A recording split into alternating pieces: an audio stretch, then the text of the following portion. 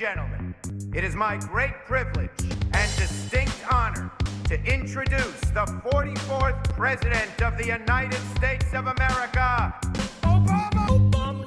Obama. Obama. That's not quite right.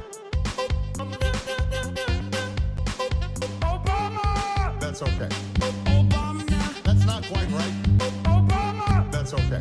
A terrorist who's responsible for the murder of thousands of innocent men, women, and children. But that's okay.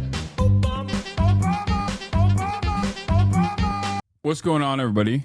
I hope everyone's having a fantastic evening, fantastic afternoon, fantastic pre-noon, no matter where you are in the world. I'm Hasan Piker, and this is the HasanAbi broadcast coming to you live from sunny California, Los Angeles. Folks, we're live and alive, and I hope all the boys, girls, and MBs are having a fantastic one because today's a beautiful day. Today's a wonderful day. Today is a very special day. Now, you might be thinking, Hasan, is it a special day because you shaved your face? Is it a special day because I am going to DREAMCON tomorrow? I'm going on a travel situation. Is that the reason? Is that the reason why it's a special day? No, it's not. Am I in the wrong timeline where you enjoy soccer? Croatia. No, ladies and gentlemen, you know why it's a special day. It's always a special day. On this beautiful day, it's Friday. Saturday, Sunday, what? That's right, ladies and gentlemen, boys, girls, and MBs. It's frickin' Friday. It's fricked up Friday. It's Friday, it's Fry Slay, it's Fry Gay. Only a couple days before Pride Month is here. And let me tell you, ladies and gentlemen, we're still going to celebrate this Friday as we always do because it's an important occasion that we must recognize. Something that our forefathers fought long and hard for, so you can have a sense of autonomy, a sense of purpose, a sense of dignity in your life. That's right, ladies and gentlemen. It's Phase Up Friday. What's up, Burgles? God damn, with 100 gifted subs already. The immaculate vibes are upon us, ladies and gentlemen. No matter what people say or do, we are going to have a good time because it is frickin' Friday. President Trump and Elon Musk are speaking to supporters. We'll obviously watch that. But before we do that and ruin our day, let me tell you, this is a part of the broadcast where I tell you about my personal news, about what's going on in the world of HasanAbi Piker in between the time period where I press the stop streaming button and press the start streaming button. So help me God, I will do that. I shouldn't have put NIGHTREIGN in the announcement in the title because I feel like a lot of people are going to be annoying about it, as people often are. In any case, ladies and gentlemen, boys, girls, and MBs, personal news wise, this is a part of the broadcast where I tell you about what's going on in the world of HasanAbi Piker, and that's precisely what I'm going to do. Last night I ended the broadcast, another half day, as you know, and part of the reason was because we were shooting another banger episode of the Fear And podcast. For those of you who don't know, Fear And is my podcast. That is a non-political podcast that I do with Cutie Cinderella, Austin Show, and Will Neff. And March is the producer extraordinaire. And we shot the pod. It was a half day, but it was a full day for me, obviously. And after I shot the pod, I hung out with my mom and my dad, as always. And we watched a couple different things. First, we tried to watch this like anime. My mom is trying to like, do outreach, I guess, to her son. And she's trying to like find something that we could both enjoy. She wanted to watch an anime. And the anime that she wanted to watch was, my dad is yelling in the background. The animation that the Japanese anime that she wanted to watch was like, I forget what it was. It's on this app called Canopy. I looked it up last night. Hold on. Some movie app that she wanted to download, but like, hold on. Common Side Effects? No, I didn't watch Common Side Effects there. Hold on. I'm gonna tell you what we watched. Hold on a moment. I Googled it. Okay, maybe I didn't Google it. Did I not Google it? I thought I had. It's Canopy mentioned, what the fuck? Canopy is free with library cards? Yeah. It was like about an 11-year-old girl and her mom that move into an island in Japan. And when they move into the island after her father dies, things start getting weird or what. A letter to Momo. Thank you. Will Max, of course. We have all of the nerds in here. I'm sure plenty of you are using your stupid ass library cards on something good like Canopy. Okay, I'm just kidding. I think that's fantastic. So, yeah, a letter to Momo. But I didn't thank you to Macy's for the playlist, by the way. I have that. I have the press conference. We'll obviously dive into it, you know, as fast as possible. But as I was saying, so my mom is like, let's watch a letter to Momo. So we actually start watching that, but it's not that good. I watched the Knicks last night, put on a show for the record. A lot of you doubted me yesterday morning when I was talking about the New York Knicks. A lot of you were doubting me. You were like, oh, who do you have? Who do you have? And I was like, I have the Knicks. And you were like, they're done, little bro. They're done. Yeah, it turns out maybe not. Maybe not. Maybe not. Okay, calm down. Bing bong, that type of shit. Okay, New York is the Tel Aviv of America. That's right. All I'm saying is New York is on the up and up. Okay, many of you might not have heard of this place. It's a little known city called New York, New York. In any case, yeah, that was exciting. That was exciting stuff that took place. Obviously, here's Zoran. I'm so sorry. I'm so sorry for absolutely nothing. Yeah, hit him with a follow back too. Yeah, little known city you might have heard of called New York City. That's right, Manhattan, the Big Apple, concrete jungle where dreams are made of. And some of our dreams obviously revolve around the next mayor of New York. Shouts out to Zoran Mamdani. Okay. Potentially, New York is on the up and up. Can you imagine? Can you imagine? Okay. Imagine this. Close your eyes and picture this for a moment. Okay. Hold on. I got to set the scene up real quick. Hold on. Close your eyes and picture this. New York defeats the Taliban. It's like a reverse 9/11. It's like if the attackers were destroyed, they were eviscerated. The box cutters didn't work. They redirected the flights back. It's like 9/11 never happened. Close your eyes for a brief moment. The Taliban is out. New York eliminates the Pacers to move on and ends up winning everything. Okay? Close your eyes and just imagine a universe that we live in. Okay? Jalen Brunson comes out. They ask him, microphone to his face, what are you looking forward to? Just like they do in the NFL. This time they're doing it in the NBA as well. Jalen turns around, grabs the microphone and says, New York is on the up and up. That's why I want Zoran Mamdani to be the next mayor of New York. The crowd goes electric. They go crazy. People are rioting in the streets. Socialism has been brought to Manhattan. Just think for a moment. Jalen Brunson says, Zoran Mamdani for New York mayor. As you know, as the latest polls are coming out, Mamdani coming close, within striking distance of Andrew Cuomo. Striking distance of Andrew Cuomo. All of a sudden, it's a pure wipeout. Every red-blooded, patriotic New Yorker comes out to vote for Zoran Mamdani. All the aunts, aunties, unks. Finally, New York is unified under the reign, watchful leadership, guidance of socialist Zoran Mamdani. Cat comes out. He's not even doing a zesty voice. Turns out that was a lie all along. Or better yet, he's doing his zesty voice while reading verbatim quotations of Chairman Mao. The entire country is now Maoist. All of a sudden, land ownership is abolished in the country.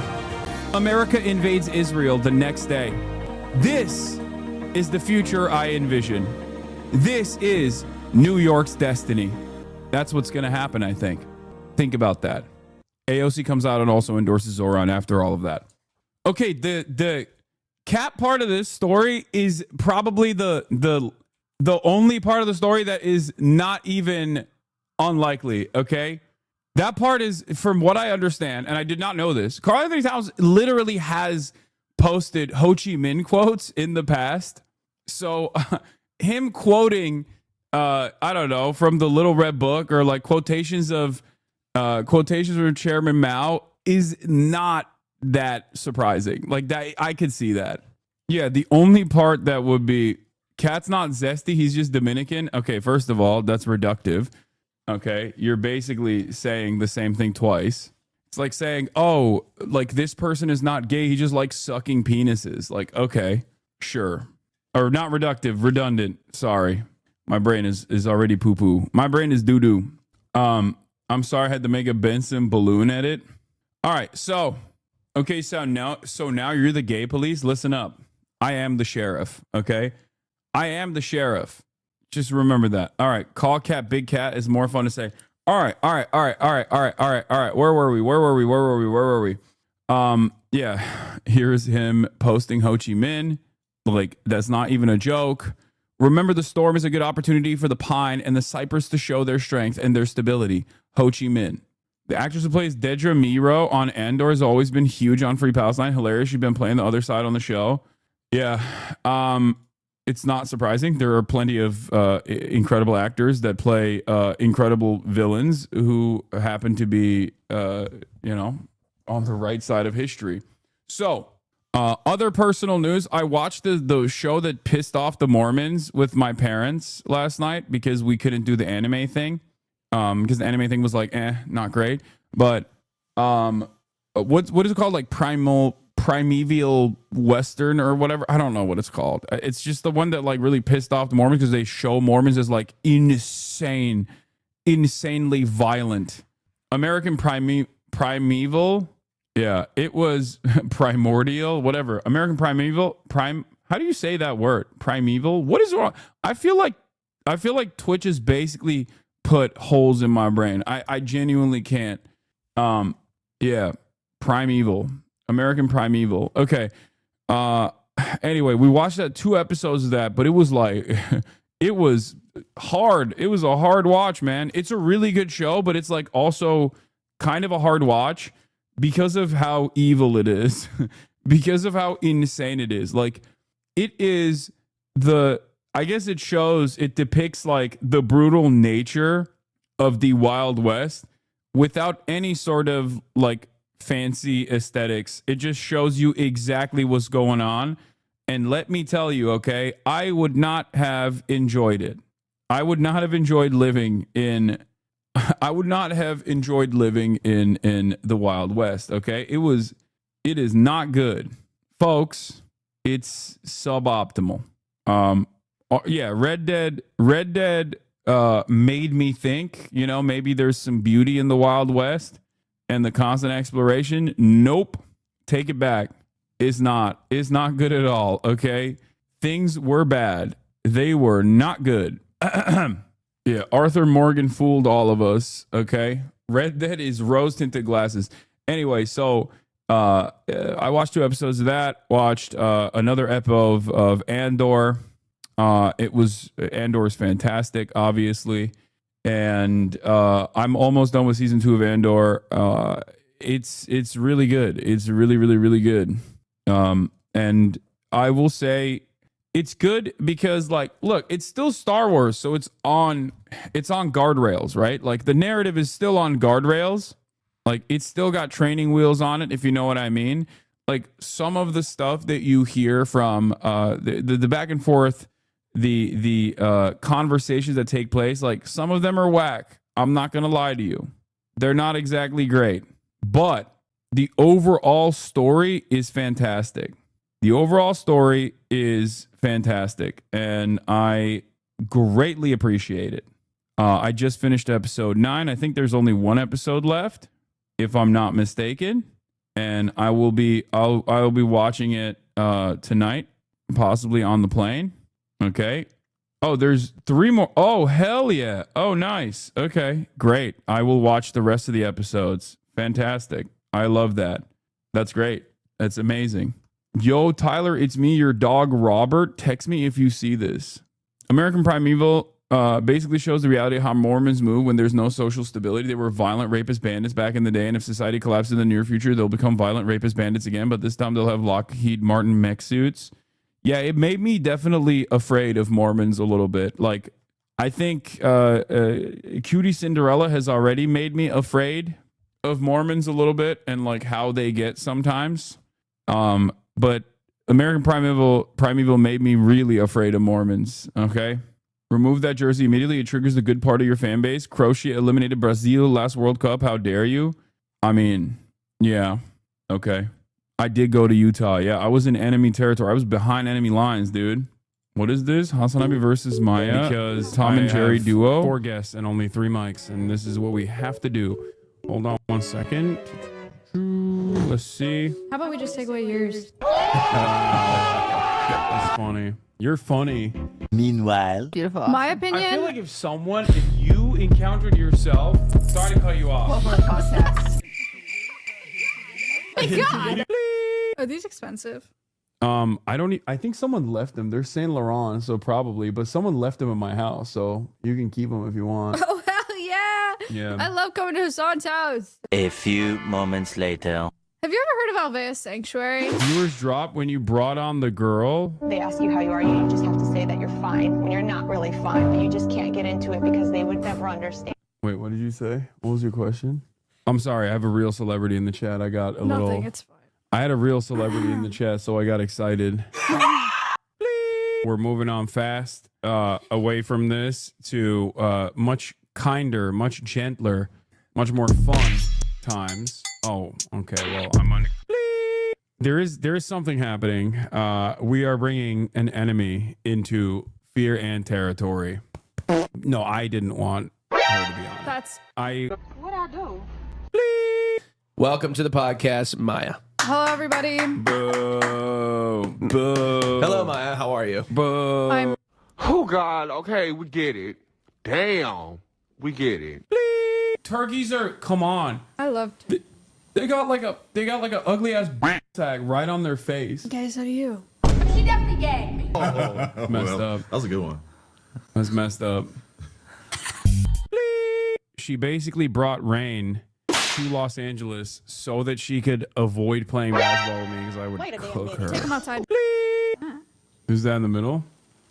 Damn, Hasan, your head looks comically small there. I'm gonna be real. That's actually kind of fun. Did they edit it? This is not new. She's not here just because you're here. Also, You have like a problem with me or something? Leave her alone! Leave her alone! Get her out of here! He's cute. he's cute. Are you He's nuts? a cute guy. No. If I see that thing and I have a gun, I'm shooting it like immediately. I'll take the time. What, just because you're scared of it? It's so big and like Yeah, that okay, fucking. so are you scared of it? It's so big and like Yeah, that okay, fucking so are beat. you. I'm gonna save you the mumbo jumbo. I'm just gonna. Half of the chatter saying this is like. There's some chatter saying this is like 2016 millennial editing. The other half of the chat is saying this is Zoomer editing, and I'm too old for it. I'm too old for this shit. Huh? Thank you. I'm gonna translate it. They want to replace. Save us the mumbo jumbo. Yo, you're so good. You're just cutting right to it. Thanks, Hasan. You're cutting to the I needed chase. that I from like you. it. This is good. This is good political commentary. Harm. Thank you. Even if it's coming from a woman, which I obviously don't think women should do political commentary. I don't think anyone should do political commentary. Just me. Oh, who is you? What the hell is this? How's that begin? The people saying Zoomer are boomers or millennials. This is literally fear and. Austin, I'm trying to lose weight, but I like iced coffee too much. What do you mean? Iced coffee has a lot of sugar. Not if you get it without sugar. Okay, well then it tastes like shit and I don't like it. True, that is exactly how our dynamic is. Apparently Elon Musk has a black eye in today's press conference. All right, you know what? Fuck it. I'll get into it. No more fun or reacting to the podcast, reacting to other stuff. All right, let's do it. All right. Elon is back in the White House. Girlies are fighting.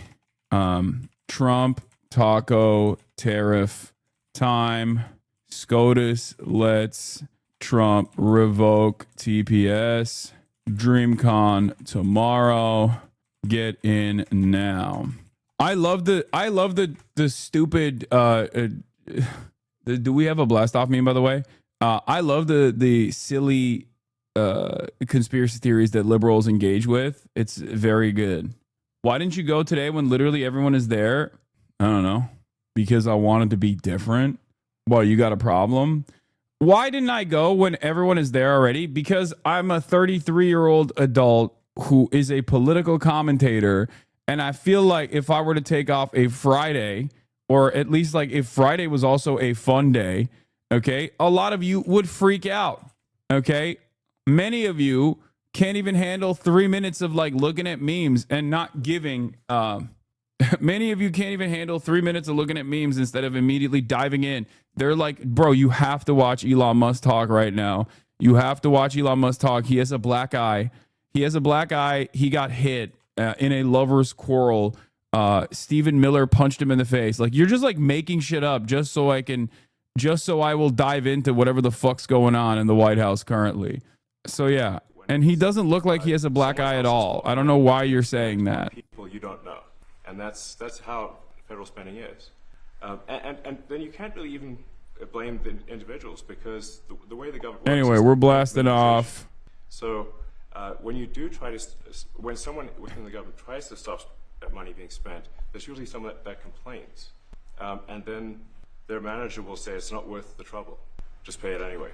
That happens over and over again. So was it I think it was New York Times, Elon's ketamine usage.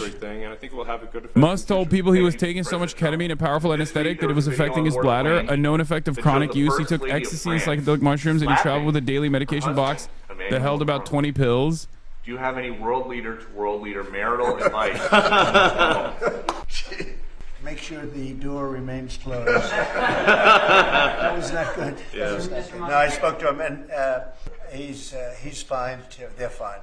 Has Elon done a sober stream? No, brother. He has never done a sober stream. That much is clear. But I know him very well, and they're fine.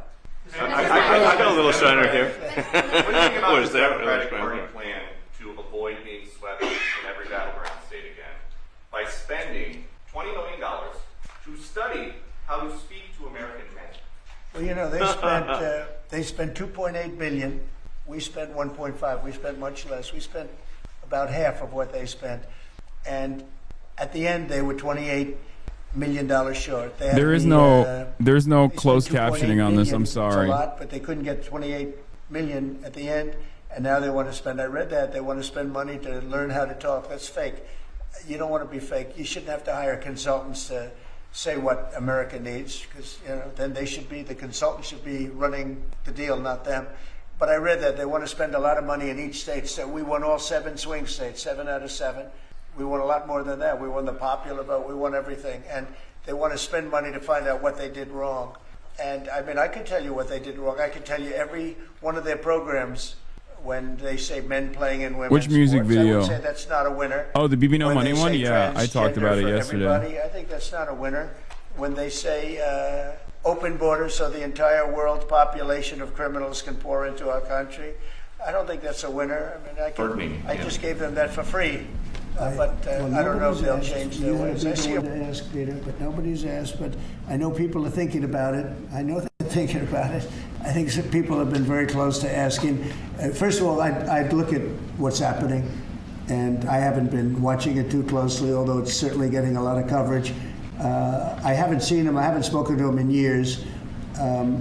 He used to really like me a lot, but I think when I ran for politics, that relationship busted up. From what I read, I don't know. He didn't tell me that, but I'd read some little bit nasty statements in the paper all of a sudden.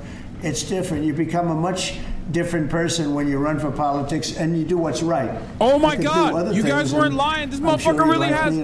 Yo, this motherfucker has a black eye. What is happening? Okay, I was wrong. Oh my God, bro, what happened? Bro, this is getting freaky, they like dude. Me or don't like They're me. doing Diddy parties in the White House. Now I believe the Stephen Miller shit. Now I believe it. Lovers quarrel between Stephen Miller's wife, and Elon Musk. Did Stephen Miller punch Elon Musk because he was being selfish in the bedroom? Is Elon Musk a selfish lover? Is Elon Musk not a service top, but instead a selfish one? Is Blue Anon real? Is Donald Trump actually a Putin agent? Oh my God. Left us vulnerable. We have a lot of countries that use tariffs on us and use them viciously, actually, viciously. And if we didn't have the power to use tariffs on them, and instantly, not when you go back to Congress and try and get hundreds of people to agree on something, that would take months to get just one simple proclamation. If we didn't have the power to counteract their powers, you wouldn't have a country left. We have to act fast. We have to be fast and nimble, as they say. And that was a really great moment, I think, yesterday when that stay was lifted. And hopefully now we'll go to court and just win that battle. Because if we don't have the power to do what they're doing to us, we are going to be a great nation no longer. Elon Musk was once idolized by folks on the left in this country before joining your administration. Now he's considered a hero by conservatives.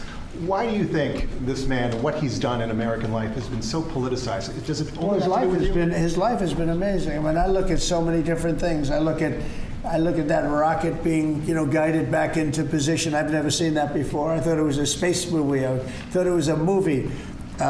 You look at what he's done in terms of communication, it's been unbelievable. So many different, even tunnels going underground, not having to go through all the process of look at his face. He's got a company that does that. He's got so many different companies. Starlink, as an example. He saved a lot of lives. He actually got clocked. What is this? Carolina. I don't even know if you remember, but I called you. They needed Starlink in North Carolina. And I didn't know what the hell Starlink was. I said, what is it? Who owns it? He said, do you know Elon Musk? I said, yeah, I happen to know the gentleman. This was before his government stay. And they said, we really need it because North Carolina became an island. It was, people had no communication. They had no access to anything, and they were dying. And I called up Elon, and you can't get it because it's so successful. It's very hard to get. And he had so much of it brought over there, and they told me it was unbelievable. It saved a lot of lives. So, he's just done a lot of things. I don't think he gets credit for what he's done. But he's a very good person, too. You know what? If he wasn't a good person, but he did the same things, I'd probably maybe speak differently. He happens to be a really good person. Who loves the country. Mr. President, on the one big, beautiful bill, you had indicated this week that there were some things you didn't like about what had passed in the House. What changes do you want to see the Senate make? And you had also indicated there were things you didn't like about the bill. What would you be suggesting he push senators to change in their version? Well, I'll tell you, I'll go first. It's an unbelievable bill. It cuts your deficits. It cuts, it's a huge cutting. But there's the things I'd like to see maybe cut a little bit more. I'd like to see a bigger cut in taxes. It's going to be the largest tax decrease or cut in the history of our country. I'd like to see it get down to an even lower number. I was shooting for a slightly lower number. I would have liked to have done that. But with all of that being said, when you look at the tax cut and the fact that the original tax cut, which made us so successful, we had the most successful 4 years in the history of our country, the economy, and this is going to be even better. And you see that by the reports that came out just yesterday or tonight. I guess they were released this morning at 8 o'clock. You see the kind of numbers where somebody that pro is like, whoa, I haven't seen numbers like this since I've been doing this. Human emotions have never seen numbers like, and we've just started. The bill is a great bill. It's going to be jiggered around a little bit. It's going to be negotiated with the Senate, with the House. But the end result is it extends the Trump tax cuts.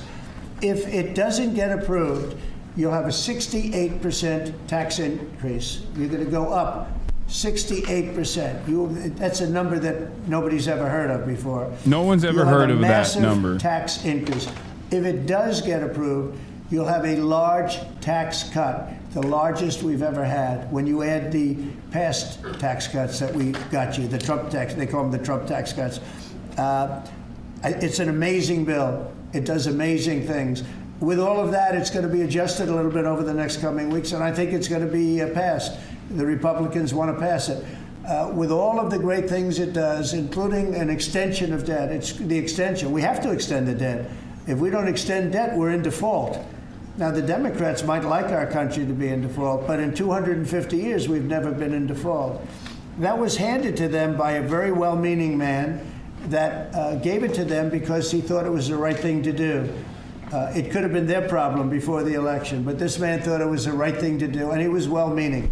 I don't hold anything against him for that, but that was put on our plate when it should have been on the Democrats. September 28th, a famous date. It should have been taken care of by the Democrats, but this person, a man of power, gave it to us so that in June that comes due. Well, we have to take care of that, because if we don't take care of it, we have a country in default, and we don't ever want to have a country in default. You know, I'll tell you, a certain senator, Elizabeth Warren, said that she would never, ever allow a default on our debt. She would never let it happen, and she would like to get rid of the debt ceiling, what's called the debt ceiling. I call it the debt extension because we really need an extension, that she'd like to see that gotten rid of. And there are many people that agree. Many Democrats agree with that. But we gave that through, and you know, I don't want to say an error. He did it well-meaning. They gave that to us. It was a Democrat problem just before the election. Would have had a huge impact on the election. And to our benefit, we won anyway, but to our benefit. But felt that really for the good of the country, we should extend that. But Elizabeth Warren and various other people would like to see that. Her whole career, she wanted to see it terminated, gotten rid of, not being voted on every 5 years or 10 years. And the reason was because it's so catastrophic for our country. And I always agreed with her. That was one thing I agreed with her on. Now, I haven't spoken to her, but I would say that if you asked her that question now, she'd say, no, it's their problem. But it's a very unfortunate situation. It's a very unfair situation. And she happened to be right on that. It should be gotten rid of, or it should simply be extended. But that's one of the things that gets taken care of in this bill. That automatically gets extended for a 4-year period. And it should be. But I agree with Elizabeth Warren on that. I think you should get rid of it. It's too catastrophic. Yeah, please, go ahead. What message do you like to send to international students? Are they still welcomed to study in the United States? And one question for Mr. Musk. The students? Well, we want to have great students here. We just don't want students that are causing trouble. We want to have students. I want to have foreign students. I think Harvard, you know, it's close to 31%. That's a lot. He's like, as long as they don't, $5 billion. as long as they say Am Israel Chai, then we're good. That's it. That's the most significant part of this. But we found that out over a period of time. That was sort of a Trump thing. We ended up in litigation. They need to be pro-fascist, no anti-fascist nonsense. Finding out and then going through the books, we found out that the country gave them $5 billion plus, much more than that actually. And we're having it out with them, and let's see what happens. I think we have a very good, well, it's a very sad case. It's a case we win. We can't lose that case because we have the right to make grants. We're not going to make any grants like that.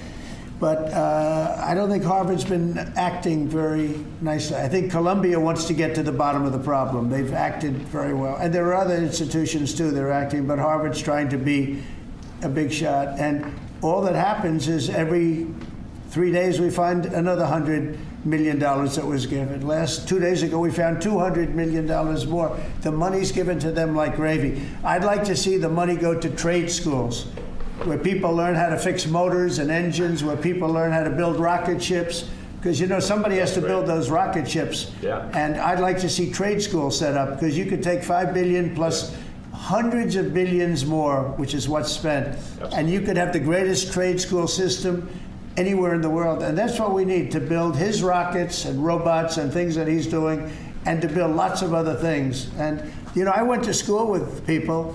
In some cases, they weren't good students, but they could fix the engine of a car better than anybody I've ever seen. They could take it apart blindfolded. They had an ability at that. And they did very well. They made a lot of money. You know, it's a very skilled job. It's great. But I'd like to see a lot of money going into trade schools. I've always felt that. And we probably found our pot of gold, and that's what's been wasted at places like Harvard. And the money's been wasted. Yeah, please. Yeah, well, I wanted to ask quickly, Mr. Musk, is your eye okay? What happened to your eye? I noticed there's a bruise there. Well, it wasn't. I wasn't anywhere near France, so. What does that mean? No, I didn't notice his eye. First lady of France. Getting slapped, you know. I didn't notice.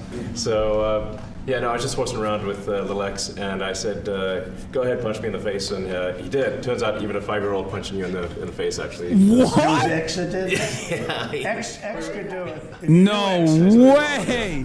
But I didn't really feel much at the time, and then I guess. I didn't even feel it. I'm so strong. President Trump, I got one. I know that you try to stay pretty neutral because not your war, but and by the way, not my war. I just want to solve the problem for people. This was not a war that was going to happen if I were president. Right, and so not your war, but as you try to fix it, and as you survey this hellscape of the Ukrainian front lines, it's horrible. And you and your team deal with a very stubborn Vladimir Putin.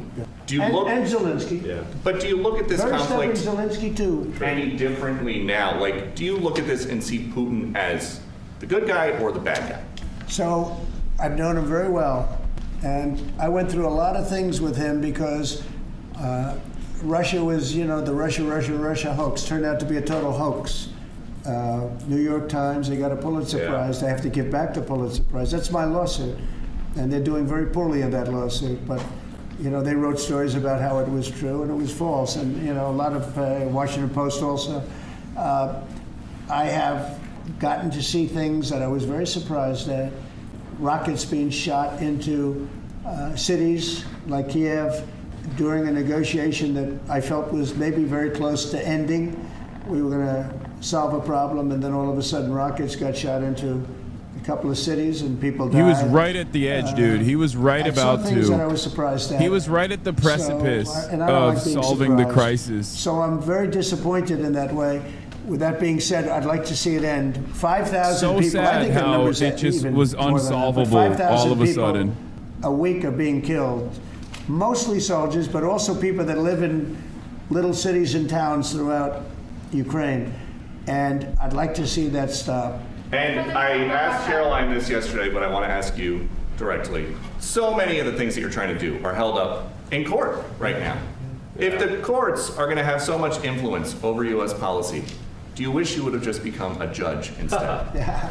Yeah, well, look, it wasn't meant to be that way. If you look at the founders, the president had certain powers, and you have your three groups, and they all had supposed to be pretty equal powers. But you can't have a judge in Boston running foreign policy in places all over the country because he's got a liberal bent or he's a radical left person. That's what the executive branch is for, and you have checks and balances. But we had millions of people pour into our country, many criminals poured into our country, murderers, mental institutions from all over the world being emptied out into our country. And if we don't get them out and get them out quickly, could lose your country very easily. This is a bad, that anybody would allow this to happen to our country. With all of the things, we took over inflation, we took over some wars, we took over a lot of problems that didn't exist when I was president. None of it existed. We wiped out ISIS. Other than that, we had no wars. Putin was never going to hit Ukraine. Israel would have never been attacked. That attack, as you know, Iran had no money. They didn't have money for Hamas. They didn't have money for Hezbollah. They had no money whatsoever. That wasn't going to happen. All of these things that happened weren't going to happen. You wouldn't have had inflation. So it's very sad when I came back. But the thing that is the hardest is that they allowed 21 million people into our country, and many of those people are stone-cold criminals. They moved their criminal population into the United States, and of all the things that are bad, I solved inflation, I believe, already. I got the fuel prices down. The fuel prices came down. That's one of the reasons they screwed up the energy. They screwed up the cost of gasoline and oil and gas. And you had tremendous inflation, the greatest inflation probably in the history of our country under Biden. And when people said, but the economy was, no, the economy was terrible for the people because they couldn't afford the energy. And the energy brought everything else up. Energy is the big deal. But with all of that, we solved that already. In 4 months, we solved it. $1.99. One of the interesting parts about the reversal of the taco situation is that it's also a secret admission of Biden's economy not being as bad, at least by the time that Trump came into office, because if he's reversing if he's reversing back to the mean, back to where Biden had said it, then that means that like Biden had actually recovered the economy by the end of his reign, which is also another interesting thing. Like he's just fucking the bag up for no reason. The other side, like why would somebody do something? You know, in business, I try and study why would they want to do this? Why would they want to sell it? Why would they want to buy it? One thing I can't figure out is what would an administration, what were they thinking when they allowed millions of people from prisons all over the world, not just from South America, Venezuela, all over the world, from the Congo in Africa, hundreds of people, thousands of people from the Congo, rough prisoners, from Asia, from Europe, rough parts of Europe. Why would they allow them to come into our country? Why would they do that? It's the one thing I can't figure out. And I don't believe it was Joe Biden. I really don't. I mean, look, he's been a sort of a moderate person over his lifetime, not a smart person, but a somewhat vicious person, I will say. If you feel sorry for him, don't feel so sorry because he's vicious. What he did with his political opponent and all of the people that he hurt a lot of people, Biden. And so I really don't feel sorry for him. But he wasn't a person that would allow murderers to come into our country. He wasn't a person that was in favor of transgender for anybody that wanted it, take kids out of families, et cetera, et cetera. So I just don't understand why a thing like this, how a thing like this could have been allowed to happen. Very sad. It's very sad for our country. I think the fundamental moral flaw of the left is empathy for the criminals and not empathy for the victims. Empathy for the criminals, but not empathy for the victims. And there's been way too much. Bro, you have empathy for no one. You barely have empathy. You can't empathize with a single person. Shut up. That's unconstitutional. That was never intended. I hate how much these guys like run around and reframe the narrative to be like, oh, dude, if you think that like black and brown people have been systematically underserved due to discriminatory practices, that means you automatically love criminals. Like, you're a criminal and you're sitting next to a criminal. What do you mean? It doesn't make any sense. Like, they have completely reframed the conversation where it's like, oh, dude, do you think, for example, that America shouldn't be bombing Yemen? I guess you love terrorists. You love terrorism. You fundamentally love people who want to terrorize the United States of America. It's like why are we adopting this framing? Why is this something that we are we have to respond to as though it's like sincere or serious? It's very frustrating. To get people out without having to go through a court case. I mean, it was up to some of these judges. Every single one of these millions of people, criminals, prisoners that were let go from jails because they save a fortune when they do. They brought them into the United States. You know what they're saving? The money they're saving? But some of murders, it's very important that we're able to get those people out of here fast, bring them back to their country where they belong. And those countries take them, because if they don't take them, they have to go through the wrath of the United States, and they take them. But we have judges that don't want that to happen. And it's a terrible thing. That's going through the court system right now, that whole situation. But when ICE and with Border Patrol, they've done an incredible job. When they do this incredible job and they capture 100 killers and drug dealers, and we can't keep them for years here as we go through trials. We have to get them out rapidly, and we know who they are. And we're very careful about who they are, but we have to get them out rapidly, or again, we're not going to have a country. Okay? Maybe one or two more. Go ahead. Are you concerned that tariff may also affect companies like Tesla, which has parts manufactured abroad? And this is also to you, Mr. Musk. Well, he's going to end up building his whole car here. I mean, I thought he built his whole car. Pretty much he does. He's got incredible factories, and like I looked at one in Texas. It's unbelievable. I know all of the manufacturers will build their parts here too. I mean, it used to bother me. They make a a part in Canada, a part in Mexico, a part in Europe, and sent all over the place, and nobody knew what the hell was happening. I think it's ridiculous. You build a car, make it in America. And you're saying major Brandonization is happening, but this is the type of Brandonization that took place in the first administration as well. Some parts of this is not full Brandon. Other parts of it are Brandonization. Him rambling on about a nonsensical bullshit in a way that he believes favors him is not necessarily Brandonization, but just regular Trump. There is Brandonization taking place, though. That is for sure. That is a certainty. Yet another exercise in futility. Let's take a look at Elon Musk while the cameras are leaving. This is when you'll see more honest moments from him. Well, okay, he just looked like shit as always.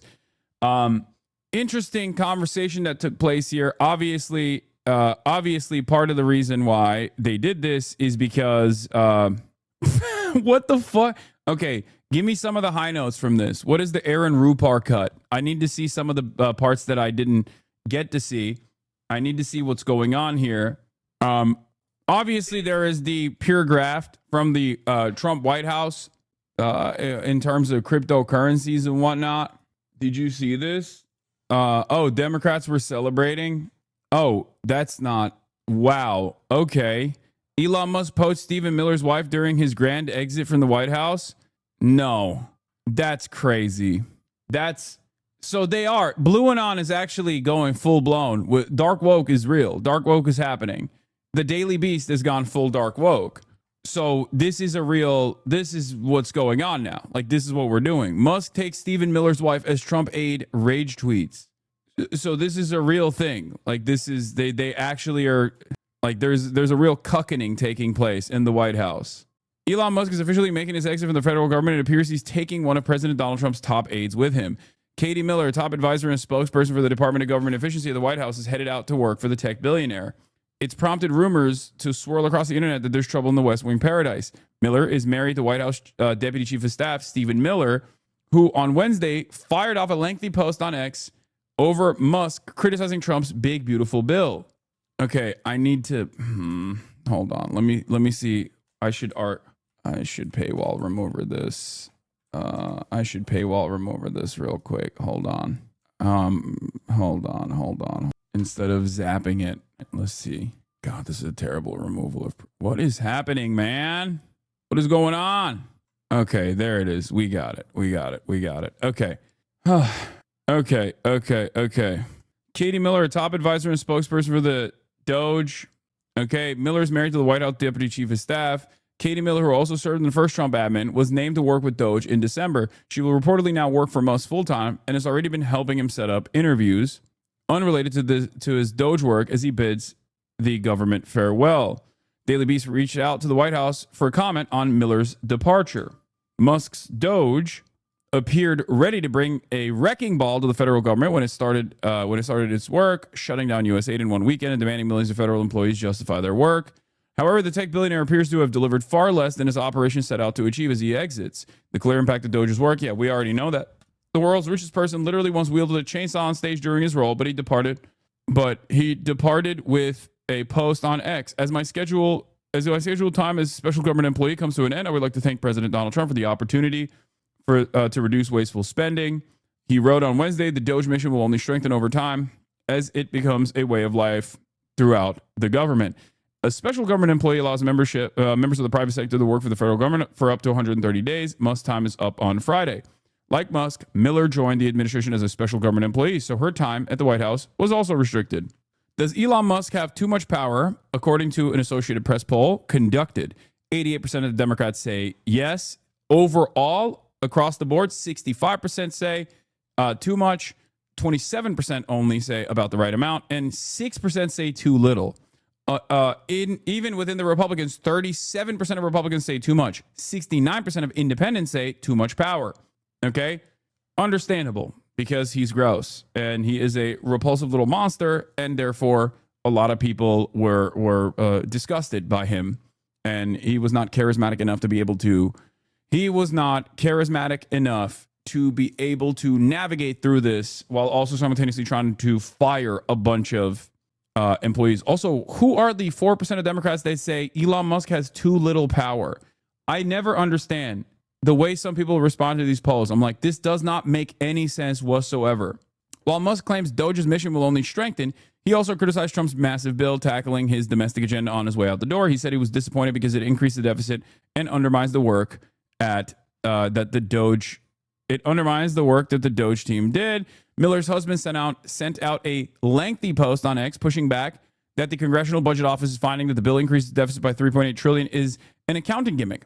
But multiple analyses of the legislation all found the same thing. However, in a separate post, he did praise Doge's work as among the most valuable services ever rendered to government.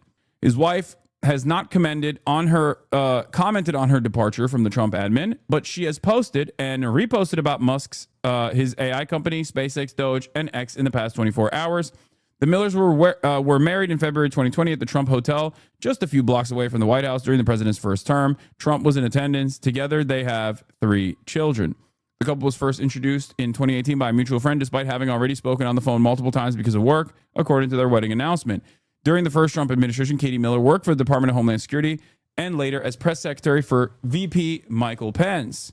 When Musk moved to Washington, he was often spotted with his young son, X. He's been married 3 times and he's fathered at least 14 children. So I guess the blue and on conspiracies that they're piping, right? Like Elon Musk is cucking Stephen Miller. They had a threesome, and basically that's what happened. Like Elon Musk basically stole Stephen Miller's wife from Stephen Miller, and that's the blue and on conspiracy. I think there was already I believe there was already a conspiracy theory that we saw. Blue and on conspiracy theory. Does anyone have that TikTok? I'm sure someone must have seen it. I know one of you guys actually sent it to me. There is this like blue and on conspiracy that's popping off right now surrounding the potential threesome allegation between Stephen Miller and Elon Musk and Stephen Miller's wife. I don't believe it, but I want to see it regardless. And I think it's very funny that Dark Woke did it again. Dark Woke is back, bigger than ever, more powerful than ever before, and popping the frick off.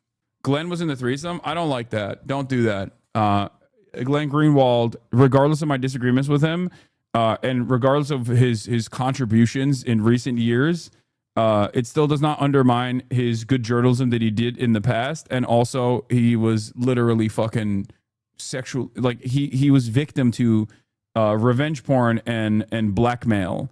So I don't think that's appropriate.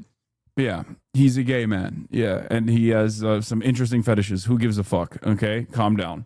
Also, Glenn has been weirdly solid recently. I mean, he's always been he's always been a free speech absolutist across the board. And not only has he always been a free speech absolutist, he's always been good on Israel. So he's always been solid on Palestine. He's always been solid on like Middle East. I wouldn't say always been solid, but like at least for the past 15 years, he's been solid on intervention in the Middle East. I think there was like a point where he was like pro invading Iraq or something, but he's gone back on that and has spent years and years criticizing the administrations. Who leaked this video? I don't know. But yes, there's a video that was circulating. Glenn Greenwald spoke on it. Well, I'll cover it in a little bit. I won't show the video, obviously, but I'll cover Glenn's response to it. I saw people say it's Mossad. Do you think there's any veracity to that? It would not shock me. I don't understand how, like, the thing that I don't understand is how he doesn't have any OPSEC whatsoever. It is shockingly bad OPSEC for him. He may have OPSEC, but theirs might be better. Come on, Megaphonics. We're talking about a guy who literally who played an incredibly important role in uncovering one of the greatest mass surveillance, illegal mass surveillance strategies that the American government applies to literally our allies and foreign adversaries alike. It is impossible.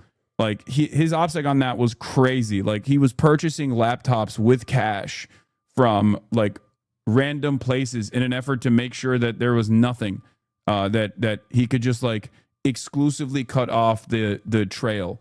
We're talking about a guy who played, again, an incredibly important role in uncovering by way of Edward Snowden, uncovering mass surveillance strategies, illegal mass surveillance strategies of the federal government, the NSA specifically.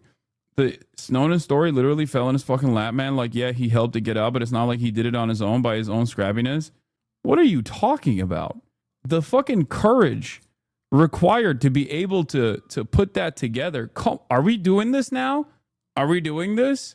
Listen, you can talk about his last 8 years of ridiculous, like perhaps too sympathetic to Donald Trump performance, but what you're talking about right now, what you're undermining right now is one of the most important pieces of journalism in the fucking 21st century. What the fuck?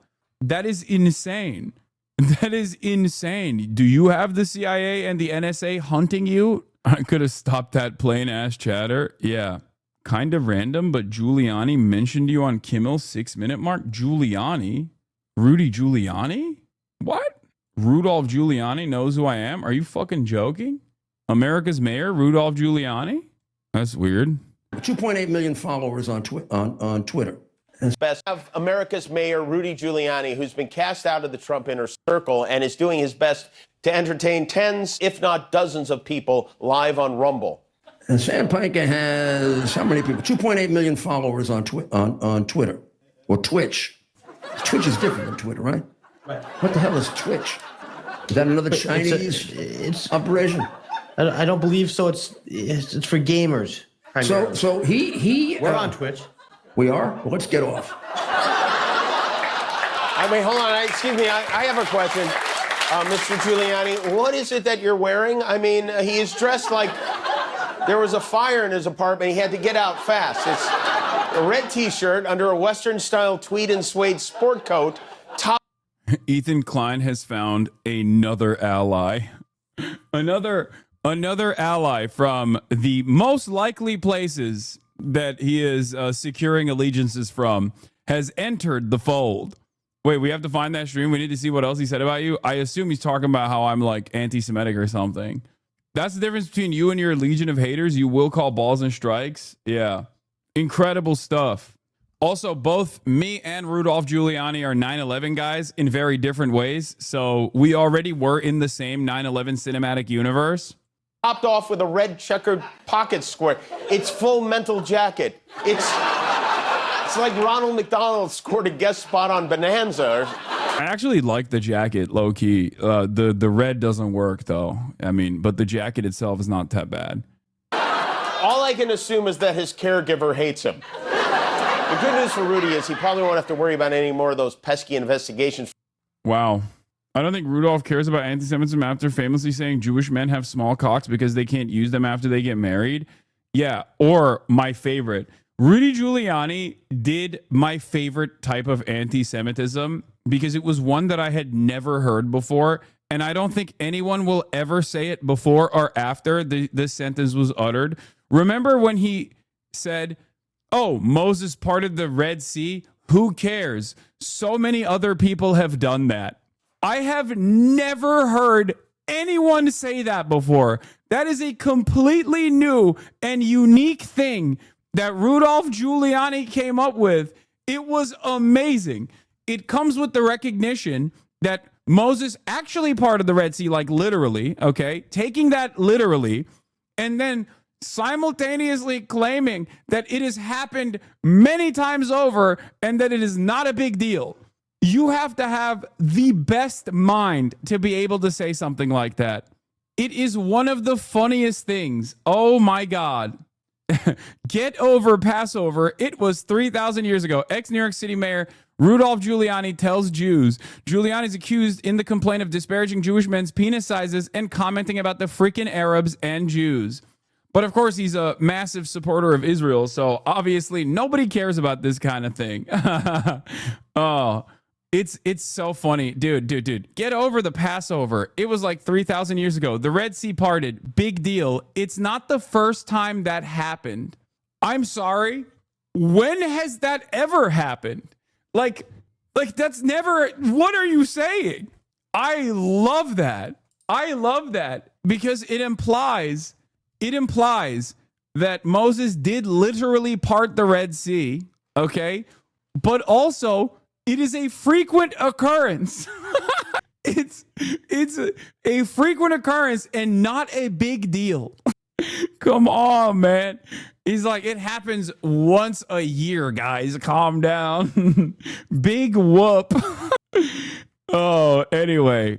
But now he's probably talking about how unimaginably anti-Semitic I am or something. Hasan Piker. Do you know who Hasan Piker is, Ted? Yeah, get over the Passover was like 3,000 years ago. The Red Sea parted, big deal. It's not the first time that it has happened. What does he know? Hashtag open the vaults. He knows something. He was there.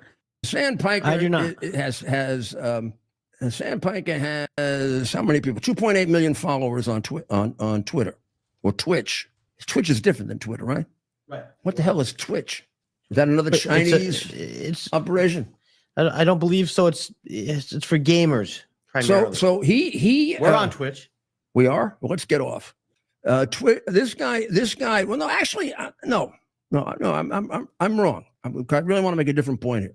This guy immediately went on right after the two young people were killed, and he said that it was a false flag operation. That's not what I Meaning I've never that said we that. or the Okay, to be fair to Rudolph Giuliani, he is 700 years old, so I can't even fault him for being duped by the dumbest kind of propaganda. That's great though. I love people who are just completely devoid of a brain. You know, Jake Tapper, Rudolph Giuliani, New York Post writers, people who write for Fox News. You know, all of these guys were like, yeah, he's definitely said it was a false flag. I never did. I said the exact opposite. I never said it was a false flag. I don't believe it is a fucking false flag.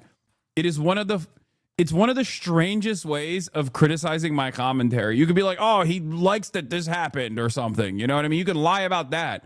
Why the fuck are you lying about the dumbest thing? Israelis really killed these kids. This is Hasan Piker, and he was taken off Twitch. But then he was reinstated in 24 hours, and now he's gloating. He's I lived, bitch, he said. Now he's looking at my Twitter post. Them pushing this button so hard makes me think it's a false flag, though. I didn't before. No, this is an act of desperation from people who really, really want to like maintain some kind of like Israel is still good, guys. But as I've said before, it is very difficult for Israel, even post October 7. It has always been very difficult for Israel to bring forward like cool people that will defend Israel on the timeline. And that was when people's like feelings towards Israel and Israel being a victim was at its highest level. And the only people that were like, you know, joining in on the fun and immediately running with like, we must kill all of the Arab population. We must cleanse the lands of all the Palestinians, which is not a real nationality. It was like the Amy Schumers of the world and the Michael Rappaports, right? Like it was never like someone who is a super famous individual or someone who has like a lot of like they couldn't get an actor, like a top billing actor or director or someone like that to come out and aggressively defend Israel. And that was when Israel had the most amount of I guess positive media coverage coming out. Since then, it's over, right? Like 19 months of genocide, ain't nobody's coming out to defend Israel at this point. So the last remaining people who will defend Israel at this stage are the likes of Rudolph Giuliani, you know, a couple New York Post writers, the Free Press, Barry Weiss. That's it. They're cooked. So not exactly a good time to be a defender of Israel. I guess the only guy they can get is like the only guy that has like somewhat of a platform is fucking Ethan Klein, ironically enough. And even his perspective is so carefully crafted where like most people who are pro-Israel don't even want to entertain what he's saying or promote him because he keeps saying in an effort to defend his position that Israel might be doing a genocide. And that's a bridge too far for everyone that wants to defend Israel. So even though he attacks all of Israel's, all of the people who are critical of Israel, he still takes this like both sides position, even though he hyper focuses on the Palestinian side. He still says like, yeah, I don't really like settlers. They're valid military targets. It's a genocide when my wife is not around. It's just a war when she is around. Because of that position, like even the Hen Mazigs of the world can't necessarily like actively defend him with regular frequency. So that's it. That's the best you're going to get out of people. Just like someone who has been on an extended crash out for the last 19 months.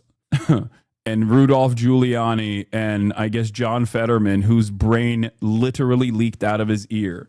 Did you ever think in your life that Rudy Giuliani would be talking shit about you on a live stream? Yes. This is Seth Rogen. I mean, this is a very famous conversation back and forth between Seth Rogen and Mark Maron about like Israel.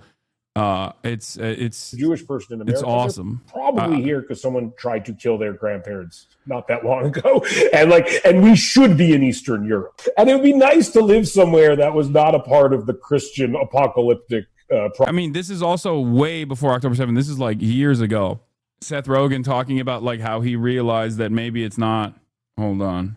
Prophecy is also probably a good idea. It's like maybe settle somewhere that the Christians don't think you all have to die in order for the and then they want us all to go there. They need a certain number. They of need Jews. us to go there so we can die. So the apocalypse. But Christians they need us for their ridiculous vision, and exactly. they're not like our ridiculous visions are temporarily parallel. Would you ever go live in Israel? No, it would be. To me, it just seems very like an antiquated thought process. Like if it is for religious reasons, I don't agree with it because I think religion is silly. If it is for truly the preservation of Jewish people, it makes no sense because again, you don't keep something you're trying to preserve all in one place, especially when that place has proven to be volatile, pretty volatile. And I also think that as a Jewish person, like I was fed a huge amount of lies about Israel my entire life. Yeah. They never tell you that. Oh, by the way, there were people there. They make it seem like it was just like they're sitting there. It was like the fucking doors open. Hours for the taking. Yeah, like it literally. They forget to include the fact to every young Jewish person, basically, like, oh, by the way, there were people there. Well, they just want to make sure that you are frightened of your own survival to the point where when you get old enough, you will make sure that that money goes to Israel and that trees are planted and that you always speak highly of Israel and Israel must survive no matter what. I think like for Jewish people, especially who are who view themselves as progressive and who view themselves as analytical and who view themselves as people who ask a lot of questions and really challenge the status quo, like, what are we doing? Well, yeah, I mean, there's a thing. I mean, I get frightened to talk about it. You start. I know. You have to log in the FossaBot. The commands are broken. Do I? Oh, because of the ban. Yeah, I'll do that in a second. Yeah, this is. Yes, please log in. Hold on, I will. 1 second, chat. Jesus Christ, all of you are. Yeah, I mean, it's. Seth Rogen is the man. He's awesome. He's amazing. He's always had incredible takes on this.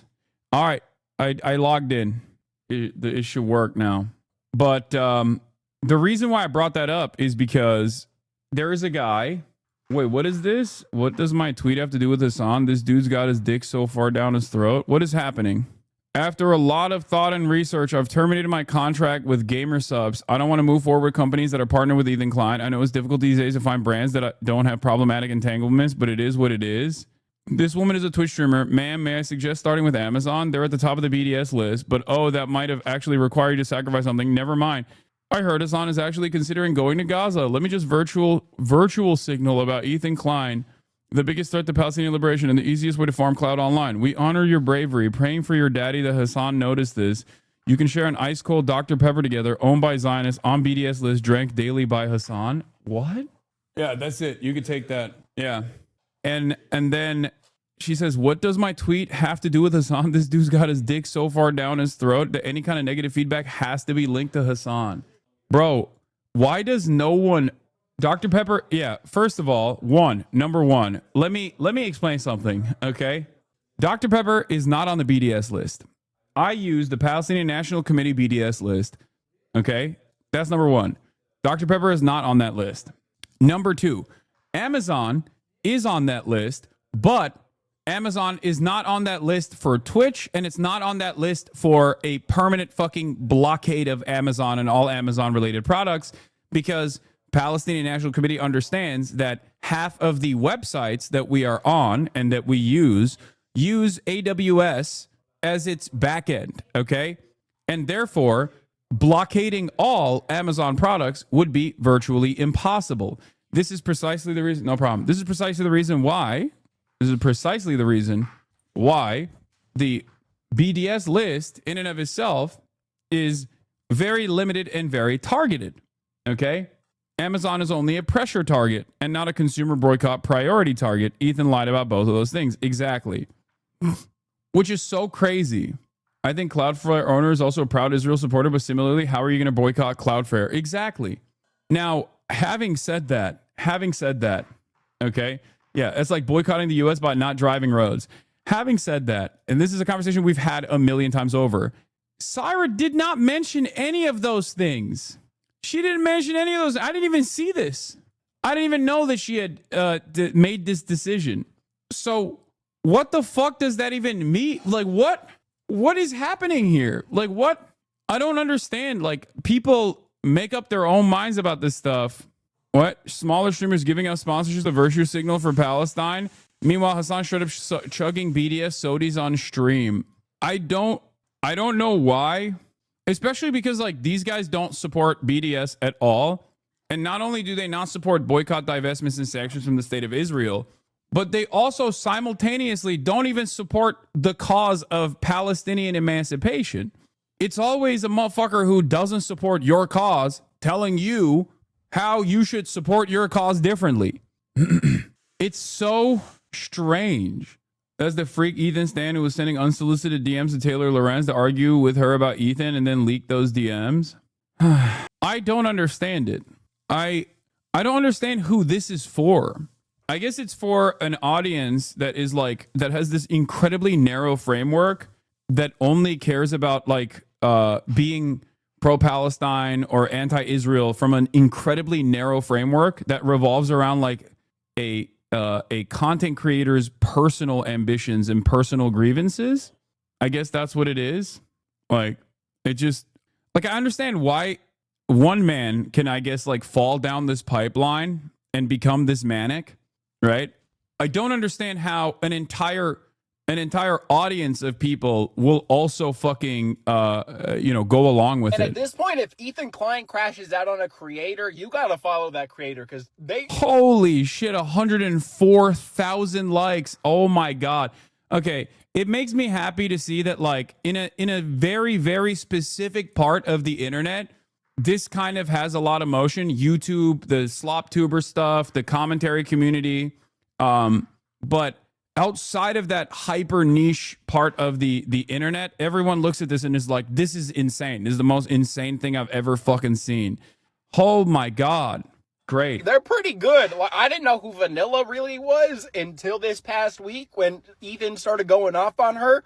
She's like the funniest person on the internet right now. What the fuck? I swear, Ethan Klein's crash out is like the closest we'll ever get to seeing what J. Jonah Jameson's hate for Spider-Man would be like in real life. Like, I don't think he's realized that he's now like in lolcow territory for people. I feel like his community just keeps feeding him Hasan content so that he keeps crashing out because it's funny to them. I mean, it's funny to all of us, let's be honest. He's just such a gross little like narcissistic troll, bro. I don't know why I ever watched him because like the signs were always there. I guess I was just a stupid teenager. Look, I'm a content creator with kids and I make less content than Ethan does. So I just gotta ask, when are you spending time with your kids when you are making all of these Instagram stories, bro? You probably say some shit like, shut up, daddy's working.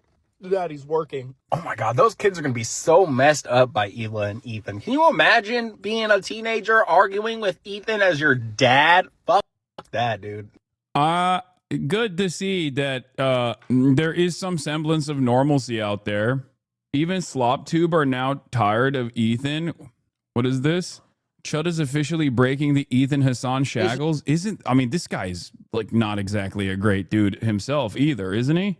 I mean, I'm not too familiar. I feel like a lot of these guys basically merge into one unit for me.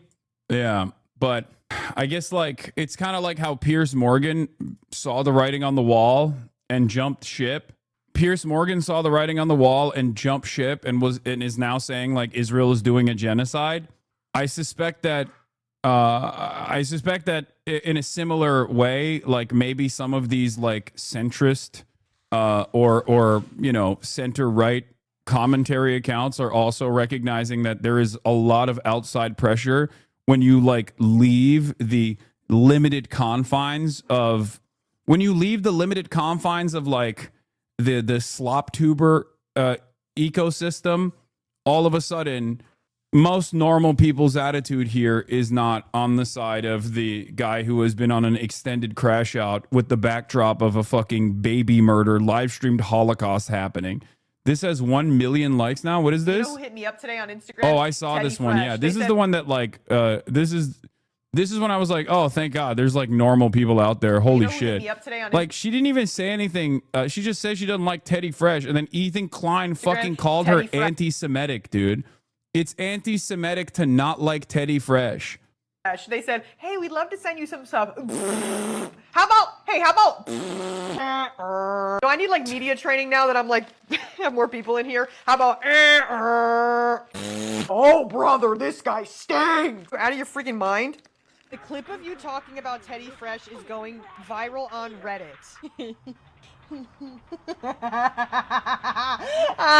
H3 fans are gonna come after you. Oh, fuck! The millennial who only wear color block pastel, they're gonna come for me? Fuck! Please, even if Ethan wasn't a raging frigging lunatic, I still would never wear fucking Teddy Fresh. Just so butt-ass ugly. It's pretty funny to be on the inside of this drama and then see peeks into other insular internet dramas and be like, who are these people? Because that's how others must feel about this. Oh, like this one. Yeah. This thing cheated on Liz. Ladies, you are never the problem. I feel insane. Like, am I supposed to know who any of these people are? I'm willing to bet a lot more people know who the fuck me and Ethan are, though, than like TikTokers, I think. Are they TikTokers? I don't know who these people are. Like, because like, especially because of Ethan, not even because of me, but because of Ethan, because he's like he's been such a fucking presence on the internet for so many years. I was going back and forth with a guy on Twitter, checked your name under his search bar, and it was a lot. Asked bro if he was okay, told him that it was a lot to focus on, and he hasn't tweeted about you since. Yeah. It's just like, it's just strange. It's strange stuff. And every single step of the way, he could have just like pulled out and been like, yo, my bad. I'm taking a step back. My bad. But because his subreddit is his lifeline and it is completely captured by people who operate lolcows with regular frequency, they are basically puppeteering him to dance to whatever tune they want to, and they do not have any real care or consideration for his mental state. And it's ironic because many people who used to be friends of Ethan Klein do actually have an understanding of his mental state and have tried to both privately and publicly stop him from continuing down this pipeline, and he is just he's lost it. He's like, nope, quintupling down, baby. Yeah. They're turning a 40-year-old man with children who is a multimillionaire and was a very favorable figure online for many years into a Chris Chan style situation. Like, they are literally using him like a sock puppet. Sad state of affairs. What? She also endorses Zellner? Wait, what? No, he probably ranked Zellner. There's no way that she fucking is endorsing anyone but Zoran as number one. You guys are probably misunderstanding. New York has ranked voting, and therefore everybody gives like multiple endorsements, but he is number one Zoran. Guys, what are you talking about? I was hanging out with him the other day before I went to link up with Zoran. Yeah, it's multiple endorsements. Calm down. Yeah, he already endorsed Zoran. Yeah, and also Chi got endorsed by AOC. Yeah, he also endorsed Brad Lander too, I suspect. He endorsed the slate like he should have. The whole point of slate endorsements is to encourage people who like one of them to rank the others. Is good strategy. Exactly. No. I disagree with people that say that you're not supposed to endorse multiple people as long as you make it clear that your number one choice is Zoran. Okay? Like a singular endorsement. The reason why there's two different mindsets on this. Okay? Ranked choice voting implies that you want, like Brad Lander right now. Okay? Brad Lander is a progressive New York City comptroller. Okay? He's nowhere near as progressive as Zoran's campaign, but ultimately Brad Lander has most people that rank Brad Lander first are going to rank Zoran second. Having said that, however, there are people, because people are weird, within Lander's voter base that have Andrew Cuomo ranked second, right? I believe it's around 30%. And what you do in this process when you endorse multiple people is to create a coalition so that all of those people that would rank, Senator Zellner first will then turn around and rank Zoran second. Do you understand? The reason why these guys do it, the reason why these guys also endorse a slate is because they want to make sure that there is a coalition that just does not rank Cuomo at all in the New York mayoral primaries. Okay? Doesn't the progressive vote get split? Not necessarily. There is a fear that it might actually split the progressive base, but it hasn't happened. And because it's ranked voting, it's ranked choice voting. Ultimately, the goal is to try to get Zoran to be the viable number one candidate through enough of these like allegiances from all these other bases of support, to get people to rank Zoran number 2 if they're not going to rank him number 1. I do think that when the dust settles, like everyone, myself included, have been very critical about AOC and Bernie Sanders not endorsing Zoran. I think that endorsement will come. I suspect that I still have some faith, and I suspect that they're waiting, or at least AOC, who understands the New York mayoral primaries a lot better than we do, who has the capacity to elevate a candidate to the number one rank for sure, is waiting for maximum impact. And I suspect that it will be around the time when early voting starts, or right before early voting starts, in an effort to ensure that there is maximum impact on its timing. Because like, we have been paying attention to this race far before the race ever even became a matter of importance for many New Yorkers. AOC does not have that kind of pull. She has an annoying ass voice. You are so delusional if you think that AOC does not have that kind of pull in New York. Are you out of your mind? She literally absolutely does. Okay? This is not a nationwide race. We're talking about the New York mayoral race. AOC in New York, 1,000,000% has that pull. Are you kidding me? Bernie Sanders has less pull than AOC in New York. Okay? I think the last election, AOC endorsed Maya Wiley 17 days out. We're getting closer to that time. So I think she will probably endorse a slate of Zoran Lander and maybe Adrienne Adams about 2 to 3 weeks before voting starts. Yeah, that's precisely what's going to happen. Also, the AOC endorsement, if I remember correctly, if my memory serves me, the AOC endorsement literally skyrocketed Wiley into second place, like shot Wiley up into second place. Okay? Isn't this election in November, which is like 10 years from now? The primaries are coming up soon. I forget exactly when it is. But here is Chi Ose's first round of 2025 mayoral endorsements. Chi Ose proudly endorses 3 candidates for mayor with full statements for each below in alphabetical order. He expects the issue of ranked endorsements closer to primary day. It's going to be Zoran number 1, by the way. Okay? I know that already. I know him personally. Okay? He is a HasanAbi head. Whoa, what happened? What? Is it Mini F? Mini F? Baby F? Audio got choppy? Okay, regardless. As I was saying, Yes, he's number one. He's number one for Zoran. Y'all are crazy if you think that it's going to be anything but that. Wait, I'm not American, so I don't know, but has AOC endorsed a DSA candidate before? My friend, AOC was a DSA candidate herself. That's funny. Anyway, Zoran needs the voters that AOC has good pull with, primarily Hispanic and black voters, so she would be a big help, I think. Yes. AOC herself is the DSA candidate. Primary is on 6/24. Early voting starts at 6/14. No, she wasn't. She is a Democrat. What?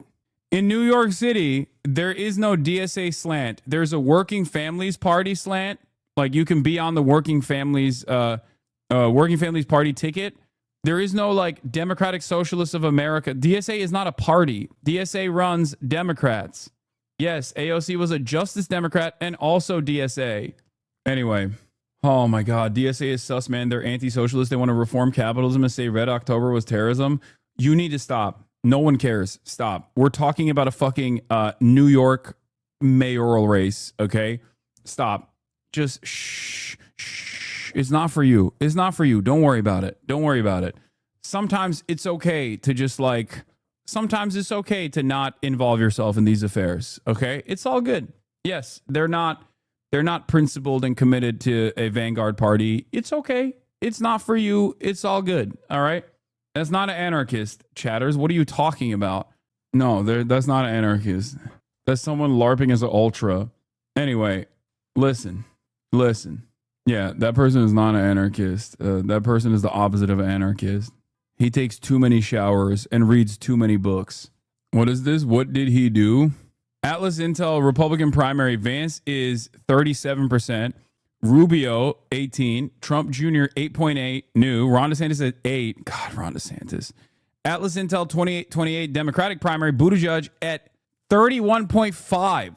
Oh, my Lord. All it took was for him to go on the Andrew Schultz podcast. Oh, my God. Americans are so malleable and so easy to manipulate. It is crazy.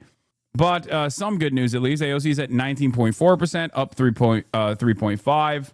Kamala Harris is at 16.6%, minus 7 points. That's good. Sanders is not on there. Yes, he's not because he's 700,000 years old. Please stop. I do worry a lot about Pete Buttigieg. I worry a lot about Pete Buttigieg because he is a great communicator in exactly the ways that MSNBC watching liberal moms enjoy, and that is terrifying for me.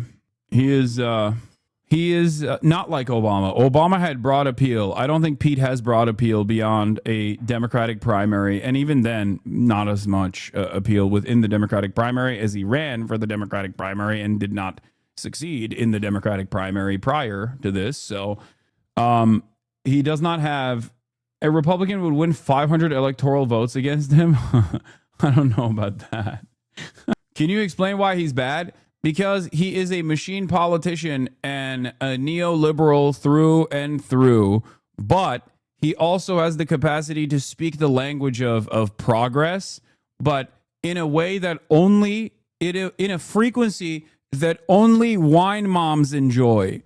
Okay? He is a shark. He is exactly the type of guy he's exactly the type of dude that a lot of these fucking college educated chatters will say, I don't understand why you don't like him. He seems to be a very smart guy. Yeah, he is. He is a very smart guy. Okay. I'm frustrated by that. I'm worried about that. But in the process of being a very smart guy and tailoring his messaging, he has a lot of pop-off moments, a lot of good moments, and a lot of insane moments that are that showcase his like the extent of his ability to communicate a progressive vision. Like when he said Medicare for all, in parentheses, those who want it. Not an Obama kind of politician, because Obama it was fucked up enough to go the full distance. Obama straight up ripped into Hillary Clinton for the Iraq war and then did the troop surge, okay? Obama was able to literally lie his face off and present himself as a candidate for change and hope and progress, only to turn around and not do any of those things. Pete Buttigieg, on the other hand, is not even lying. I worry if he actually does lie, because he will become an even more powerful figure to deal with. Having said that, Pete Buttigieg is a soldier for the cause. He is a soldier for the establishment Democrats, okay? He's a McKinsey consultant. He fixed bread prices in Canada. He intentionally deceives and misleads those who might be following him into thinking he might entertain a working class agenda, which, to be honest, he would die to ever keep from ever arriving. Yes. How are his politics different from Biden's? When did I say that? I think even Joe Biden, first of all, the only difference between him and Joe Biden, I would say, is that one, he doesn't have the long career of doing like white supremacist politics in America in the way that Joe Biden did. Not to say that he wouldn't actually end up contributing to a white supremacist agenda if he was in power, considering his short stint as a mayor in a small town, and what he did with the police force there. But also, Joe Biden at least walked the picket line. When Pete Buttigieg appears at a picket line, he looks like a Pinkerton. Okay? Like, I hate Joe Biden. He's a genocide dare. He was not the working class hero that he tried to present himself as. Having said that, he did actually go to the UAW picket line. When Pete Buttigieg would like go to a picket line, he'd ask questions like, how much money do you have on your strike funds? How much money do you have remaining on your strike funds? Like instantly. Anyone who knows anything about labor unions, like when they see a guy like Pete Buttigieg, is exactly the same disgust that people have for the likes of JD Vance, a consultant. When a guy like Pete Buttigieg comes to your town, people are going to get laid off. Okay, it's the same principle behind Mitt Romney. When Mitt Romney comes to your town in Middle America, you remember what has taken place after they leave. Okay. That means layoffs are coming. They're eliminating redundancy. Anyway, he's too McKinsey pilled to appeal to your average working class Midwestern dude. He's not someone you could see yourself having a beer with, as dumb as that sounds. Well, there's that too. All right. That is, we're done with the Pete Buttigieg rant that I was engaging in. We already talked about Zoran.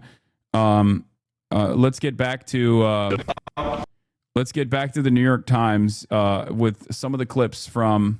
Okay, here. We'll do this last Pete Buttigieg clip real quick. Here. This is a famous one. I love this clip.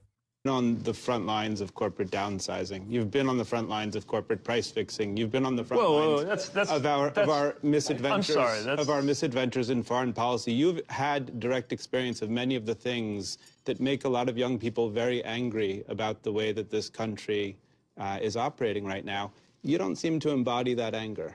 So the proposition that I've been on the front lines of corporate price fixing is just to get that out of the way. You worked for a company that was fixing bread prices. No, I worked for a consulting company that had a client that may have been involved in fixing, or was apparently in a scandal. I was not aware of the Canadian bread pricing scandal until last night.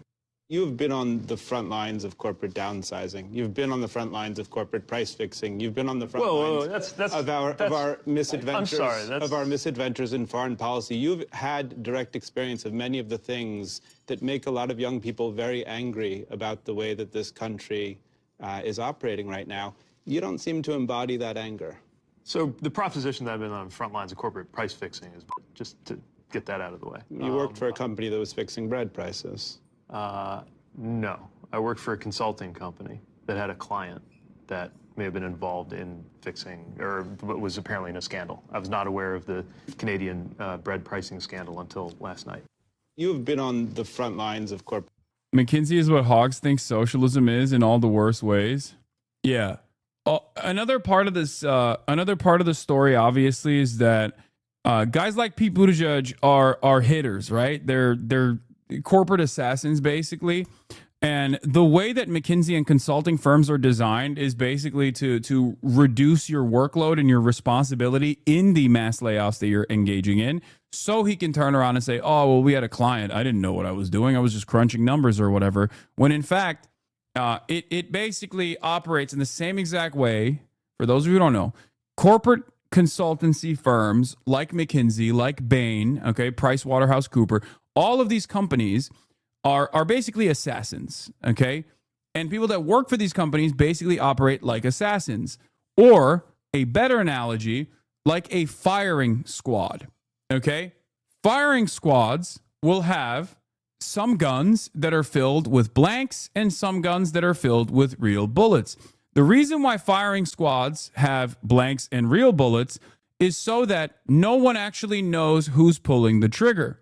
Okay? And the division of responsibility in the consultant structure, the consultancy structure is similar to that. Okay? Where there is at least some kind of like responsibility sharing and also offloading some of that direct responsibility and culpability from the minds of all of these people that worked to engage in mass layoffs. It is a way for people to sleep comfortably at night, not thinking about how guilty they personally and individually are for all of those mass layoffs. That's it. No one gets fired for hiring. McKinsey is well known in corporate America. Don't blame me. I was just doing a job someone told me to that without me would not be done, but someone else would do it if not me, and I want to buy the bread and do wild parties on the weekend. So a lot of what Pete Buttigieg did at McKinsey is going to be engaging in the elimination of redundancy. That's the corporate speak for mass layoffs. So that's why I say, like, guys like this, when they come to your town, especially in the Midwest, especially in the Rust Belt, a lot of people have tremendous resentment for people like that for understandable reasons. Anyway, moving on from that, Israel has finally lost Radiohead's very own Tom York. Now, of course, Tom York still had a incredibly middle-of-the-road fucking take on it, but it's an indication that the tide shift is here. As you guys know, Radiohead has been getting railed for being Zionist, for performing in Israel, and also for not really saying anything about Palestinians. Tom York is the front man for Radiohead, and he finally came out with a statement. Let's read.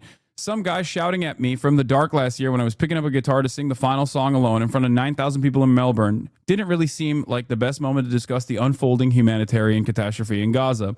Afterwards, I remained in shock that my supposed silence was somehow being taken as complicity, and I struggled to find an adequate way to respond to this and to carry on with the rest of the shows on the tour.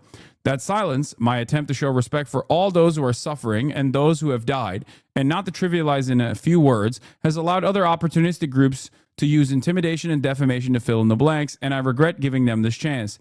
This has taken a heavy toll on my mental health. You know who the real victim of Israel's genocide is? Tom York of Radiohead. That's right. He's a creep. He's a weirdo. He's a Zionist. What the hell is he doing here? He does not belong here. Okay?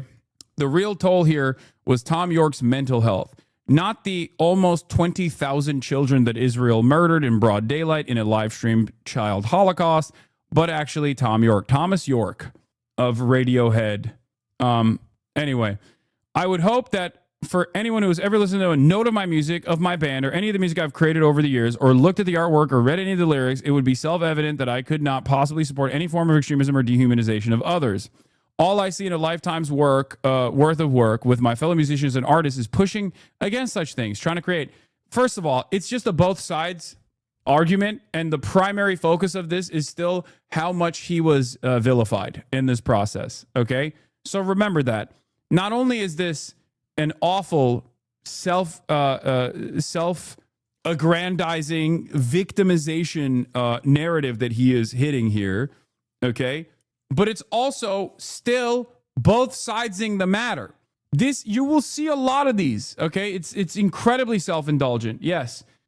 You will see a lot of this. You will see a lot of this in the upcoming weeks and months, where many artists who are unconditionally and firmly committed to Israel having to basically crawl through a mile of rusty nails to finally come out and be like, oh, God, I just don't want to do this, but also Israel, oh, come on, you've killed too many children, okay?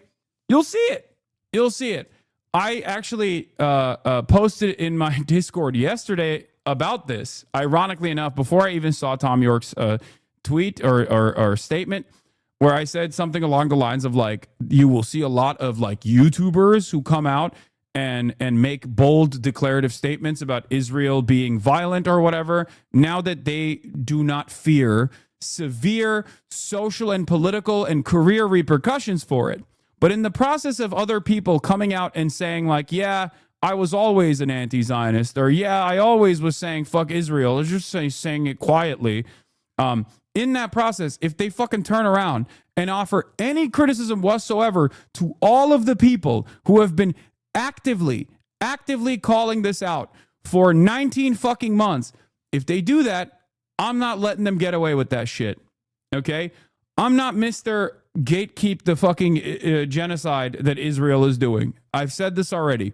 There's going to be a lot of people that you will see coming forward. Going forward, you will see a lot of people coming out and saying, I've always been against this, guys. Please. Okay? I've always been against this. But I don't mind it. I don't necessarily mind that people are coming out now that it's like safer. It's good. It means that more people are recognizing this. It means that there is no environment of censorship that can cause severe penalties to your future ambitions or whatever. That means that there is so broad momentum. Okay? You guys played a role in that. When you went out and you protested every fucking week, you made it so that there was a permission structure. Okay? So now that it's happening, now that the tide is shifting, don't immediately push people away when they come to this conclusion. Don't immediately assume that they're being cynical, even though many of the people that are now coming out, only now coming out, are being cynical. They are cynically doing it, okay? But make no mistake, you shouldn't immediately push these people away unless it's something like what Tom York is saying, because he still is trying to both sides the fucking situation. Bullshit, I'm still getting punished for speaking out as an American Jew in the entertainment industry. No, I know. There's still people who are in the crosshairs, myself included, okay? People who have been doing this for quite a while that the Israeli government has actively put the beat on, actively put crosshairs on. It is what it is, okay? Anyway, let's continue. All I see in a lifetime worth of work with my fellow musicians and artists is pushing against such things, trying to create work that goes beyond what it means to be controlled, coerced, threatened, to suffer, to be intimidated, and instead to encourage critical thinking beyond borders, the commonality of love and experience, and free creative expression. Sounds naff, but true. For others, let me fill in the blanks now so we're nice and clear. I think Netanyahu and his crew of extremists are totally out of control and need to be stopped, and that the international community should put all the pressure it can on them to cease. Their excuse of self-defense has long since worn thin and has been replaced by a transparent desire to take control of Gaza and the West Bank permanently. This is an interesting thing to state right now after 19 months of, live stream child Holocaust, especially considering that a day after October 7, they said they were fighting human animals, and that Israel had the right, nay, the responsibility to shut off food and water and electricity into the Gaza Strip to punish all of the entirety of the Palestinian population.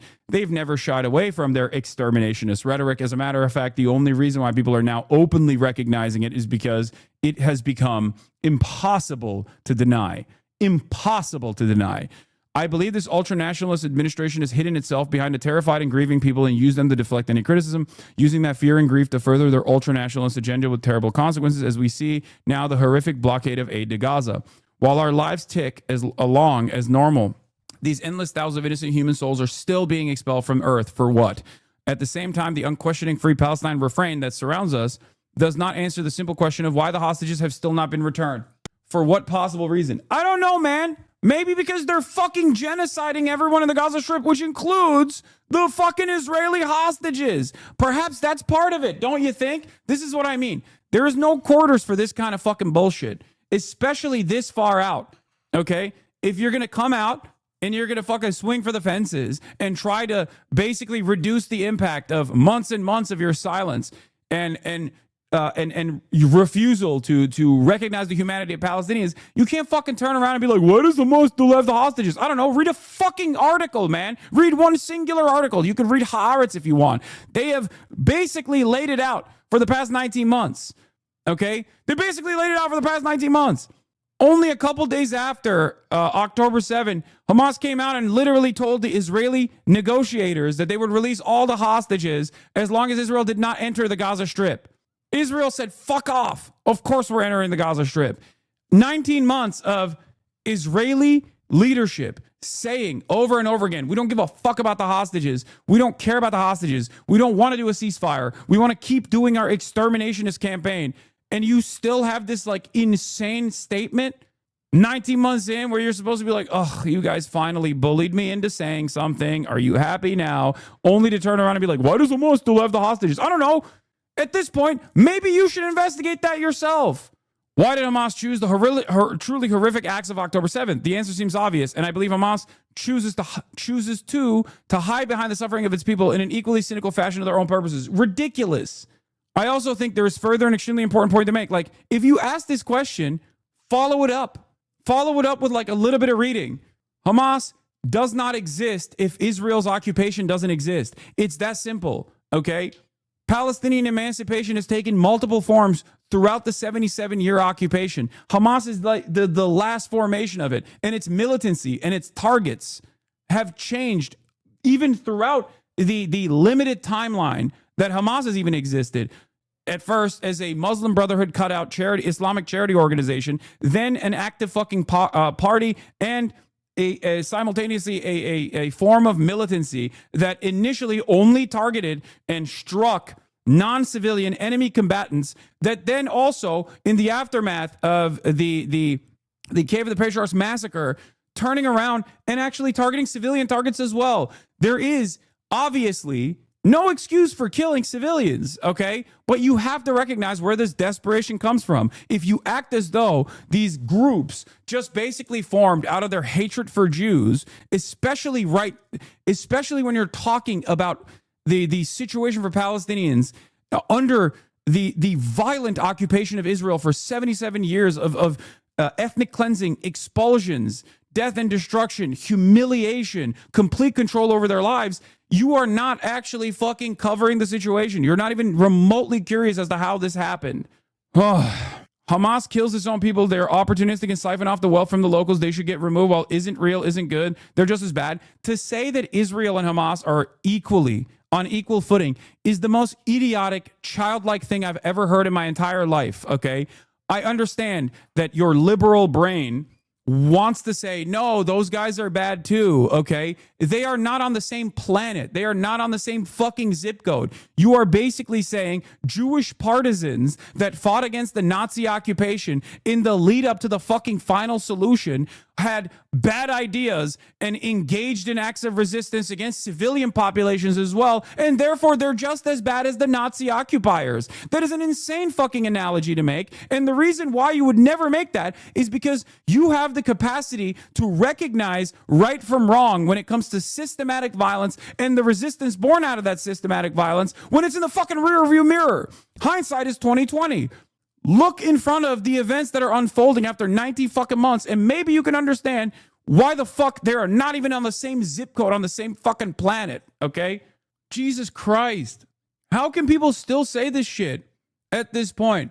At least have the decency to pipe down, okay? At least have the decency to keep quiet and listen to someone whose positions you have arrived at far too late. This is what's frustrating to someone like myself, okay? Also, Twitter is busted right now, unsurprisingly. But it is crazy.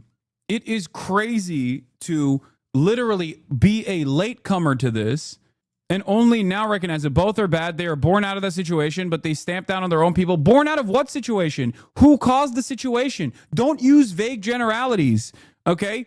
Tell me, who caused the situation? Who caused the Nakba? What the hell?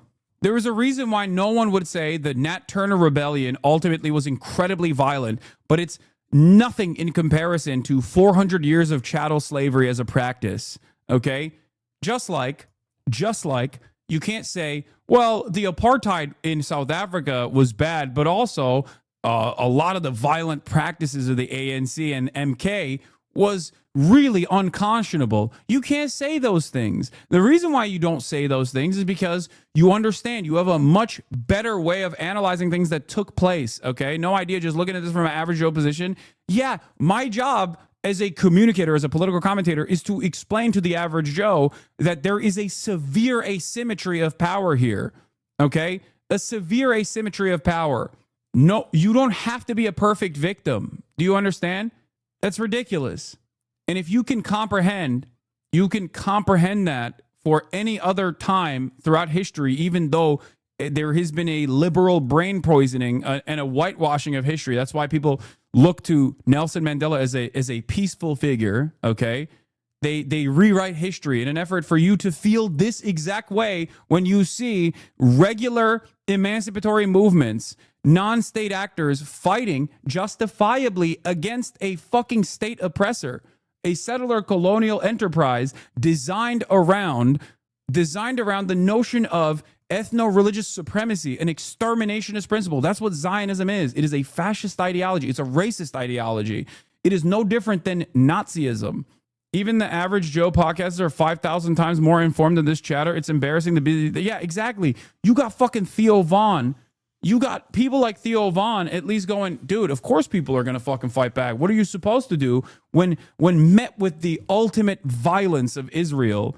Okay, when they recognize, they have the capacity to recognize right from wrong, but a lot of people still maintain this position where it's like, oh, average Joes don't really understand it. Libs think Jewish partisans were good just because they were Jewish and not because they were fighting fascists. The phrase never again was made by Kahan specifically as an expression of ethnic chauvinism. No, never again's application was not supposed to be Kahanist. Never again's application was never supposed to be Kahanist. And many people don't even think of it from that Kahanist framework until post-October 7, where so many... No, that chatter is not wrong. That chatter is not wrong. That chatter is not wrong. That chatter is actually fucking correct. Okay? Most people do not hear never again and think, oh, this means never again just for Jews. That is the Kahanist interpretation of this statement. Okay? Yes.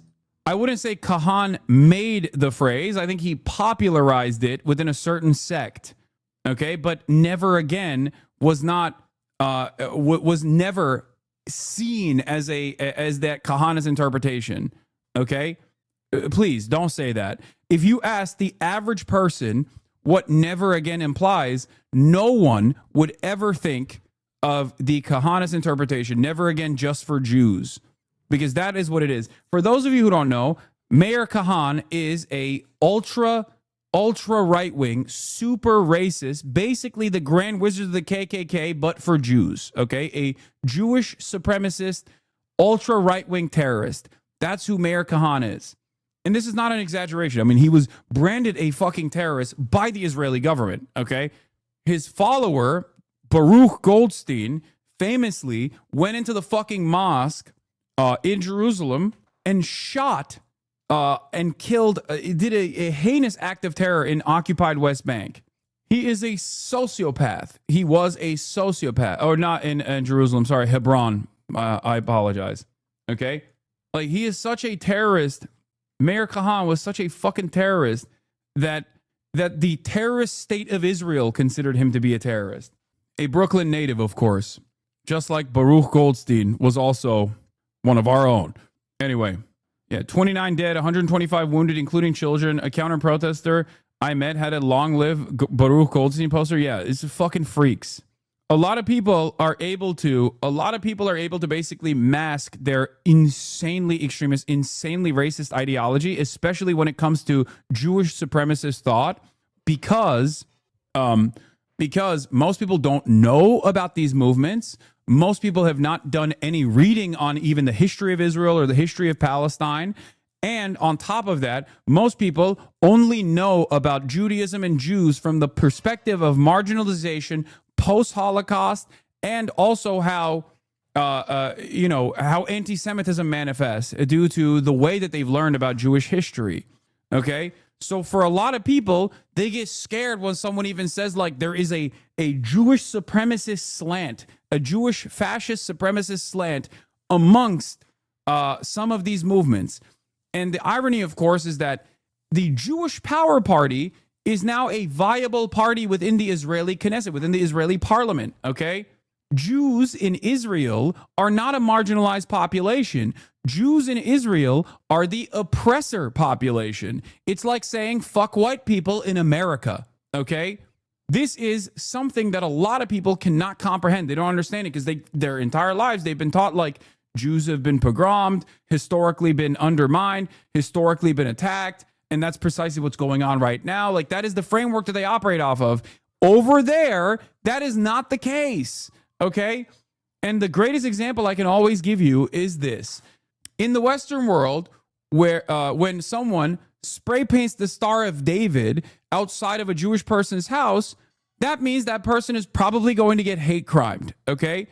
In Israel and in the West Bank, in occupied Palestinian territory, occupied illegally by the Israeli state, when they spray paint a Star of David outside of your house, that means Jewish settlers are going to come in and blow up your fucking house. And this happens on a regular frequency, on a regular basis, okay? Jewish settlers go to people's houses, blow them up, and get full protection from the Israeli occupying force in the process. If you try to even fight back, or if you're in the crosshairs, you get killed, either by the settlers themselves, who have been armed by the American state, okay, by way of Itamar Ben-Gvir from the Jewish Power Party, okay, which is literally the Klan, okay? Like, imagine the Klan, but instead of white supremacists, they are Jewish supremacists, okay? They either get killed by those guys or they get killed by the Israeli occupying force. And there's only so much back and forth we can have here. There's only so much back and forth we can have here where it's like a big part of the reason why you're confused is because of your lack of knowledge on this stuff, your lack of interest in finding out about the history of Israel. And I think a lot of people, instead of turning around, taking a deep breath and being like, let me listen to what this person is saying sincerely and try to understand this different perspective that I had never encountered, a perspective rooted within truth, by the way, historical truth, rather than the whitewashed, bastardized lies that you have learned, okay? Instead of doing that 19 months into a genocide, you still go, I'm going to react with anger. I'm going to react with resentment because you're telling me something that does not correspond to my previous social conditioning. And it's very frustrating. It's your lack of knowledge in this process that's causing you to fucking lash back out in this way. Anyway, having said that, and I, this is my criticism for Tom York as well. When he says, why hasn't Hamas truly chose the truly attacks of October 7? The answer is Hamas chose the truly horrific attacks of October 7, the truly horrific act of October 7, as a direct consequence of, at that time, 75 years of Israeli occupation. And this isn't just my assessment of the situation. Even liberal Zionist publications like Haaretz had the exact same approach, had the exact same take, because that is the truth. That is the truth. You cannot keep killing people at a rapid clip and dominate every facet of their existence and expect and then show them that there is no negotiation, that negotiations in the so-called peace process have only led to more land grabs from the Israeli state in the West Bank, and then expect them not to do anything when you back them into a fucking corner. That's it. Not agreeing with the tactics of Hamas or openly stating that there were atrocities that unfolded on October 7 does not change that dynamic, does not change the much larger atrocity of 75 years at that time of apartheid and military occupation and death and destruction. I also think there is further an extremely important point to make. Social media witch hunts, nothing new on either side, pressurizing artists and whoever they feel like that week to make statements, etc., do very little except heighten the tension. Like, he's this fucking asshole. How old is Tom York, dude? Let me see. 56 years old, brother. 56 years old. You're a whole ass, almost 60-year-old adult. And you're over here talking about how the real problem here is social media. That is disgusting. I'm sorry that as a major artist who literally played in Israel, people were looking to you to say something. Okay? I don't care. I listened to a lot of Radiohead when I was growing up. I don't personally give a shit whatever Tom York says, okay? I don't care if Tom York would come out and release a statement, but there are obviously plenty of people who look up to people like Tom York. And in that moment, shouldn't your conscience guide you? Shouldn't you look at what is happening, what is taking place, the genocide that is unfolding, and say, my conscience is the reason why I'm making this statement, and not talk about social media pressure? You're fucking 60 years old. You're a multimillionaire. Jesus fucking Christ. Get over yourself. This kind of deliberate polarization does not serve our fellow humans and perpetuates a constant us and them mentality. It destroys hope and maintains a sense of isolation, the very things that extremists use to maintain their position. We facilitate their hiding in plain sight if we assume that the extremists and the people they claim to represent are one and the same, indivisible. If our world is ever able to move on from these dark times and find peace, it will only be when we rediscover what we share in common. And the extremists are sent back to sit in the dark. Oh my God, what a fucking fence sitter. I sympathize completely with the desire to do something when we are witnessing such horrific suffering on our devices every day. It completely makes sense. But now I think it's a dangerous illusion to believe reposting or 1 or 2 line messages are meaningful, especially if it's to condemn your fellow human beings. They are unintended consequences. It is shouting from the darkness. It's not looking people in the eye when you speak. It's making dangerous assumptions. It's not a debate, and it is not critical thinking. Importantly, it is open to online manipulation of all kinds, both mechanistic and political. What is the alternative? I can't answer that easily. I do know in communities around the globe, this subject is now dangerously toxic and we are in uncharted waters. Dude, no one is holding your hand through this, okay? Like, it's not that hard. The only reason why it would be hard to make a fucking statement like this is only because you love Israel. That's it. And you still can't let it go. And there are plenty of people who do have this framework, by the way. Plenty of fucking people who are stupid ass boomers who just cannot let this concept go, that Israel is still like a good country, a moral nation, okay? There is a reason why when Radiohead played in Israel or when artists play in Israel, that is a controversial thing for many people way before October 7. Do you know why it is controversial? Because it's been an apartheid. It was an apartheid before October 7. October 7 happened because of the Israeli apartheid. That's it. There has never been a moment where Israel was a moral nation.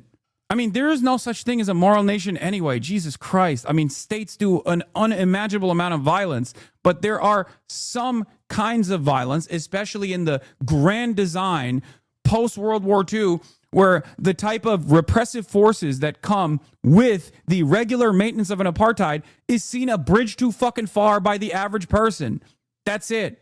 Israel being a settler colonial occupation that maintains the notion of Jewish supremacist thought and runs on an exterminationist policy of all of the indigenous population of the land, the Palestinians, the non-Jewish population of the land. This is a fascist ideology, and it is no different than apartheid South Africa. If it's worse, if not worse. I mean, it is worse. And it's not my assessment that is worse. It's Archbishop Desmond Tutu's assessment that Israel is a worse version of apartheid than even South Africa. It's over. It's over. It's done. The violence is still unfolding. The famine is still unfolding. But Israel's days, in terms of being like a normal country, is done. It's over. Okay? Israel will never be able to recover from the reputational damage that it brought about itself because of the arrogance that it displayed on the global stage as it engaged in its ethnic cleansing campaign of Palestinians, an arrogance that was born not simply out of Jewish supremacist thought or whatever, even though that plays a role on it, okay? But an arrogance that was born out of having 75 years of unlimited propaganda coming from the West. That is the reason why many people ask, myself included, how the fuck are they lying in the worst ways possible? Like, they're not even trying to massage the narrative at all. The reason why they don't even have to massage the narrative at all, or think that they don't have to massage the narrative at all, is because they've never done that. Okay? They've never done this in the past. They've never had to. They could just say whatever they wanted to, and whatever they said went. What is the alternative? I can't answer that easily. I'm sure that at this point, what I've written here will in no way satisfy those who chose to target myself or those I work with. They will spend time picking holes and looking for reasons to continue. Yeah, you did a horrible job writing this. I have written this in the simple hope that I can join with the many millions of others praying for the suffering, isolation, and death to stop, praying that we can collectively regain our humanity, dignity, and our ability to reach understanding, that one day soon this darkness will have passed. Once this chapter of ethnic cleansing is closed, Israel will actively move in the direction of whitewashing and trying to launder its reputation. Okay? It is up to all of us to make sure that we do the right thing and don't forget the hundreds of thousands of Palestinian victims in the process. That's it. Israel will inevitably hit the liberal Zionist slant to say this is entirely in the hands of Benjamin Netanyahu. I can't believe he did this. Oh my God, it's a couple right-wing ultra-nationalists that really changed the dynamic of this country. I mean, this is not who we are. This is not what we represent. It is what Israel represents. Here is Avi Shleim, Iraqi, Jewish, Israeli historian Avi Shleim of the New Historians, writing for the Middle East Eye, saying, why I support the UK taking a more nuanced position on Hamas. The government wants to distinguish between the group's military and political wings, a policy that ended with a total proscription in 2021. The reputation of Hamas sank to its lowest point after its attacks on October 7th, in which 1,200 Israelis and foreigners were killed and 251 taken hostage. In Israel, this attack provoked a tsunami of anger, strident calls for revenge, demands for ethnic cleansing of Gaza, and a national consensus in support of the total eradication of Hamas. The results have been the longest, deadliest, and most ruinous war in the history of the Arab-Israeli conflict. Hamas is a social movement and a political organization with a military wing, the Al-Qassam Brigades. The military wing was prescribed by the British government as a terrorist organization in March 2001, and in November 2021, former Home Secretary Priti Patel added the political organization to his list of proscribed groups. This decision marked an abrupt reversal of the government's previous policy, which made a clear distinction between Hamas's political and military wings. Patel, a staunch supporter of Israel, argued unconvincingly, in my opinion, that the distinction between the two wings was no longer tenable. For its part, Israel has always denied that there is any difference between the two wings. In August 2017, as Secretary of State for International Development, Patel went on a trip to Israel, accompanied by Lord Polak, honorary president of the Conservative Friends of Israel, and a major fundraiser for the Tory party. You might recognize the Conservative Friends of Israel, I believe, or no, it was the Labor Friends of Israel. One of them was outed as a pedophile recently. She had previously served as an officer of CFI's parliamentary group between 2011 and 2014. While pretending to be on private holiday, Patel held 12 secret meetings with high-ranking Israeli officials, including Prime Minister Benjamin Netanyahu. Upon her return, she asked her officials to explore the possibility of diverting some of the foreign aid budget to enable the Israeli army to carry out humanitarian work in the occupied Golan Heights. She was subsequently forced to resign for concealing the nature and purpose of her trip to Israel. In 2019, then Prime Minister Boris Johnson rehabilitated Patel by appointing her as Home Secretary. Johnson shared her Manichaean view of the Middle East struggle, in which Israel represents the forces of light and Palestinians the forces of darkness. The change of policy towards Hamas was announced not by the Foreign Secretary, but by the Home Secretary. Patel said that designating the whole of Hamas as a terrorist organization should be seen through a domestic prism. It would help to protect Jews in this country. This argument is baseless. Hamas does not carry out operations outside of Israel and the occupied Palestinian territories, and it has no presence in Britain, and it poses no threat to British Jews in this country. Hamas's 2017 document of general principles and policies, unlike the 1988 Hamas Charter, explicitly distinguishes between Judaism as a religion and Zionism as a political project. You will never hear that, though, from people. Okay? They love talking about the 1988 Charter. It affirms that Hamas's conflict with Israel is due to the occupation, not religion, and states that it would accept the creation of a Palestinian state within the 1967 borders without recognizing Israel. Hamas has now instructed Riverway, a London law firm, to make an application to the Home Secretary to remove the government's designation of the movement as a prescribed terror group and recognize its legitimate role as Palestinian resistance movement engaged in the struggle for self-determination and liberation. The application is made by Mossa Abu Marzouk, the former head of Hamas's political bureau. I am among 19 experts supporting this legal filing through reports on the history and context of Palestinian dispossession. My report describes the central role played by Britain in facilitating this dispossession from the Balfour Declaration of 1917 up until the present. Western media outlets have relied heavily on the Israeli narrative of the 7th of October, including its countless false allegations and outright fabrications, such as the story of 40 decapitated babies, while underreporting the Palestinian side of the story. One of Abu Marzouk's most significant correctives of the dominant narrative concerns the background to the Hamas-led October 7th attack. According to him, Hamas sought to achieve specific military objectives during the operation with clear instructions not to target women, children, and the elderly. Since deviations from these instructions admittedly occurred, Hamas is prepared to cooperate with the International Criminal Court and any other neutral third party in an independent and transparent investigation into the events of that day. If you recall, this is something that I stated after October 7th. I said this on October 8th, that war crimes that took place on October 7th, and there were many, okay, and a lot of them were fucking filmed, should also be prosecuted within the framework of a 75-year occupation that Israel was committed to. This has always happened in truth and reconciliation committees that have been put together in the aftermath of, atrocious forms of systematic violence. This position stands in sharp contrast to Israel's denials of journalists' entry into Gaza and its refusal to allow any independent investigation of the atrocities and war crimes committed by its forces. To explain Hamas's behavior is not to justify it. Killing civilians is wrong, period. But here, as always, the context is all important. The attack of 7th of October did not occur in a vacuum. It occurred against the backdrop of decades of brutal and suffocating military occupation. Moreover, as a people living under unlawful military occupation, Palestinians have a right to resist, including the right to armed resistance. Again, correct. In effect, labeling Hamas's political leaders as terrorists, pure and simple, gives Israel a free pass to inflict death and destruction on Gaza without being held to account. And nuanced understanding of the history, motives, and policies and principles of Hamas.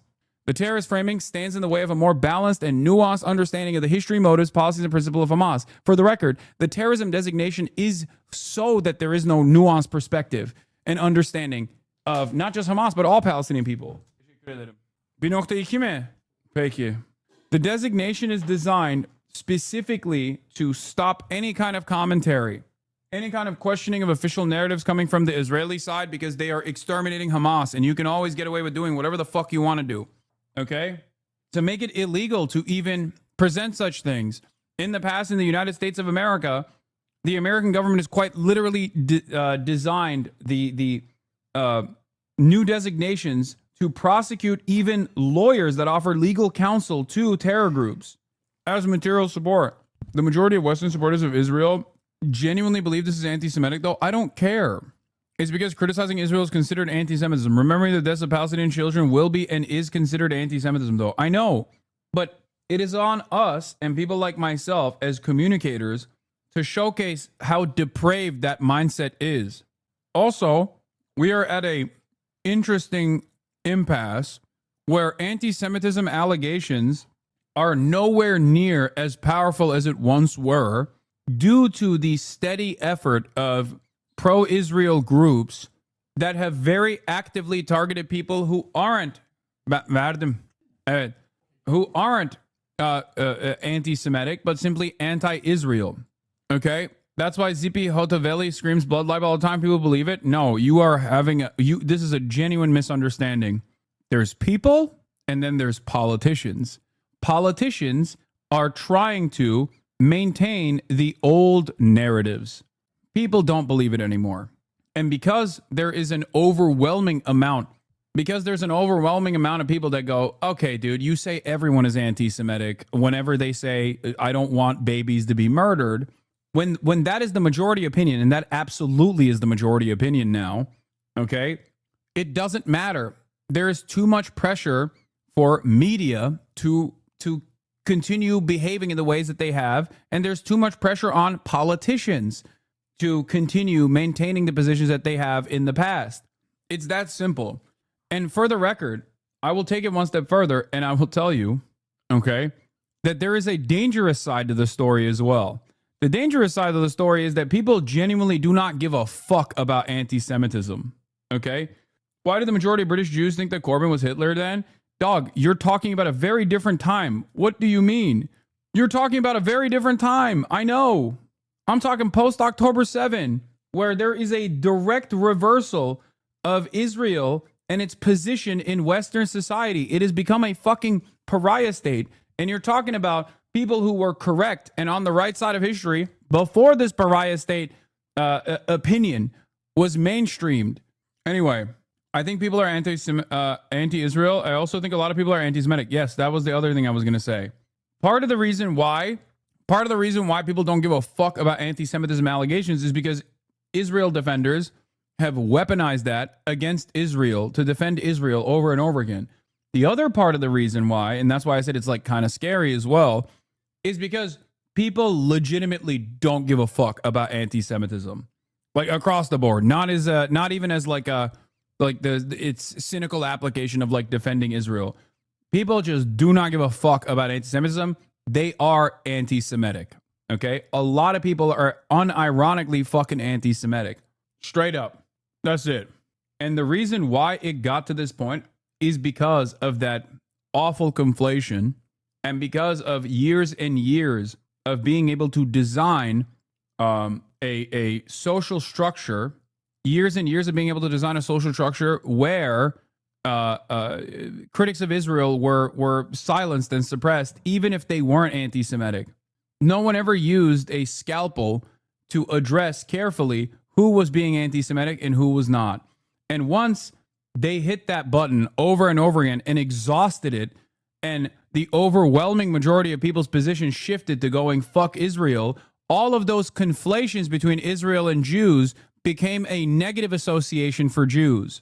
This is what I've been saying for years. I've been saying this before October 7, and I've kept repeating this over and over again post October 7. If you don't distinguish between Jews in diaspora, Jews that live in the Western world, and Israel, at a certain point, people are going to learn that. People are going to learn that lesson. It is identical. It is identical to like a British Salafist running around and saying that ISIS actually represents true Islam, and that if you actually criticize ISIS's actions, you are Islamophobic. Okay? Imagine every serious institution in the media doing that comparison, but in a way where they think they're defending Jews. That's it. It's over. Anyway, here's what's actually unfolding. Hamas reviewing a renewed ceasefire deal as Israel continues bombing Gaza. Late afternoon in Gaza City, Israeli warnings followed by strikes. Terrorism designations is incredibly effective as a stopping mechanism in the West. I mean, it honestly worked on me until I started watching you. Yeah. On residential buildings. For the record, that's the reason why. That is precisely the fucking reason why there are many, many people in powerful positions that still in a last-ditch effort are trying to fucking deplatform the likes of myself. Okay? The man who recorded this survived with scratches and bruising. Earlier, an airstrike apparently without warning resulted in more serious injuries. Since yesterday, large parts of Gaza City have been under evacuation order. Israel's defense minister today telling Hamas to accept the terms of a US ceasefire proposal or be destroyed. But civilians, as so often, bearing the cost when the missiles find their targets. And this was northern Jabalia this morning. The attack here came shortly before 1 a.m. while families were sleeping.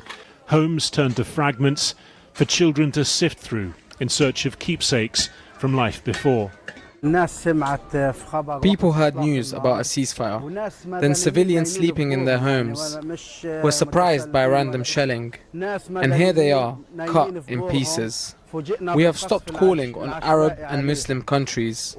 We appeal to every free person in this world.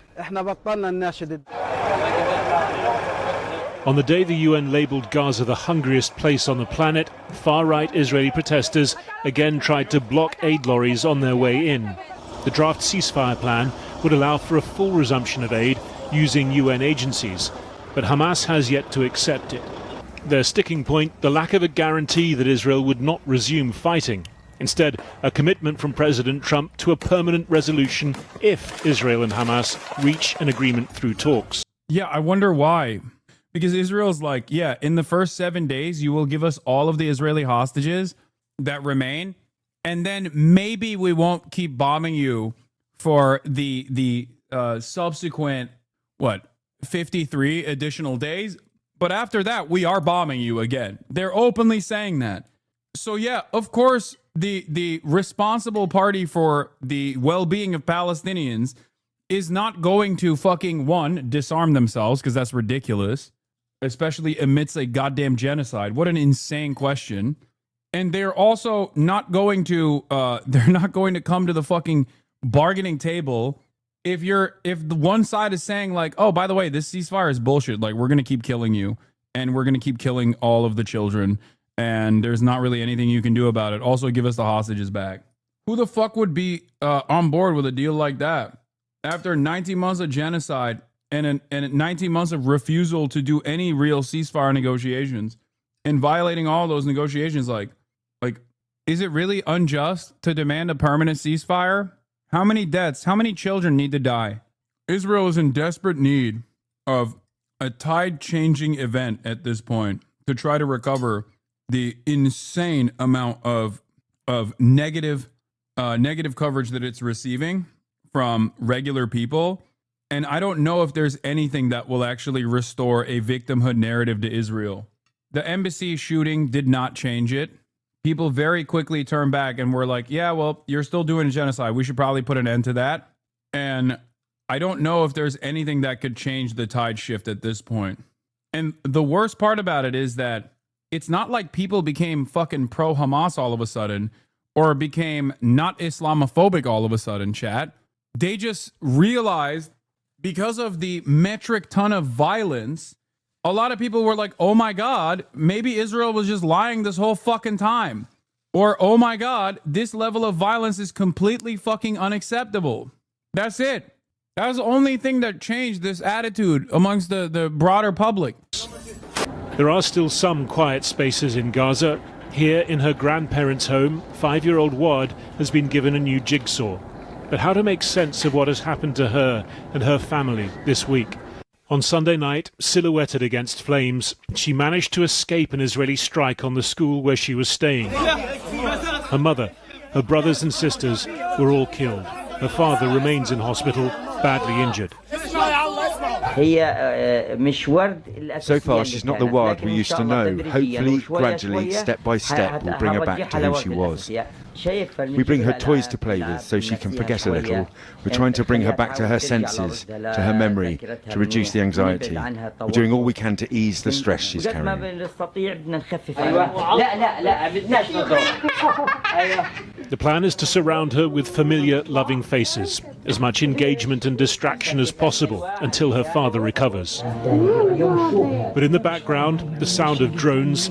It's hard to block out the war. The memory that in their last 2 days alive, her mother and siblings didn't eat. Now she says she wants to buy flour so with her father they can make bread and eat together. What happened to Wad? Do you think surviving fire like that is insignificant? To you or to anyone else? Can't the press speak out, call on the world, on Arabs, Muslims, the EU and Israelis? This girl was pulled from the heart of the fire by God, so you'd wake up and end this war.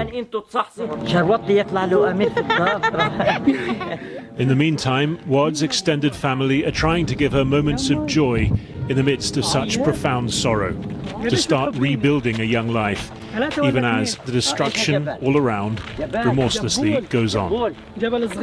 Well, joining me now is Nomi Bar Yaakov, a leading international lawyer and peace negotiator who was previously director of the Middle East program at the International Institute for Strategic Studies. I mean, so as a negotiator, what do you think of the way Steve Witkoff, Trump's envoy, has gone about this negotiation?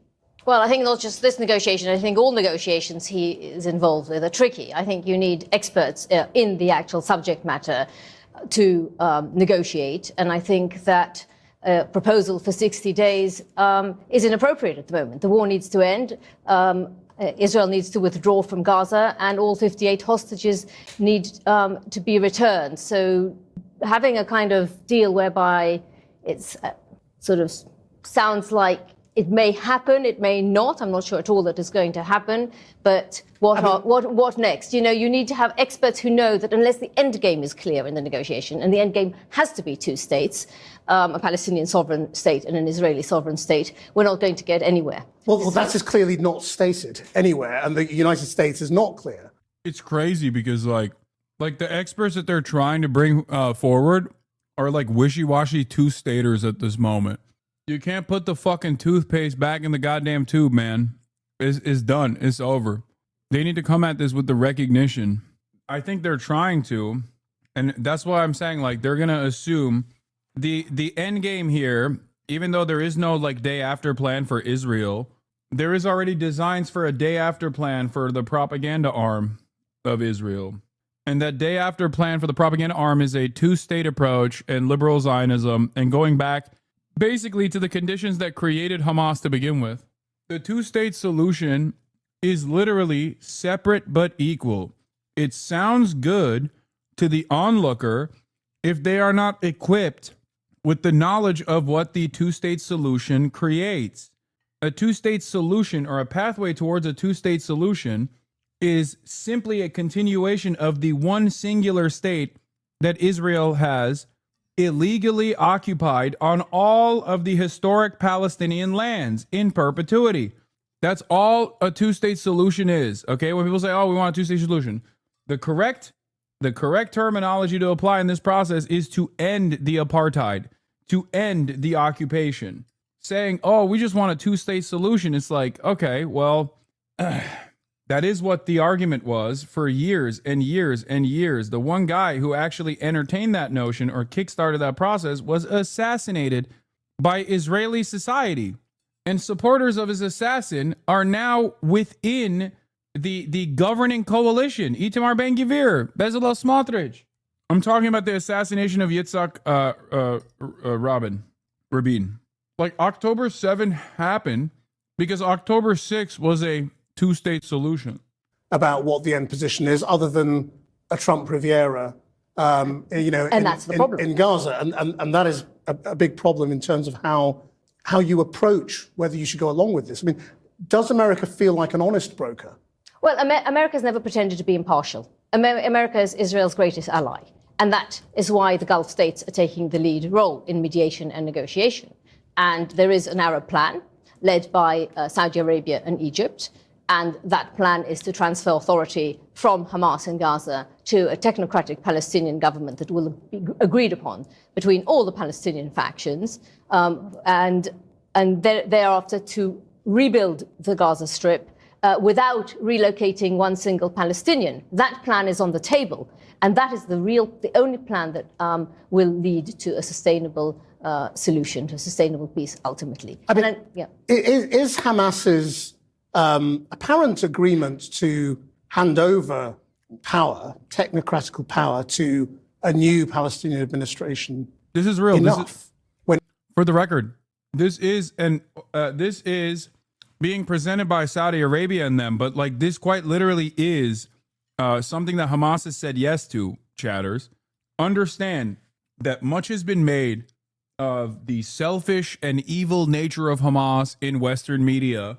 Much has been made about the selfish and evil nature of Hamas in Western media, but and that's part of the reason why, in order to continue this narrative that these guys are like all selfish and they just want to dominate the Palestinian, the Palestinian existence in the Gaza Strip, they refuse to actually cover a lot of the negotiations from the Hamas perspective, and Hamas has said that they will dissolve and that they will completely step aside. They will not disarm. No one, like Palestinians, will not disarm.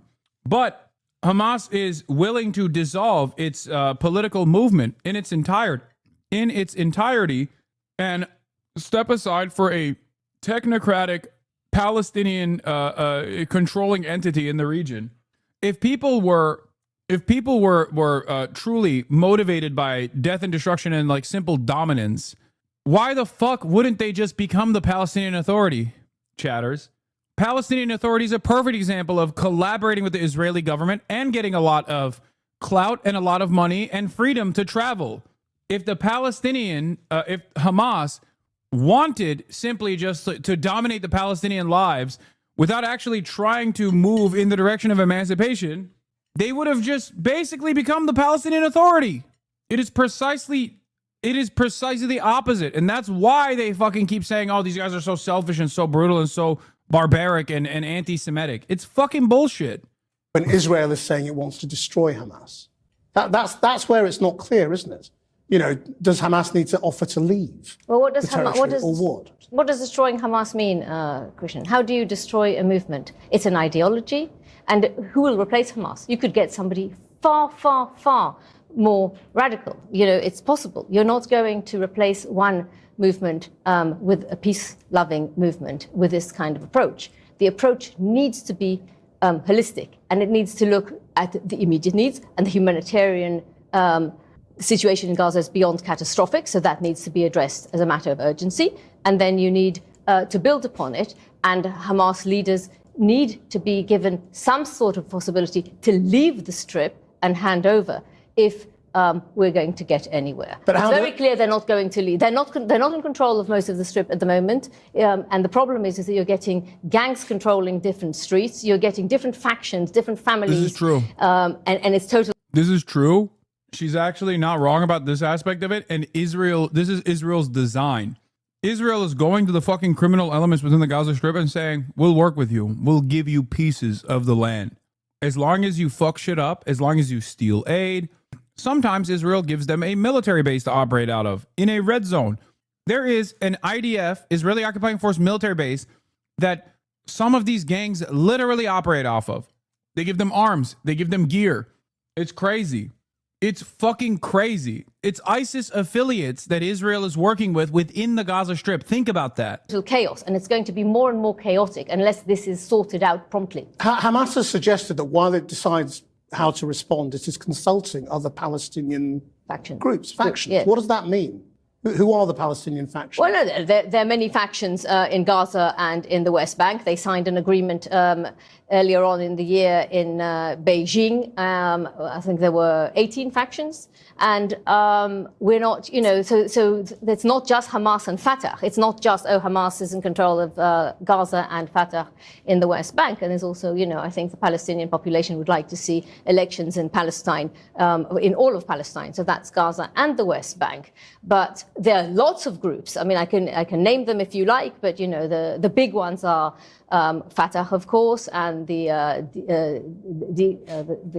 PFLP and the Palestinian Islamic Jihad. They're the ones that are the known ones. But there are plenty of other splinter groups that are holding hostages, for example, and there's tribal formations as well, still like big families.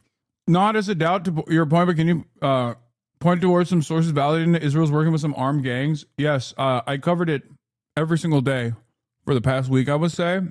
I think there's a YouTube video out there that you can watch where the video also has, what do you call it? The video will feature evidence. But yeah, Hamas actually today shot and killed some of these guys. I can't show you the fucking full thing.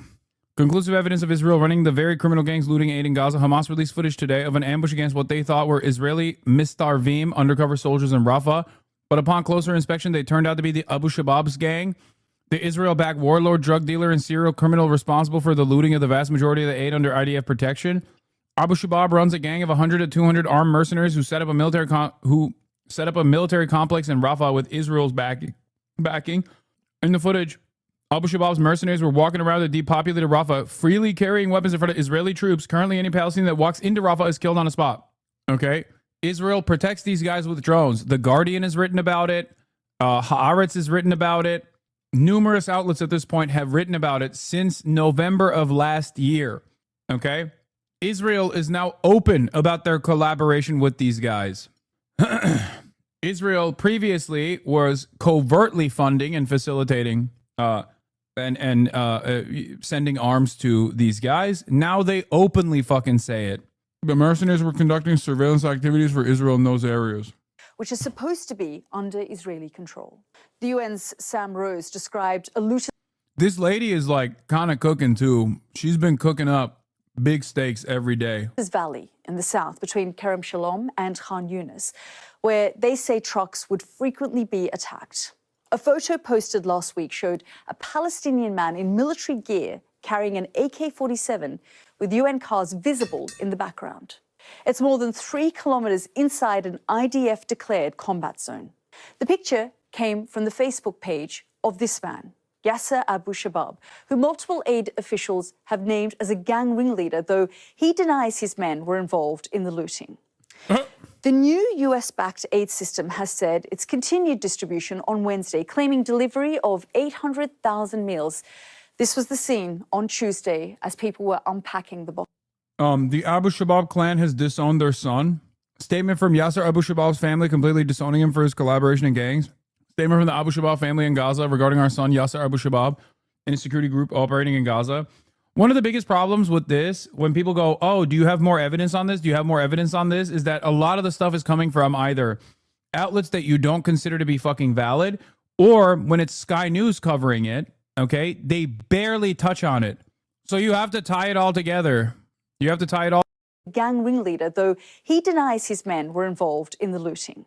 The new US-backed aid system has said its continued distribution on Wednesday, claiming delivery of 800,000 meals. This was the scene. There's a Guardian article that I read on stream a while back. There is a Haaretz article that details what these guys are doing in collaboration with the Israeli government. But there hasn't been deep dive investigative reporting from like the New York Times or the BBC, and I'm not holding my breath for that. I don't think it's ever going to happen. Let's be real, given their fucking position as major dick riders for Israel. The president mentioned that you had to deal with all the slings and arrows during your time at Doge. There's this. Well, some of the people, some of the media organizations in this room were the. Yeah, Washington Post I think covered it as well here. Gangs looting Gaza aid operate in areas under Israeli control, aid groups say. UN memo obtained by the Post concluded that gangs may be benefiting from a passive, if not active, benevolence or protection from the Israeli military. I hope this is good enough for the chatters who were looking for evidence. When you say ISIS affiliated, do you use that as an umbrella term to say Islam fundamentalist? No, because there's fucking fundamentalists within Hamas as well. No, ISIS affiliated means ISIS affiliated. Affiliations to the Islamic State. There are obviously ISIS affiliated groups that have operated inside of the Gaza Strip far before October 7. They are, according to at least people with a lot more knowledge than myself, people who are from Gaza, people who are Palestinian, a lot of those ISIS affiliates actually operate within the Gaza Strip because Israel allows them to, because Israel sees them as a beneficial group that can be used at times as a destabilizing force, or at other times, potentially like this one, a force that you can use to dominate the region. Ironically enough, Israel kept saying Hamas is ISIS in the aftermath of October 7, but Israel has always collaborated with ISIS, both in Syria and also in the Gaza Strip. It's not the Shabab guy that I'm talking about. It's not Abu Shabab. There is another one. His name is Al-Shoni. I think it's Al-Shoni. He is the ISIS affiliate. Abu Shabab is the drug dealer. The other guy is the ISIS affiliate whose father was a direct collaborator with Israel. Anyway, Abu Shabab has also ties to ISIS in Egypt. Yeah, I think that's also true. In the Sinai, which is where he gets his drugs from, through a tunnel system underneath the Rafah border, drugs that he sells within the Gaza Strip. Anyway, Musk, I will continue to visit the White House. Oh, wait, let me finish this. What am I doing? Here, let's finish the Hamas reviewing ceasefire deal, and then we'll get back to the drama. It's not, there are around 18 groups officially and many more if you want to look at it unofficially. And the danger is we are going to move towards a totally chaotic situation where there is no control whatsoever unless there is an orderly transfer, which has to be part of the ceasefire move forward. Nomi Bar-Yaakov, thank you very much indeed. Well, joining me now is Hussam Zomlot, head of the Palestinian mission to the UK, who was born in Gaza. Ambassador, thank you for joining us. Does the Palestinian Authority want Hamas to take this deal? Well, what the state of Palestine and the government of the state of Palestine and the Palestinian people want is to end this genocide. We do not expect a pause of genocide. This is unheard of. Genocide must be stopped immediately. And we know how to do that. We need to exert maximum pressure, not just give lip service. The international community has a responsibility to undertake to stop this 21st century live stream genocide. So a temporary ceasefire doesn't do it? There is no war in Gaza. War happens between two armies, my friend. There is no war in Gaza. And for the last 600 days, the world has seen that this is a campaign of mass murder, mass destruction, It's really interesting that even now people still try to go, well, it's a war. Like, do you have no interest in thinking a little bit outside of the world that you've designed for yourself? Like, next week at this point, that kind of statement is going to be seen as genocide denial. Like, while you're at the fucking edge, now is the time to stop with this, like, oh, it's just a war shit. Okay? Because the dam has broken and the waters are raging down the fucking, down the mountainside. And you're just sitting in the village going, nope, it's fine. Just a little bit of rain. It's crazy. I don't understand how you can still say this shit this close out from a complete attitude shift. It was never a war, chatters. It was always an exterminationist ethnic cleansing campaign. Make no mistake. I'm simply talking about how people are still refusing to adopt the proper framework. I'm simply talking about people and their overall refusal to say the truth as clearly now it's pretty obvious that most people are no longer entertaining this like war narrative. Greek doctor Christos Georgalos on a stint in Gaza. I can't say I went to war. War is a very different thing. There was no war in Treblinka. There was no war in Auschwitz. War has two armies. Here you have a population that's mainly civilians and women and children who have no way of escaping, and bombs are systematically raining down from the sky. They hit hospitals. They hit journalists. Rubio announced that they won't grant visas to people who criticize Israel. Fuck America. America can suck my dick. America can eat my dick, okay? It's okay. Yeah, all right. Don't grant visas to fucking normal people. Continue going down this idiotic, self-defeating spiral. You mentioned the creation of a permission structure that allows the shift in media coverage. What changed exactly? The dam. The pressure valve had to be released one way or another. Overwhelming majorities in every fucking Western nation were freaking out over lack of movement from our leadership. So either you would just tell them democracy is not real, shut the fuck up, and we're just going to am Israel high our way out of this, and you have nothing to say, which would have invited even more of a militant reaction against that sort of thing. Because when democracy falls apart, when people have to reckon with the reality that our democratic elected representatives are actually not interested in representing us at all of a sudden there's a opportunity for revolt. And what's interesting about this is that for Western leadership, especially in like Europe, where they're a little bit more sensitive about their image as the inventors of liberal capitalist democracy, they had a tough choice. Either start criticizing Israel a little bit officially through the official organs of the government, or show their public that they have no interest in the democratic process at all, that they are not responsive to the needs and demands of their citizenry. So they chose the lightest form of criticism they could possibly engage in, but that created a permission structure within the media to actively criticize Israel. That's why people like Piers Morgan came out and were like, it's a genocide. I've had it. I'm telling you, that's what it is. This is what protesters have been saying for over a year now. The West's free pass for Israel to commit war crimes has killed its credibility. If we abandon Gaza, if we consider there's a free pass for Israel, even if we do condemn the terrorist attacks, we will kill our credibility, Macron tells a top defense forum in Singapore, adding, and this is why we do reject the double standard. I told you. How long? How long have I been saying this? It's not just about saying America bad, it's proving why America is bad. And the American allegiance and Western world's allegiance with Israel has shown every single person that has been paying attention to what's going on and what the reaction is from the American government and from their own governments. It's caused people to recognize that, one, the international rule-based order has been a lie, something that we all knew, by the way, and two, that your representatives, your elected representatives, do not care about any sort of humanity, any sort of decency, any of the values that they claim to care about, that they claim to defend.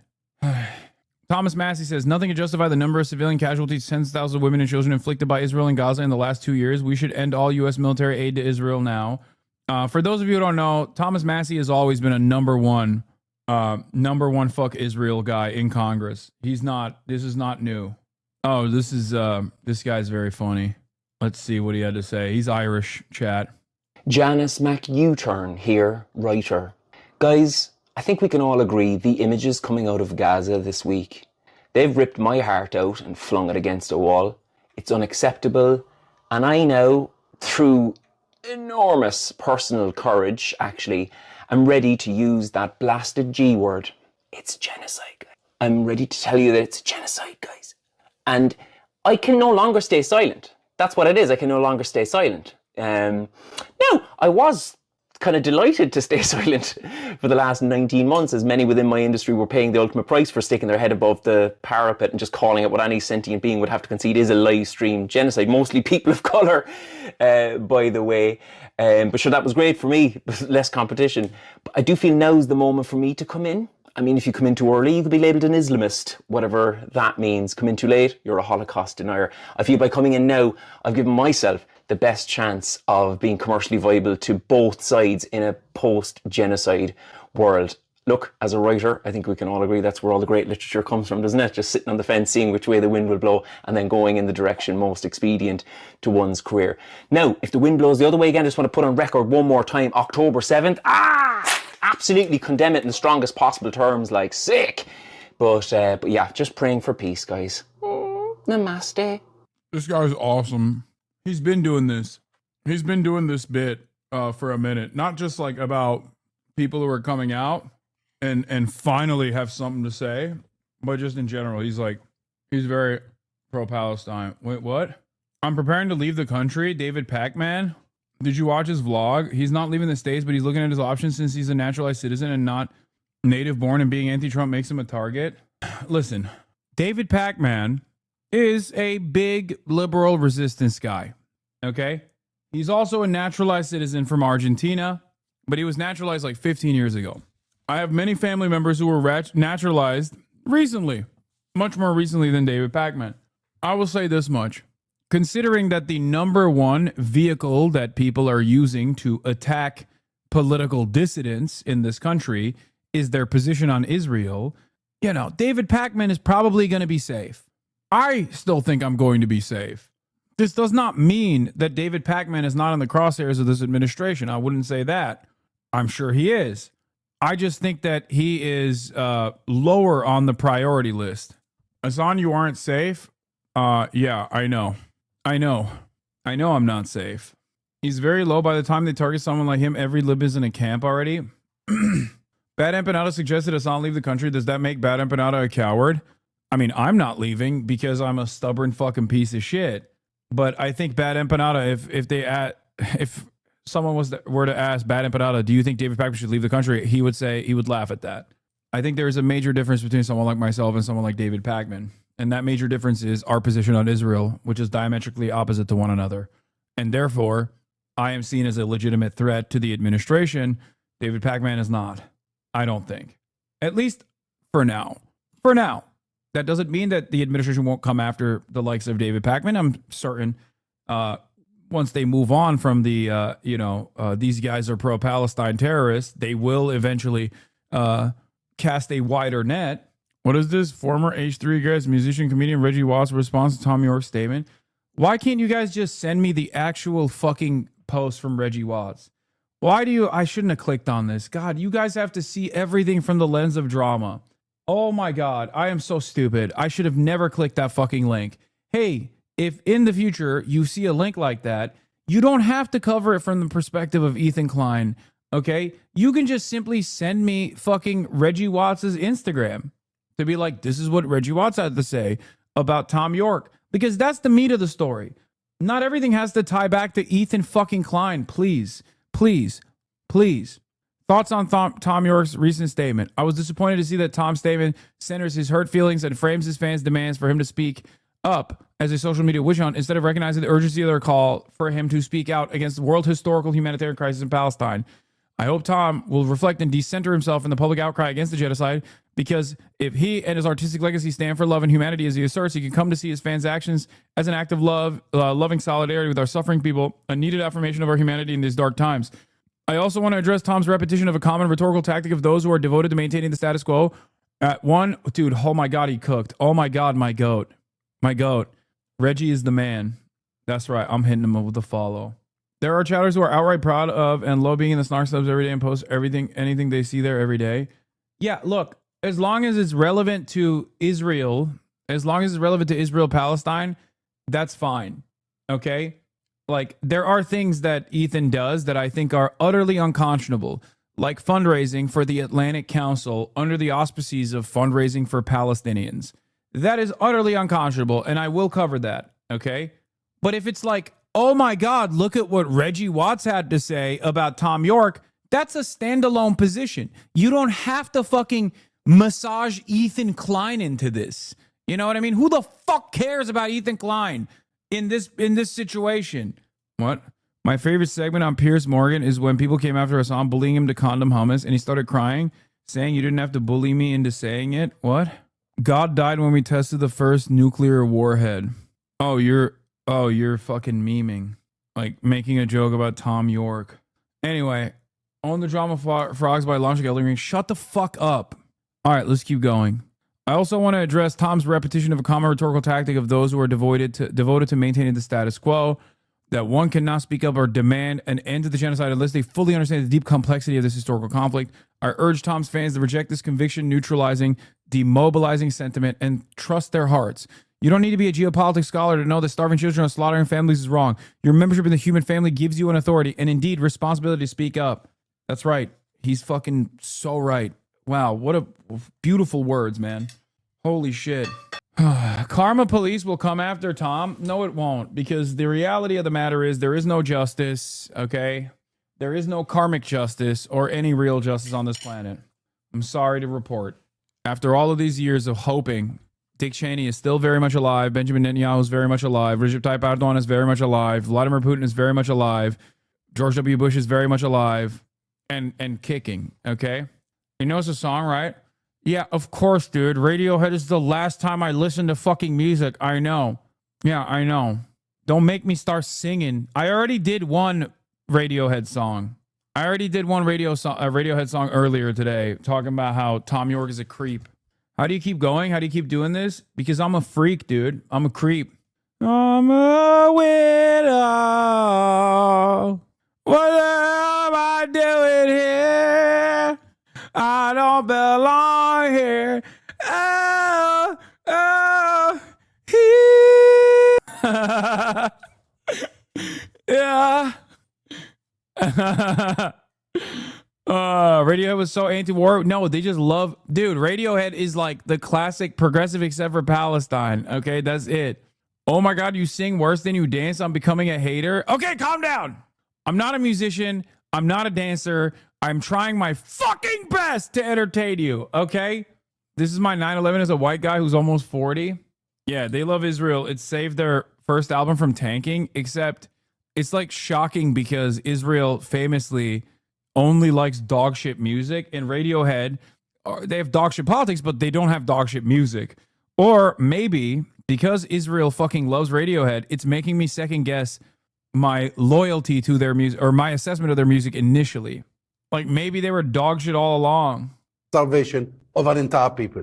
This must stop unconditionally. I mean, this is not subject. But that's not on offer, is it, right now? It must be on offer. You asked me what is our position. We need this to stop, the genocide to end and stop permanently, not a pause for 60 days. We need to make sure that aid and food and all the basic needs are delivered unhindered immediately via the international community and the UN, not via any other mechanisms. And we need to make sure that the Gaza is rebuilt in the shortest span. There is a plan on the table. There is an Arab summit that has adopted the plan. We know what to do. We know how to link Gaza with the West Bank under one political system. And we know how to make sure that the Netanyahu plan of mass transfer is faced by all of us, is challenged by all of us. And I've just seen your report that about the groups who blocked the aid, calling them extreme.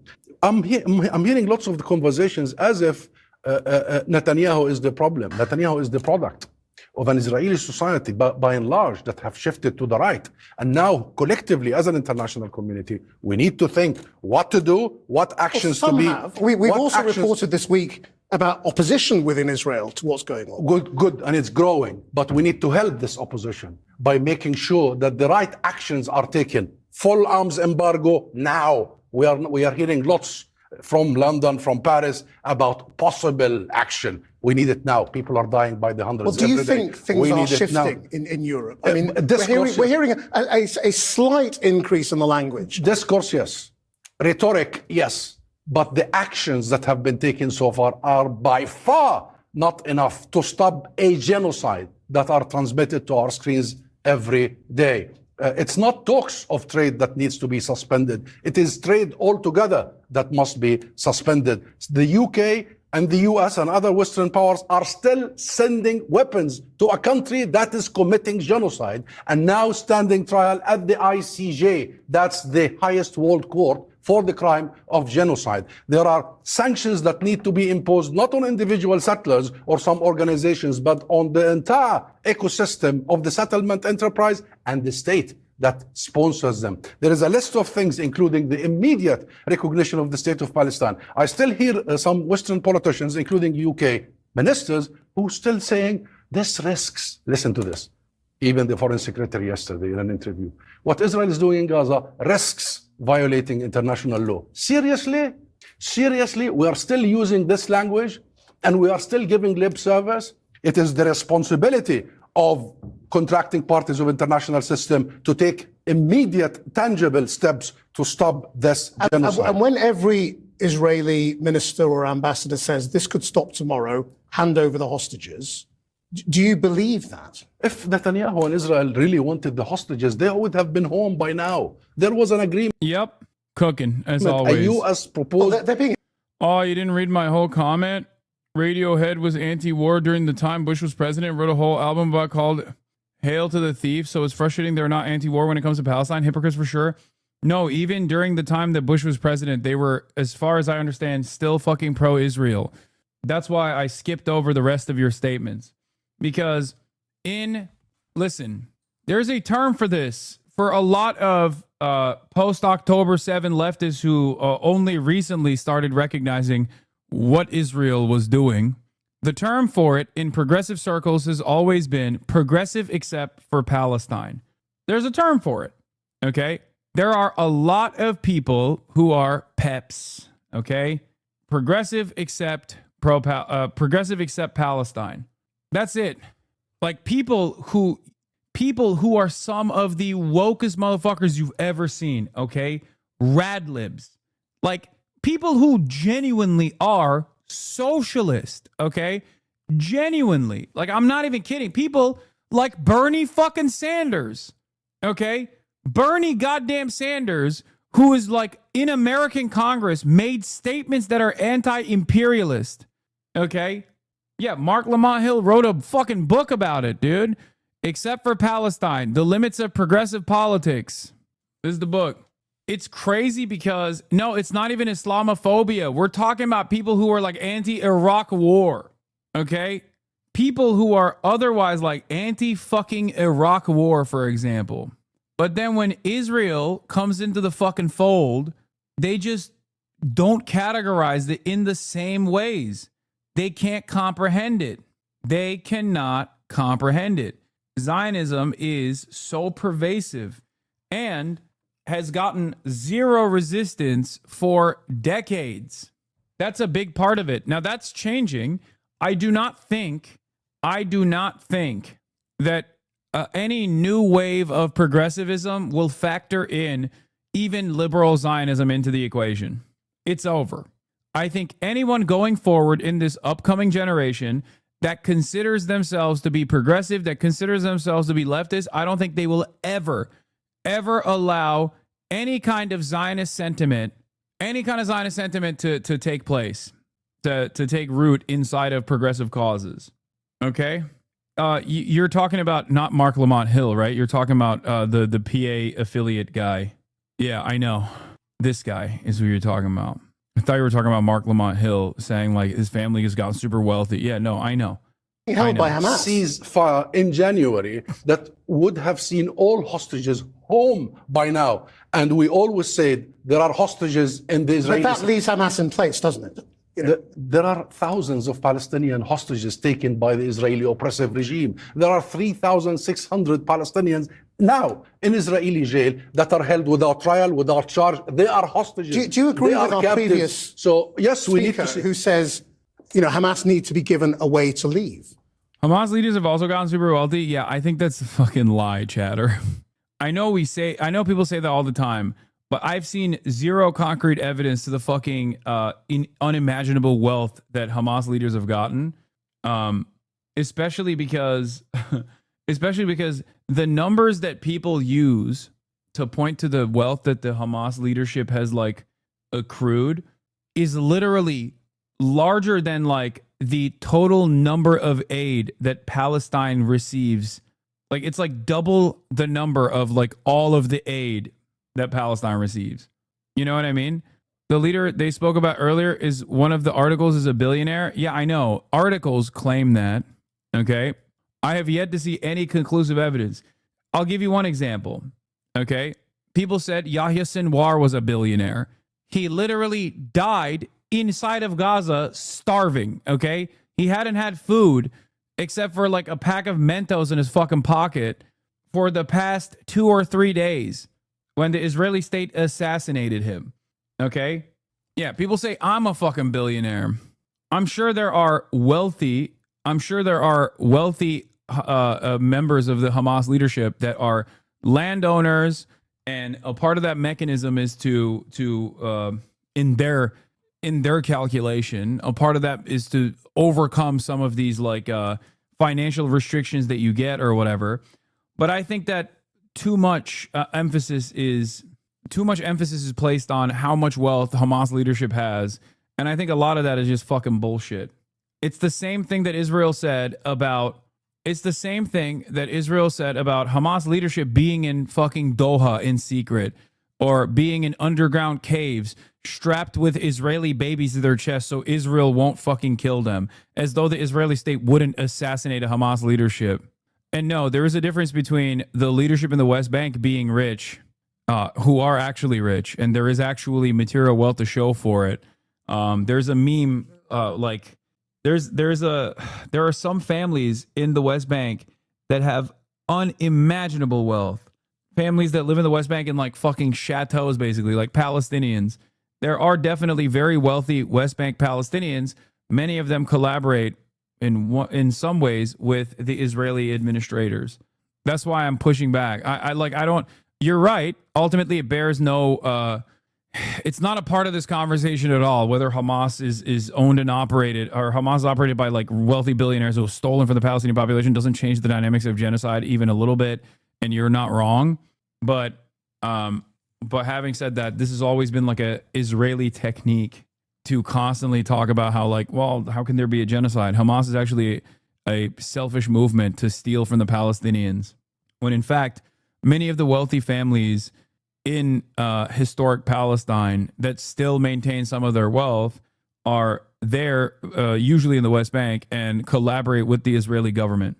You know, is the logical conclusion of Hamas handing over power that they are no longer there in Gaza, that they are somewhere else? No, Hamas is not rich as hell. Shut the fuck up.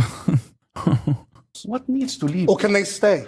Because if they stay, then won't they have influence? We have agreed, it's a consensus, that no political faction in Palestine will have any role in governance. Fatah, Hamas, anybody. What will they be doing? Whatever they will be doing, Gaza and the West Bank will be under one united government. That government will be answered to the legitimate representation of Palestine. And do you believe, honestly, that those senior Hamas commanders can stay in Gaza and not wield power? What needs to leave is the Israeli occupation. It is the soldiers. It is the boots. It is all this military might that is committing mass slaughter as we speak now in Palestine. And this is not just the story of the last 600 days. But just answer that The last question. 600 days have been very well reported. That those people who are military commanders and political leaders can stay in a very small place and not wield effective influence and power. Well, Israel claims every single day that they have killed 30,000. And their estimates of Hamas military and members. The interviewer is so funny because he's like, Channel 4 is one of the most critical resources in the Western press on Israel, and has been consistently. And now that the fucking tide is shifting, they're getting outflanked by Piers Morgan, which is shocking to me.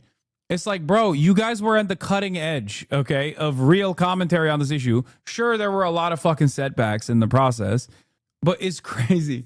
It's crazy that he's like, well, do you condemn Hamas?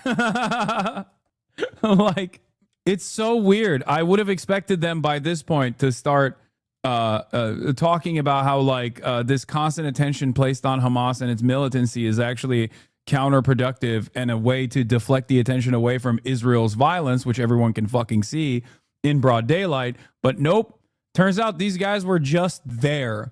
They were honestly always at this position, not a little bit to the left and not a little bit more to the right. They were always firmly committed to this like both sides position, I guess, but in a way where like they were still critical of Israel, more critical of Israel than like the BBC, of course.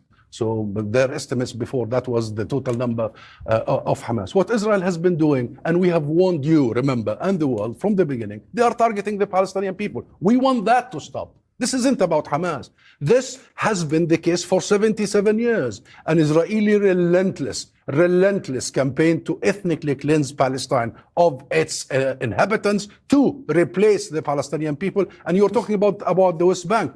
See what is happening in the West, I'm sorry, you're talking about Gaza. See what is happening in the West Bank. See what Ben Gvir did in Jerusalem, in Al-Aqsa Mosque only a few hours ago. You will know that this isn't about Gaza only. This isn't about Hamas only. This is about an ideology that is 77 years old, that seeks one thing. It seeks the annihilation, extermination, replacement of the Palestinian people. And that's why I started by saying we need not to focus only on Netanyahu. Hamas officials have told the BBC the latest Gaza ceasefire proposal does not meet the group's demands. The deal had been put forward by the US and a bunch of libs I know are already trying to retroactively act like they were pro-Palestine all along. Fucking cowards only get the right side of history when it feels safe from attack. It's okay. It's okay. Remember that. Remember that. Keep that in the back of your mind, but don't fucking attack them so aggressively, or at least try to get them to your position, okay? Because there's still probably plenty of room to make in the minds of those liberals. If you are going to remind them of their faulty position initially on this genocide and your correct position on this genocide, then also use that as an opportunity to say there's still a lot of blind spots that you have and you should trust my opinion on this, given that you're late to the fucking game.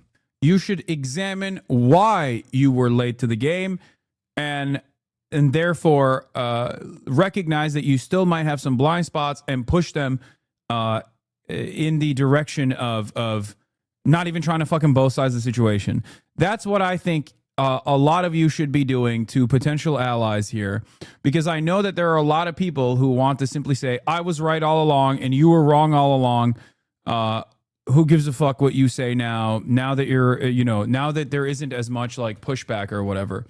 It's fine. Don't do that. It's not about that. It's not about like being right. It's not about morally posturing against other people.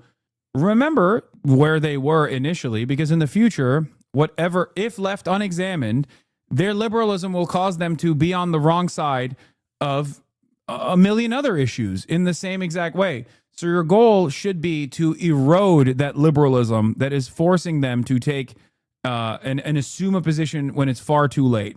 Okay, so use this as an opportunity not to posture about how morally righteous you are, but instead to get them to engage in the act of self-examination, self-criticism.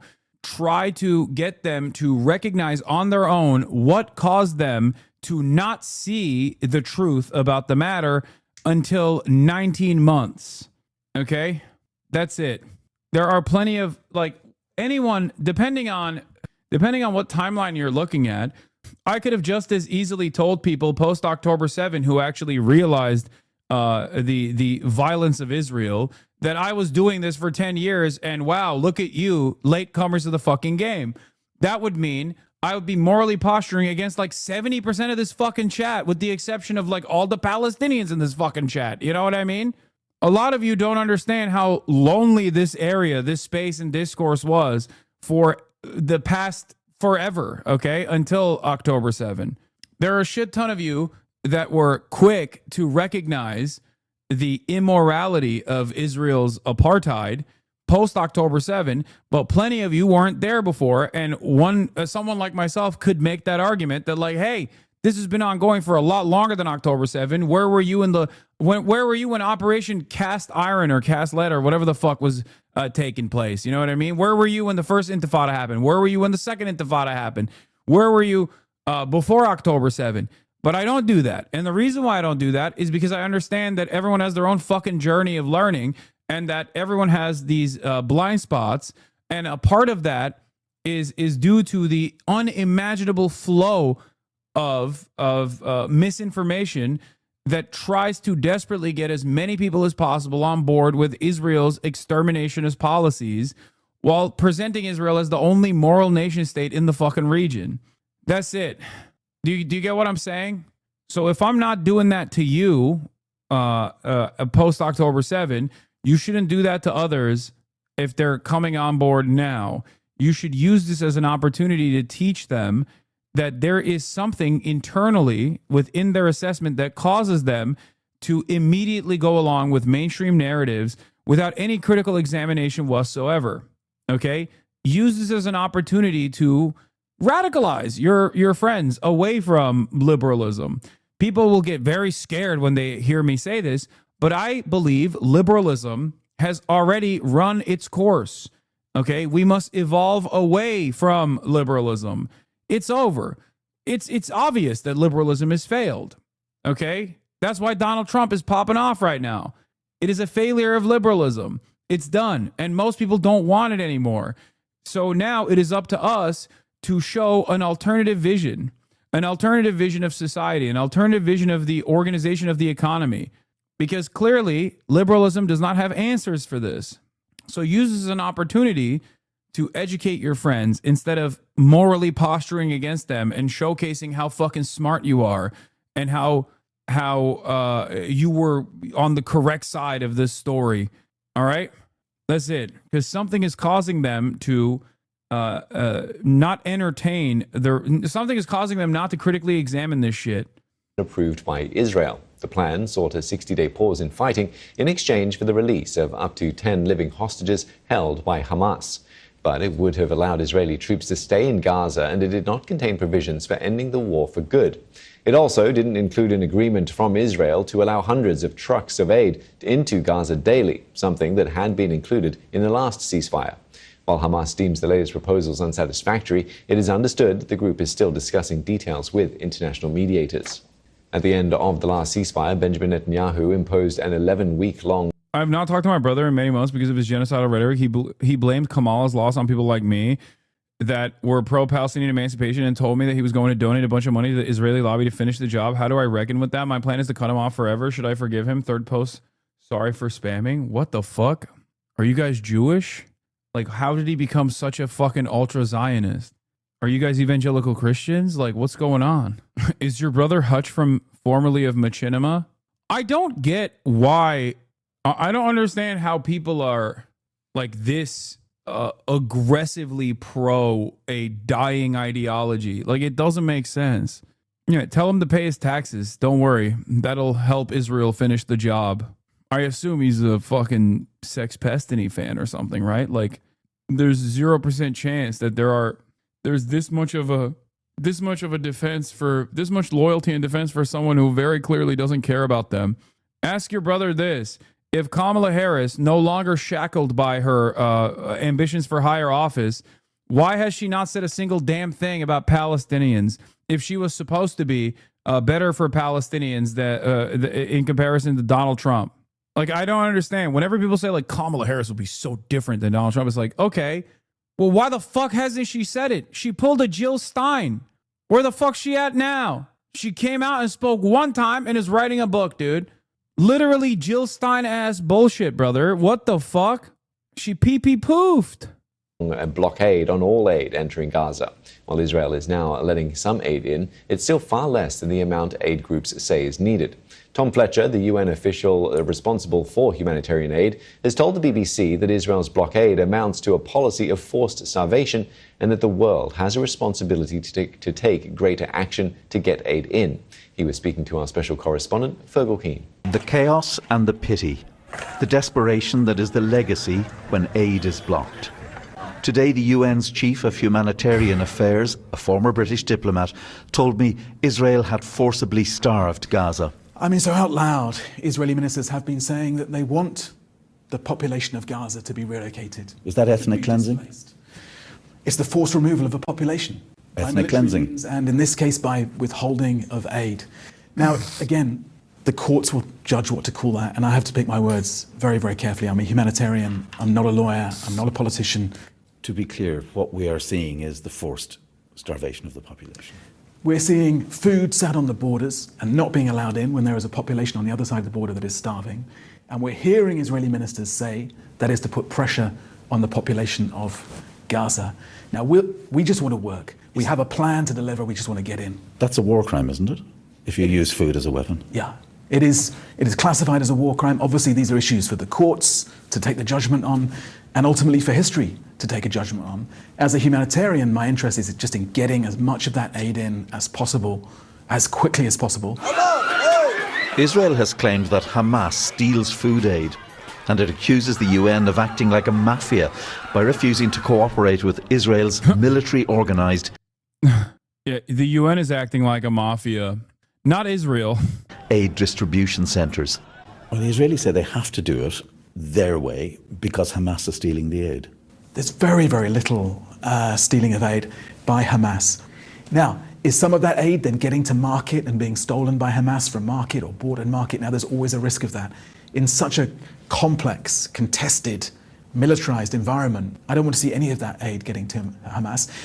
That matters to us because these are our principles: neutral, impartiality, independent. So it's in our interest to stop that aid getting to Hamas and ensure it gets to civilians.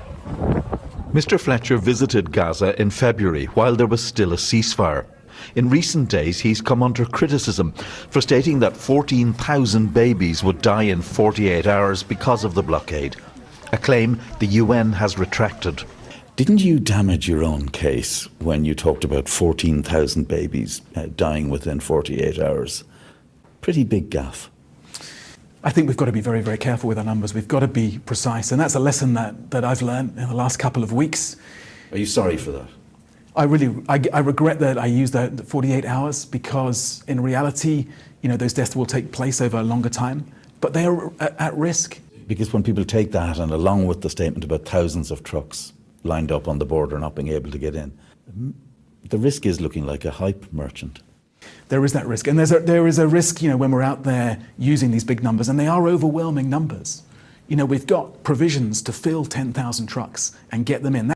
Yeah. Israel's so-called aid plan has been an abject failure. If the goal was aid provision, you can believe your own eyes, along with dozens of independent humanitarian orgs on the ground, or you can believe the Israeli military and a handful of right-wing DC think tank dickheads. Yeah. You know what's really funny about this? Every single fucking Israeli Hasbara agent has been trying to present this as, oh, Israel is finally breaking through the grips of Hamas. Hamas actually is like organizing the aid drops in an effort to control and dominate the Palestinian population. And we're finally able to do that with this GHF shit, Gaza Humanitarian Foundation shit, right? That's what they have been presenting this as. But it's been an absolute abysmal catastrophe if you are able to see exactly what's going on. And even mainstream media is not entertaining the notion backed by the propaganda backed by fucking right-wing DC think tanks, okay? That's what's so shocking about it, because under normal circumstances, when like the Foundation for Defending Democracy and the Atlantic Council and the Israeli government are in unison saying like, no, the Gaza Humanitarian Foundation has been fucking gangbusters. Don't listen to the UN. UN is Hamas. Don't listen to the Palestinians. Palestinians are Hamas. When they used to say this shit, BBC would cover it as though Israel was right, that this actually was a massive, spectacular success, that finally they're using aid to claw back the Palestinians and liberate them from the grips of Hamas. It's not working because people are like, enough, dude. Come on. Fucking enough. You have starved too many babies for far too fucking long, and they're not even entertaining the fake bullshit that they're presenting. But of course, if you go to the Foundation for Defending Democracy, there it is. Turns out, as many of us said for years, humanitarian aid can reach Gaza without relying on UN agencies infiltrated by Hamas, groups that enable the aid theft and help sustain the terror. There are better ways to deliver help without empowering the killers. Except it has been a spectacular failure every single time. Thing is, though, Israel's concentration camp aid scheme is, in the words of Israeli leaders themselves, just a ploy to satisfy international backers. If the goal was aid provision, Israel would allow established organizations to actually distribute aid in a sustainable manner. This is basically an even more indecent version of the Gaza humanitarian pier. Remember the pier? The fucking spectacular failure that was? The 250, was it 250 million? Or it was 250 million, I think. $250 million that the American government just deployed to make it seem like Israel was actually following on the needs, the humanitarian aid needs of the Palestinian population. Chef Jose Andres says, people are tired of fighting in war. Palestinian families are hungry and desperate for food, safety, and security. Israeli hostages have been held captive for 602 days. Oh my God, he's still... Families on both sides of the conflict are shattered. Let them all heal. Ceasefire now and bring the hostages home now. World Central Kitchen is ready to feed, to nourish, to help. Let us get back to work. Dude, Jose Andres is so crazy because, like, he's Obama's favorite chef, right? And Israel literally killed his friends, like people that he knew, people that he had a close and personal relationship with. And he's still like, you know, come on, guys. We got to... You know, all lives matter, you know, everyone on both sides really suffering. It's like, bro, what do you mean? That is crazy, dude. Your fucking friends were assassinated by the Israeli state, big dog. Have some fucking courage. Say the truth. The truth of the matter is this. Jose Andres is a very popular figure in liberal circles, so I don't really rip him too hard, okay? And he has done a lot of good. His organization actually operates not dissimilar to UNRWA, as a matter of fact. Okay? No, he's not pretty anti-Zionist Turkish delight. He fucking is not at all. I'm going to tell you exactly why he's not at all. First of all, he works in unison with the American State Department at times, okay? Regardless of his ambitions, regardless of his motivation. And I do think he is really a humanitarian at its root, okay? Having said that, however, because of his contracts that work in unison with the American State Department with regular frequency, he 100% was like throwing a rager at even Spanish politicians who were correctly calling what Israel was doing genocidal. Israel then went to him and said, hey, we have a need to distribute aid. Israel wanted to use World Central Kitchen as a PR opportunity, just like the pier. But unlike the pier, World Central Kitchen actually does work on the fucking ground. And much like UNRWA, World Central Kitchen works with local sources, local chefs, local fucking product in an effort to boost the local economy. Okay? It's just like UNRWA in that regard. That's how UNRWA operates as well within the occupied Palestinian territories. Now, World Central Kitchen went in there, started working on the ground, and was working alongside the Israeli government. That's why it's so insane that the Israeli government still ended up killing the 7 World Central Kitchen aid workers. They were there to, in some ways, I mean, primarily to help the Palestinian population for sure, but also to do a little bit of PR for Israel to say, like, see, we're letting in, you know, these premier humanitarian aid groups to help feed the Palestinian population. And they still killed the World Central Kitchen aid workers. And now Jose Andres has a more critical approach to Israel, obviously. But even then, this far in, he's still like talking about how like, you mad? DPS moo cow, why is the view count so low? I don't know, dude. Friday afternoon. Not enough losers like yourself coming in to hate watch, I guess. What I don't understand is, why do you care? You're a watcher. Why do you give a shit? You know? My low view count is 28,000 people watching. Has your favorite content creator reached that low view count in their career? It would probably be a spectacular record showing for your favorite content creator. So why are you in here? He's a concerned fan, I know. How is Representative Thomas Massey better than the Dems? It's not surprising. He's always been that way. Anyway, I came in to do a little trolling. Looks like it worked. My fault, homie. It worked. It killed me. I'm so sad.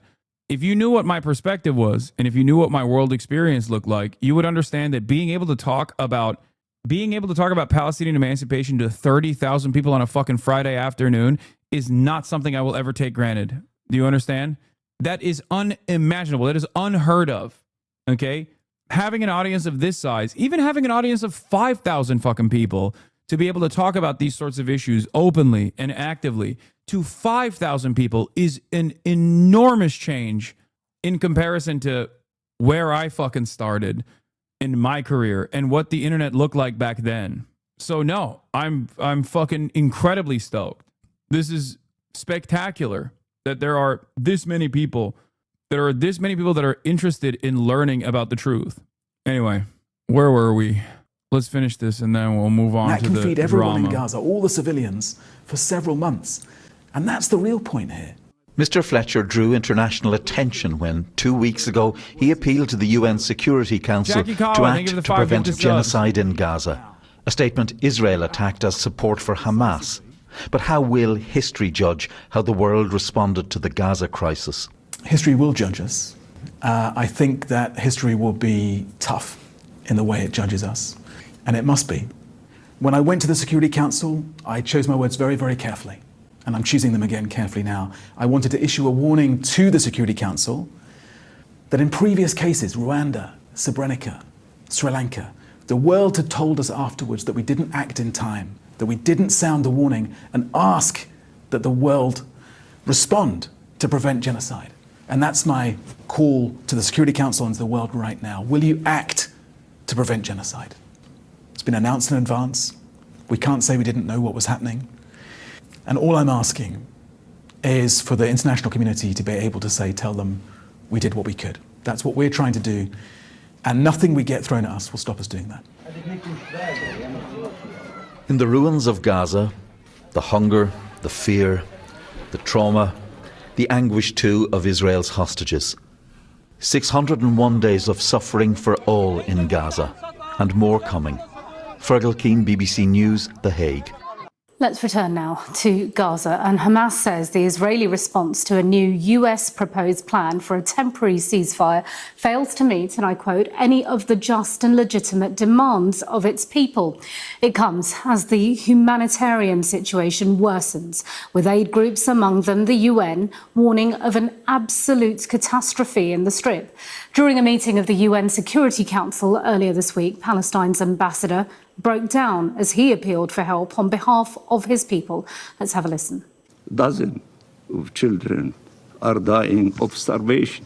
The images of mothers embracing their motionless bodies, caressing their hair, talking to them, apologizing to them, is unbearable. How could anyone tolerate this horror? Excuse me, Mr. President. I have grandchildren. I know what they mean to their families. And to see the situation of the Palestinians without us having hearts to do something is beyond the ability of any normal human being to tolerate. Well, I'm joined tonight by Danny Danon, Israel's ambassador. Oh my God, this fucking animal, dude.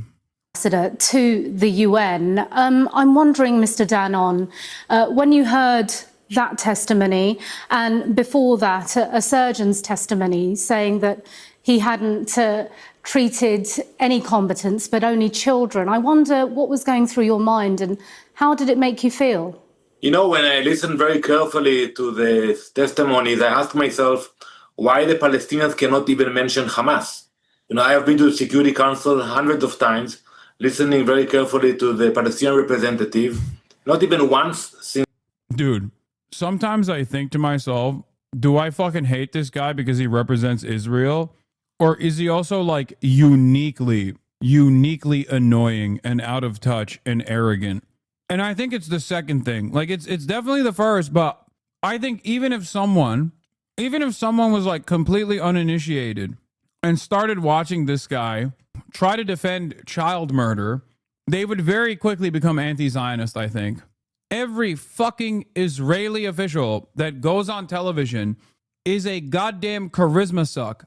They are the most arrogant, the most entitled, the most cartoonishly evil representatives of politics I have ever fucking encountered.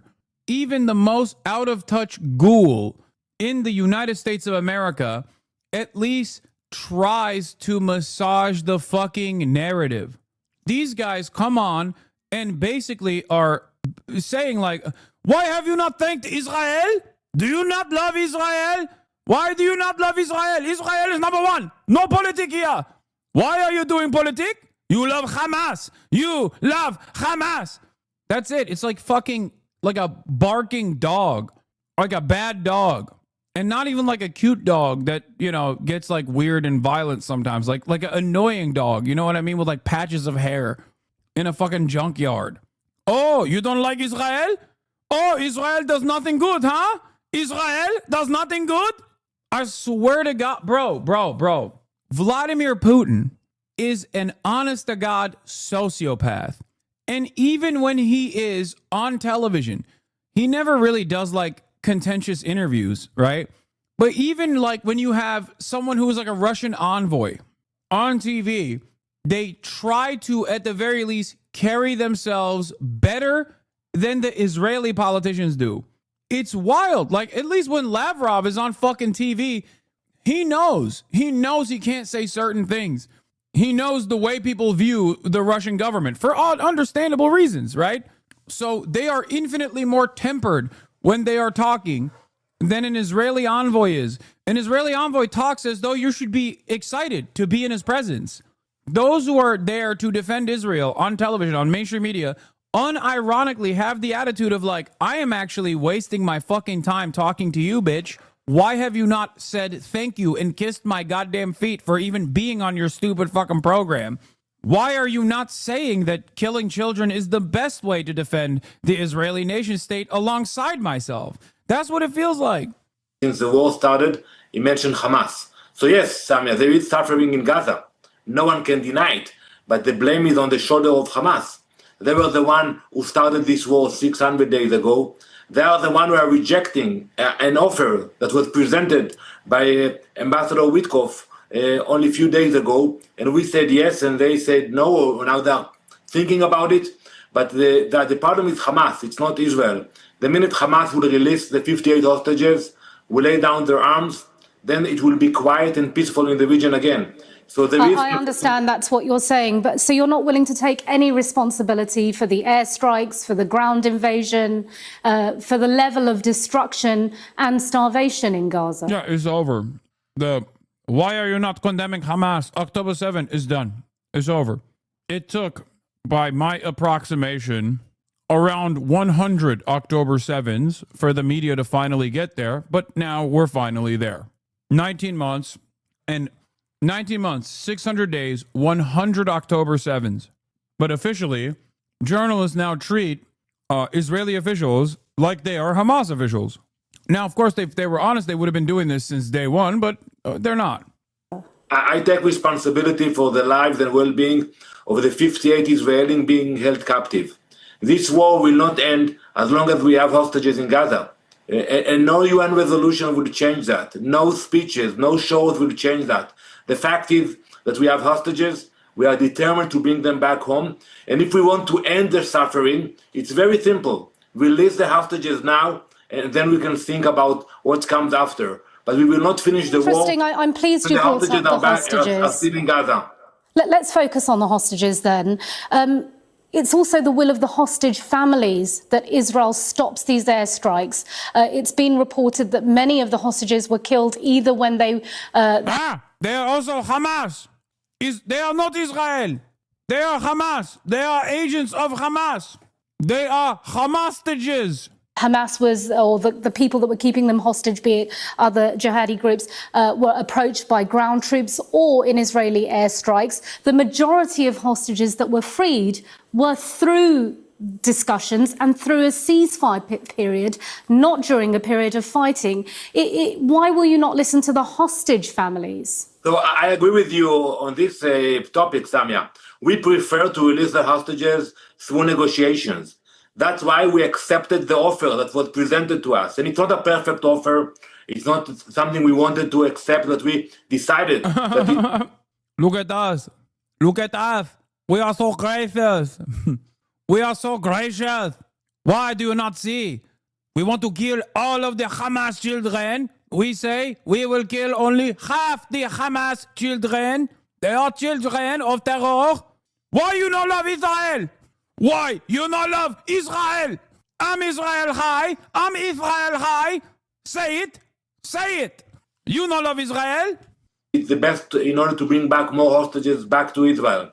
So we said yes, Hamas said no. But if we cannot release them through negotiations, then we will have no choice. We will use our military power. We will have no choice. We will have to kill them.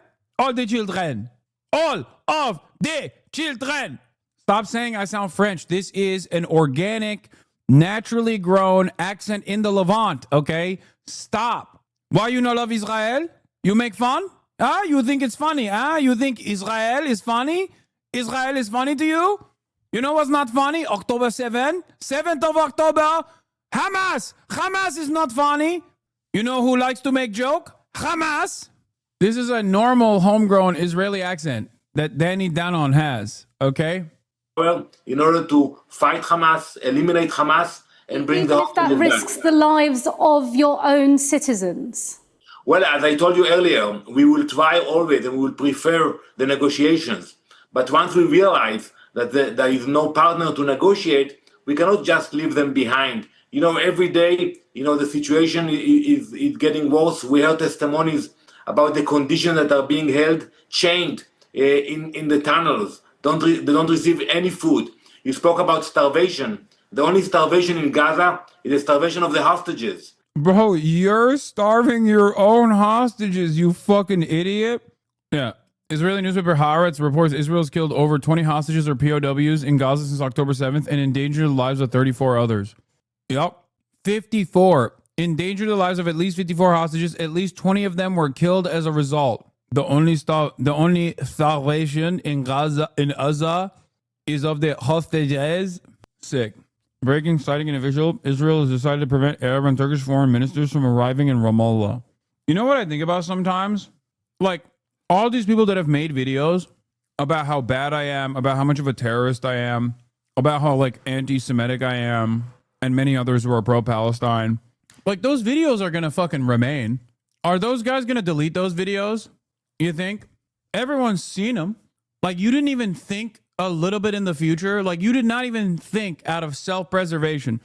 Many prominent media figures that are liberal Zionists have been awfully quiet in the last couple of months because at least they understand that if they were to come out and fucking chirp in defense of Israel, most people would look at them and remind them of the propaganda that they engaged with as a genocide was unfolding. How will the likes of, I don't know, Willie Slop Show or Ethan Klein or Boner Box or numerous others actually try to present themselves, or Sex Pestiny or Hutch, how will they actually present themselves as though they were always against what is going on? How will they? How will they be able to just turn around and be like, oh no, dude, I was so on the right side? So you're denying that there are... D is now saying he's against the Netanyahu regime because Trump has given them carte blanche. Yeah, that's not going to work, big dog. Joe Biden gave the Netanyahu regime carte blanche as well. You can't just, like, be at the mercy of whatever the fucking Democrats are doing. Your former co-host literally said there's a Holocaust against Jews in America right now, like 2 days ago. What?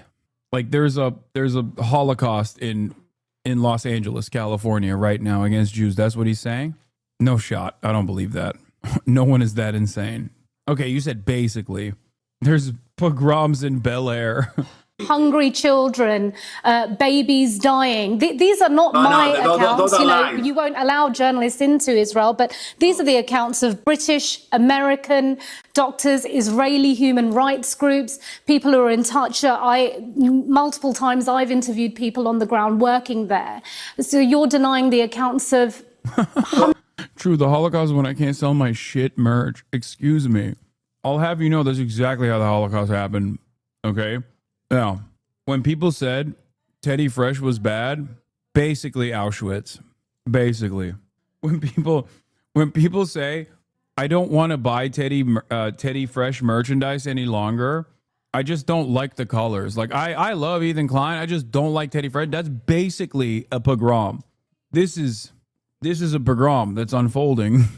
Excuse me. Hundreds of doctors. You know, I listened to Mr. Tom Fletcher from the UN claiming that 14,000 Palestinian babies will die within 48 hours. Then he had to retract his words and apologize and acknowledge that it was not true. Aid is coming into Gaza today through two mechanisms, through trucks. Oh my God. Okay, dude. The blatant, this violent anti-Semitism that is oozing off these people, if you can't see it, then we're basically just going, I mean, where are we going? It feels like where it was during the war and the Holocaust. It's reminiscent of that time. It's crazy to see. Well, because you can see how it happened. I've always said, like, I have no idea how the Holocaust could happen. It just makes no sense. And now I see it. I see how it Bro, yeah. Yeah, I can see how the Holocaust could happen because it's happening right now, just not in fucking Bel Air, okay? It's happening in Gaza. You're not wrong when you go, oh, I can see how the Holocaust could, like, I always wonder, like, how could the Holocaust happen? It's happening. You are a willing participant in defense of the country doing the Holocaust. What the fuck? Also, I don't understand when people say, like, oh, Israel has to exist because the only safe place for Jews, and that America has become dangerously anti-Semitic, akin to like Nazi Germany levels of anti-Semitism, like the Holocaust is about to happen in America. Okay, well, you're not in fucking Israel, so how does that work? Like, I don't understand. You don't believe the shit that you're saying, obviously. Like, obviously, you don't fucking believe it, because I don't see your ass fucking flying out to Israel to be like, I need to defend myself. Not to say that you should, for the record, because I don't think that that is going on in this fucking country, you know? Oh my God, you said Apex Shakur? Oh, stop. No, that's fucked up. Don't disparage the good name of Tupac Shakur by associating a socialist icon with Gila Klein. This is not funny. Think of the Bel Air pogrom. Yeah. Yet another pogrom has taken place that I'm completely fucking oblivious to, that I'm actually hiding the truth of, which is the Bel Air pogrom that's taking place right now. Like when Ethan Klein's housekeeper sued him, that was basically the same as like a pogrom. Or when people said that like they don't want to buy Teddy Fresh anymore, that was another pogrom. Yeah, or when Reddit told Ethan Klein, hey man, you are engaging in mass harassment of other people, by the way. Why the fuck do you think we would take down other communities that cover your mass harassment campaigns? That was basically a third pogrom. It's just pogrom after pogrom. Also, you know what's not a real pogrom? What's going on in Gaza? That's a war. Anyway, I'm going to talk about some insane shit that American politicians are saying. When you are arguing about illegals that are receiving Medicaid benefits, 1.4 million, 1.4, they are not eligible, so they will be coming off. So people are not, well, we all are going to die. So, for heaven's sakes. Bro, she did the meme. Some of you are going to die, but I'm okay with it. But also, at the end, we all die. By the way, Zero Optics is funny, but like, Republicans are stupid. They're going to vote for her again. This, back in the day, like 10 years ago, maybe 11, 12 years ago, a statement like this was, it was an end to your political ambitions. Okay? It was over. You said something like this, and then it ran every fucking time, every single time you wanted to do anything going forward. This would be the only thing that people reminded you of.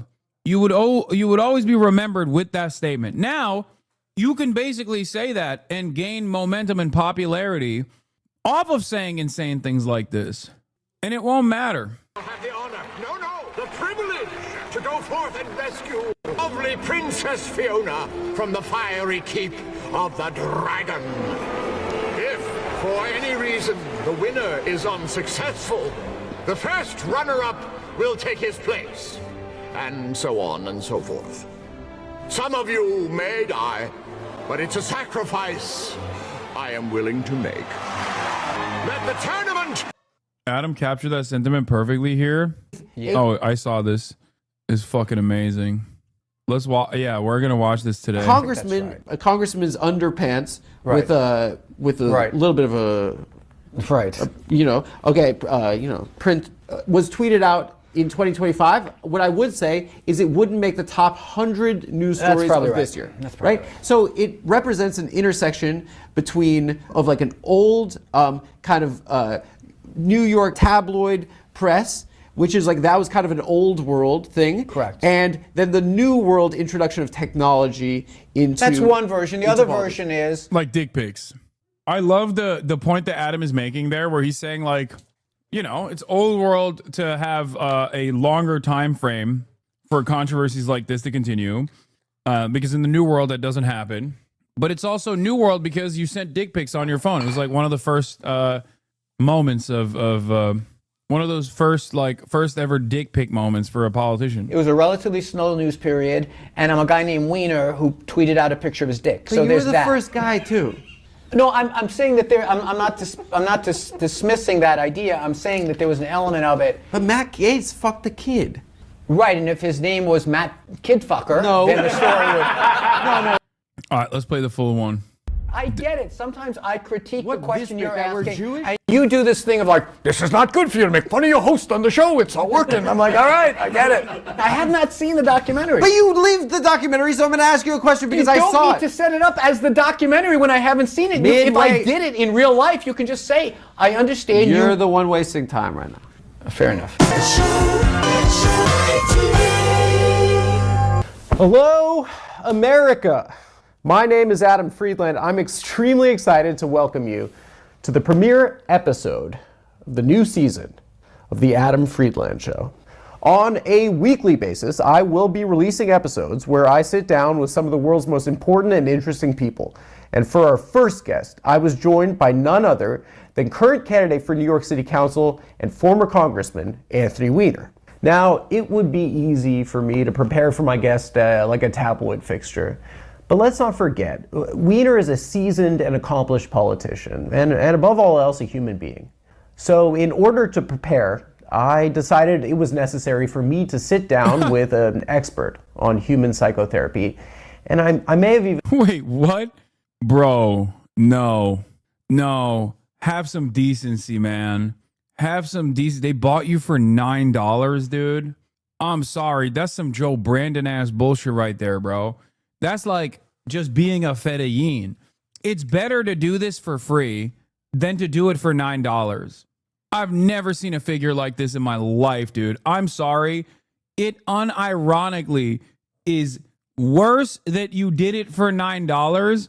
No, he didn't even spend it on a haircut. In fucking Brandon's America, in the post-Brandon universe, who is cutting hair for $9, dude? You ain't getting a burger for $9. Maybe at fucking McDonald's, that's it. $9. You should have done this for $0. That way you could have at least maintained your independence to be like, nah, dude, I'm doing it for the love of the game. You see, I'm Mike Collins and I love Israel. I am Israel high. How did AIPAC give him $9? This doesn't make any sense. Dude, yeah. I'll give him 10. Will he start talking for Palestine? Like, he went to the conference and Israel paid for his parking lot. My goats are the same. I'm getting the full Hassan treatment. Oh, man. The right-wing freaks are melting down over the fact that I said 9/11 isn't that meaningful to young people and that they have 9/11 parties and cakes are in such a bubble they don't realize it's been a thing for a while. 9/11 birthday cake. Emotional. Bro got a $5 bill and 4 singles. I can't get over this, by the way. I'm sorry. This is insane. Like, how does it get logged? How does it fucking get logged as $9? There's got to be an issue here, right? Like, did he go to an AIPAC conference and then they bought a beer? Like, where could you buy a beer for $9? I don't even think beers are $9 at the bar anymore. Did they buy it at the fucking convenience store next door and then logged it as $9? Like, what's a flat $9? That doesn't make sense. Like, parking is $9. He went to the AIPAC conference and they paid for the fucking parking. God, you're so out of touch.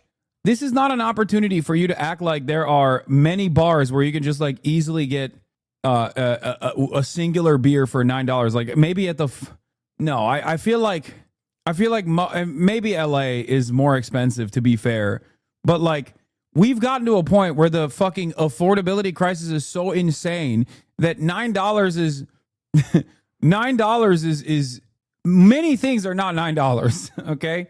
There are less things that are $9 than there are more that you could just like back in the day, how much could a banana cost? $9 would have been so out of touch that it becomes a meme. Now it's a fucking reality. Okay. It doesn't mean you're out of touch. It just means everything is insanely expensive. Like the very fact that beer can be $9 at a restaurant, or the very fact that a beer can be fucking $9 at a bar, and it's not that crazy like a craft beer. Okay, fuck it. Let's say craft beer. Maybe not PBR. That is insane. I can't believe I'm going down this way. Hold on. Representative Mike Collins has finally caved to AIPAC. He accepted his first donation from the Israel lobby, a whopping $9.44. Stop. This is a joke. There's no fucking way. Track AIPAC says it's $29 now. At MSG, I paid like $20 for a single beer. Wait, what is this response? Like, what the fuck? He's so shameless. I'm Googling it.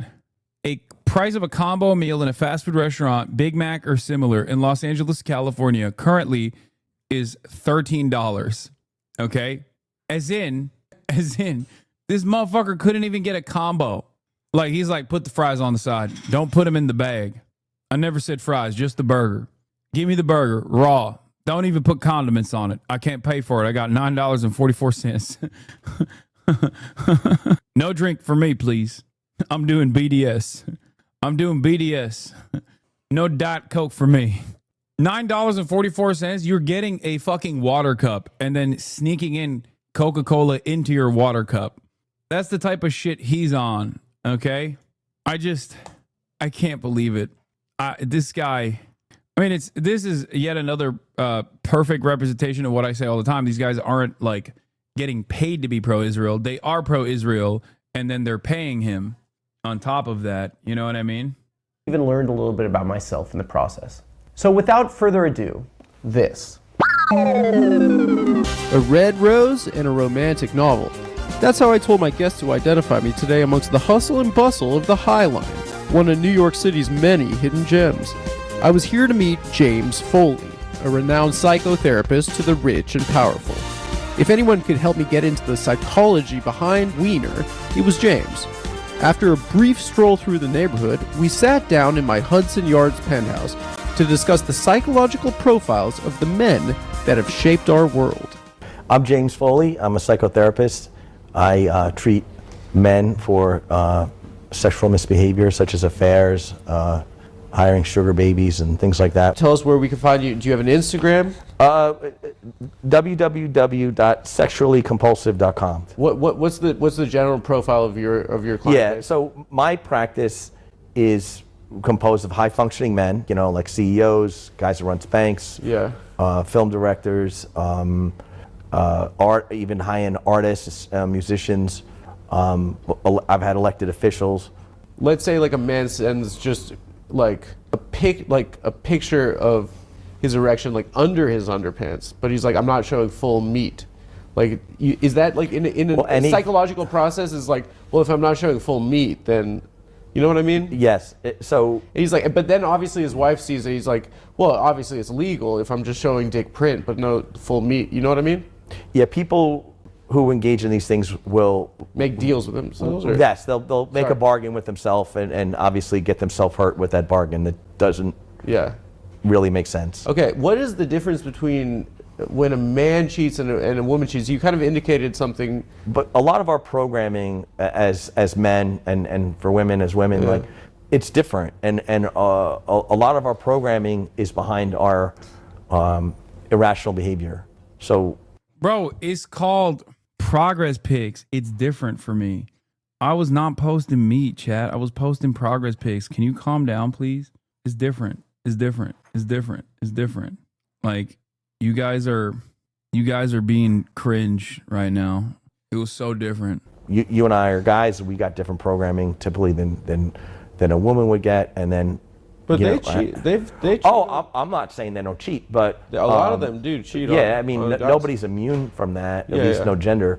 But the idea is what's powering it can be different. So why would a girl cheat on her boyfriend? Like, if he's like, especially if he's a great guy and stuff. I wouldn't know. What that's a broad brush kind of thing. It's just, but it's not. So it's. And there it was, straight from the horse's mouth. Women cheat too. And with that in mind, I was finally ready to take on my biggest challenge to date, Anthony Weiner. Pause. Our next guest is a former congressman. He was the youngest ever elected member of the New York City Council. He's run for mayor twice, and currently he is running in 2025 for city council. Please welcome Anthony Weiner, everyone. Let's get some energy in this room. Hi. Hello. Hello. It's my pleasure to be here. We talked on the phone for 10 minutes. We did. It was a good talk. You want this in your cup so we can... Oh, no, it's already got water. We have in it. water in the cup, and I would appreciate it if you just featured the No, logo. that's what I thought. Yeah. I thought. So this Maybe. is like, yours is white, mine is black, like Spy versus Spy styles. Yeah, so you're Gotcha. you're a big fan of the show. This one? Yes. Maybe the biggest? Which tells you a little something about the show, He but sent yeah. dozens of emails. Actually, your email style is very funny because you just go last name. No, like sincerely. Correct. You Oh, go yeah. last name. I think there's a lot of wasted words generally in the world. Yeah. Like, that's why I like that your show's about 8 minutes. It's quick in and out. Were you like a last name guy, like with your friends? It's kind of a... Well, I mean, Wiener kind of lends itself to that, Yeah, right? yeah. You know, so yeah, I mean, yeah. So growing up, you were Wiener to your boys? Yeah. I saw your Patrick Bet David thing. Had you heard of that guy? See, this is what... That guy is amazing. I saw a video of him recently goat. where he's like, 4 years ago, technology. 3 years, pandemic. 2 years ago, vaccine. This year, AI technology. Yeah. He just says sentences like that, and like guys are like, yeah, I'm gonna pay $10,000 to go to his seminar. Yeah, and he's a billionaire now. No, I asked these questions because I'm on terrestrial So you radio went there, here in you New York. didn't know who the fuck that guy was. No, I mean, I'm not saying like I didn't do anything to get. I got on a plane and flew down there, but it's more kind of like this season of yes, of saying yes to arguing Yeah. with people, and so I didn't quite. And I had a certain. Once I looked it up a little bit, and I saw that there was no. It was just a person who this ran. became kind of fascinated to understand what exactly was going on because I'm trying to understand this a little. Thank God Mullen isn't in this, otherwise we never watch it. Why? I don't have a fucking blockade on Nick Mullen. What are you talking about? Like this is okay. I was. You don't think you're a kindred spirit with him in terms of what you're trying to do? Like, No, certainly not. not on substance, but in the general, like people want to look at interesting shit nowadays. We don't really care what it is. The objective with our show is this, right? The internet makes. Someone should have told me this sentence before, but go ahead. I actually did. No. I'll tell you this right now. I talked to him on the phone. He's like, and he's like, and you make money from this? And I was like, well, you know, we were on a podcast for morons for 6 years, and then the fat one left to do crowd work, and so then we changed it because I was kind of the schmuck, I was the nebbish, and we rebranded it to make me into an intellectual talk show host, and then. This was amazing what you did. You let like a little pregnant pause after my whole soliloquy. He goes, and you go, well, you took me on quite the journey there, but you did not in any way, shape, or form answer my question. No, I don't say way, shape, or form. I don't think people talk like that. I just said I didn't get the answer. You were like vis-a-vis, etc., etc. You did not. All right. I'm but a Southern lawyer. Who did the notes for you? Who did the sample question? Like, did you do that on your own? No, I have an you got the manager. I have a room full of women of color who are my writers. I thought it might just be I don't like, have a single honky ass. Okay, well, that does not go in the episode. Okay, you're born in 1964 in New York City. I was, yes. Okay, and you're a Brooklyn boy. I grew up in Brooklyn, right? Where you're Park Slope? Park Slope, 6 between 8th and the Park. Fabulous. Yes, 39, junior high school 51. How was was the food co-op there at the time? No, it was a very different kind of vibe then. Where are you now? Lower Manhattan? East Side. Lower East Side? East Village. Alphabet City. It's too loud. Yes, too loud. It's too loud in these. There's a lot going on. There's a lot going on there. And then you have like an NYU vomit when you walk outside. There's a lot going on there. And your mother was an educator? Or a math teacher. Well, educator. Who are you trying to impress? She's a teacher. I was trying to compliment your mother. I'm not sure why. Why are you trying to shit on your... No, okay. why are you down branding teacher? I think it's an umbrella term. Which one? Educator. Right, and a more precise one is teacher. She was a teacher. Okay, your dad? An attorney. He was like a little neighborhood attorney. He kind of hung a shingle outside our house, that kind of vibe. Just like a family law practice. Yeah, some real estate stuff, yeah. I don't really know for sure. Like some real estate closings, that kind of thing. Wasn't big enough. He's like for people who wouldn't have Jacoby Myers, but they wouldn't have a big firm. They'd have like Grau and Wiener. And did they split up when you were a kid? When I was in college. When you were in college. Your parents together? My mother passed away. Oh, I'm sorry. They were together for 40 years. Yeah. Yeah, my thing was like, my dad passed away recently. My thing was when my parents, I can tell the story. The story's really not apropos of anything. Go ahead. Tell the story, what? No, it's just when they split up. Let me tell, okay, take a pause. This is a literal pause or just a pause in the conversation? Shut the fuck up. Okay. People want to know you as a human being. Okay, that's fair enough. All right, so let me continue. Yeah. So when they broke up when I was like in my 20s. Okay, hurry up. And I'm like, exactly. That was like so. That was a joke. Come on, I'm a schmuck. Kind of weak. You got to pop. What is that? It got to pop. It got to pop. I understand what that. It got to pop. No, I wasn't beefing about you. Like you. Oh my God. You know, there's the. Sorry, I'm not. No, trying I'm not beefing about you. You never. What is it? Okay, sorry, I got to laugh. I'm not trying to do a whip of a pork barrel backroom deal in the fucking halls of whatever. It takes a little while for me to figure out where the crowd is. This is not a very strong crowd. I mean, they're just laughing at It's 4 guys. Strong crowd. They laughed at Wiener. Sorry, your last name means Bean. It's not a big deal. All right, fair enough. Okay, there was did you think you were like, I'm fine, dude. There's another guy in Congress named Dick Armey. Here's the thing is, Dick Armey. You're like, what? Compared to Dick Armey, this is not that bad. There was Norm Dix too. Norm Dix? Yeah, in Washington. Yeah. You see, this is what it'll take. It's funny. It's funny, okay? And you're not a coward like that goddamn John Stewart Leibowitz trying to erase our culture. New York City kids. My girlfriend grew up in the Upper West Side. I didn't grow up here. And I feel like you guys grow up faster. Like my friends that grew up in the city, they're like, I had my coke phase at 13. Yeah, they kind of become adults. I faster. guess so. I mean, that's the kind of the argument. Public schools, you bounce off a lot of different types of people. Plus growing up in the '70s, you get mugged a lot. Like, yeah, I guess so. Yeah, I guess so. And you were going to Manhattan with your friends in high school? High school, yeah. Actually, the same neighborhood I live in now, we would kind of go and just to see how edgy it was, that kind of stuff. Where are you going? Studio 54? No. Andy Warhol's Factory? We go to like Rocky Horror, Rocky Horror? Yeah, St. Mark's, that kind of style. But that's for fucking nerds. Yeah, You're doing that's that thing probably where you throw things. Fair characterization of like where I was. Yeah, I would have been at CBGB's if I was you. You? Yeah, if I was your age in New York City. So you're gonna say you were cool then. Now what happened? What is I've this? always been one of the coolest guys.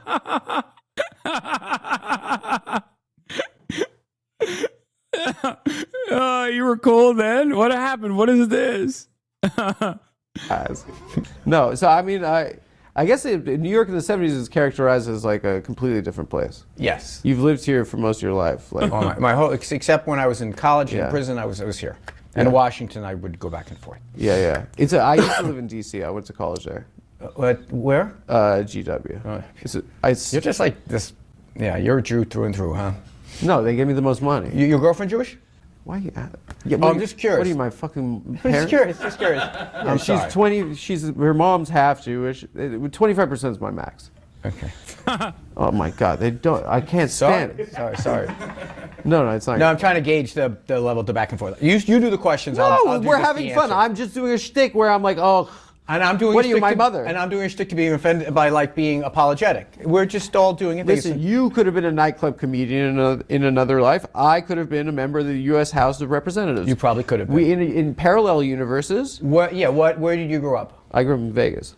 Yeah, you could have. You could have been like Shelley Berkeley or something like that. I worked for Shelley Berkeley. Yeah, you could have been that. That could have been you. I was an intern when I was a junior in high school at the Congresswoman's field office. Yeah. Me and my best friend Alex were interns there, and we'd like wear like a shirt. Do you remember what office were you in? Do you remember? Do you know the field offices of Shelley? Oh, you were in the Vegas. district office. Yeah, she was my congresswoman. Got it. And, so you weren't really committed. You were like just doing it. What do you mean committed? I was in high school. I had to go back home afterwards. There are people that do internships in Washington. Not in the middle of school. I just did it to get out of 8th period. There you go. Okay, so I'd go. I think that's the definition of not being committed, is when you say, I just want to get out of 8th period. Well, I got good. What was your GPA graduating? It's a little bit. What was your SAT? In high school? In high school. I don't think I had a 3. You didn't have a 3? I don't think so. I was not a great student. But listen, I still got, have you heard of Harvard? What? I mean, I'm just saying. Harvard University. Yeah, I didn't go there, but I just want to make sure you've heard of it. But I went to the state. You see now I know the room. You went to Plattsburgh. I went to Plattsburgh State. Me and my friend Alex, when we were working at our congresswoman's office, we'd have to like wear a shirt. So Bro, Anthony Weiner is fucking funny, dude. That's like, he's like surprisingly funny. It's shocking. We felt like we were businessmen. And we'd go afterwards to Hooters because we thought that we were like adult. This is in Vegas. Yeah, when we were like 17, 16-year-old boys. Got it. Yeah, it's a great place. Have you been there? Las Vegas, Nevada. No, Hooters. I don't believe I have. It's demeaning. Which part? The fact that they don't let like. Oh, I thought you meant just generally being here. And I was gonna. This is good for you. I'm telling you, this is good for you. So you're a city kid. Mets Islanders. Correct. The Mets are the team of the Jews and the redhead. I totally.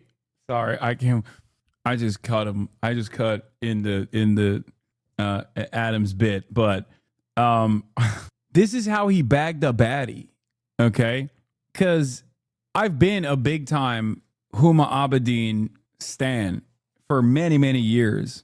Like, it makes sense how he bagged a baddie like Huma, who is now dating Alex Soros, George Soros' son, and the heir to the Soros throne. Right? The was your family were Dodger fans? No, but you would not if you grew up in Brooklyn. You kind of seem like a Yankee fan, though. No. You're a Met fan that acts like a Yankee fan. What? You were like. No, I'm a middle class guy. I'm like. Oh, you go toe to toe in Congress. That's what the a Mets 27 rings. The Mets are a blue collar team. That's my team. Yeah. No, the Mets are like, I'm sorry. The Mets? I've been at Citi Field sitting next to people and they're like, more of this again with this. You're like an abused wife that keeps going back to him. Not anymore. Yeah, you keep going back to him, the Mets, and saying he's changed. He's not going to hit me anymore. I don't want to. Who tunes in to listen to Mets Yankee banter on this show? I was on a good riff right now. You just killed it. I'm not so sure because I'm not. You're a Mets fan. But you act Yankees. I know you did that line. It wasn't that great the first time. I'm saying no. I am a Brooklyn guy. The Mets are a middle class team. You guys buy your rings. We earn them. And guys that have two families that live 3 blocks away from each other are Yankee fans, right? Guys that are like have chronic allergies and like get sensitive when they listen to Paul Simon, are Mets fans. The 86 Mets were like the iconic bad boy team of yeah, but you weren't there. You were with Dykstra doing lines. First of all, no. Is that the measure of like what team I've lost the thread here. What do you mean? Can we edit out the sports parts of this show? Why is this the offensive part of the show? No, I'm just saying. See, this is the thing. He is a Met fan. He's acting like a Met fan right now. No real New Yorker is a Yankee fan. I mean, I'll give you the Bronx. You want to do the geography thing? I'll give you the Bronx. I think a lot of Italian and Dominican guys would disagree with you. In the Bronx? No, in Bensonhurst, they're no. Yes, they are. Except that asshole Giuliani. That was it. You think Mayor Giuliani was an asshole? No, that wasn't the hard part. The Yankee. Yeah. Hey guys, I want to talk to you about having better sex with Blue Chew. Not with. Oh, okay. All right. Oh my God, it goes on for so long. Oh my God, he has so many ads. Oh my God, this is the new Jon Stewart. This is the millennial Jon Stewart. What the fuck? This is the good life. And now back to the show. Okay. Let's get back to it. You went to Plattsburgh College. No, Plattsburgh State University College of Arts and Sciences. I know. PSUC. Plattsburgh 4 College. I'm sorry. PSUC. Yeah. Okay. Go ahead. Yeah. Yes. They call it the Yale of the SUNY system. They totally do. Okay. And when did you get involved or become interested in politics? Probably there. I ran for student government there. What was your platform? What were you fighting? Vote for Wiener. He'll be frank. Okay, well, that's just a saying. Well, like, what did you want to do? That's for the what do you think you need in college? It's really no more fish sticks in the cafeteria. A pun about hot dogs. Yeah. And they were like, "That's good." Vote for Wiener. He's on a roll. But what? But that was your entire platform. You were like, okay, I want to. So I want an office of Palestinian investigations or something. The division in student government, at least at Plattsburgh, is probably other places. Is you have these guys, these resident assistants, who basically they're the professional guys on campus who are hired by the colleges to be in the dorms. The RAs, we all know what they are. But they're students. So my whole thing is those people should not be allowed to be on student government. Why? Well, because they effectively worked for the administration. So there's so I don't think they should be. Those are always the ones that are most ambitious to run. So I ran. It wasn't a platform. Who gave a shit? I kind of like that as spite run. Yeah. So that's what I did, and I didn't win. I came in anyway. I came close, and then there was a bit. You want to keep hearing the rest of the story? Yeah. I don't think I've ever told it on any podcast before. This is what people want. I'm dubious, but I'll continue. We'll see. We'll see if the dial groups do well for this. We'll segment. cut it if it's boring.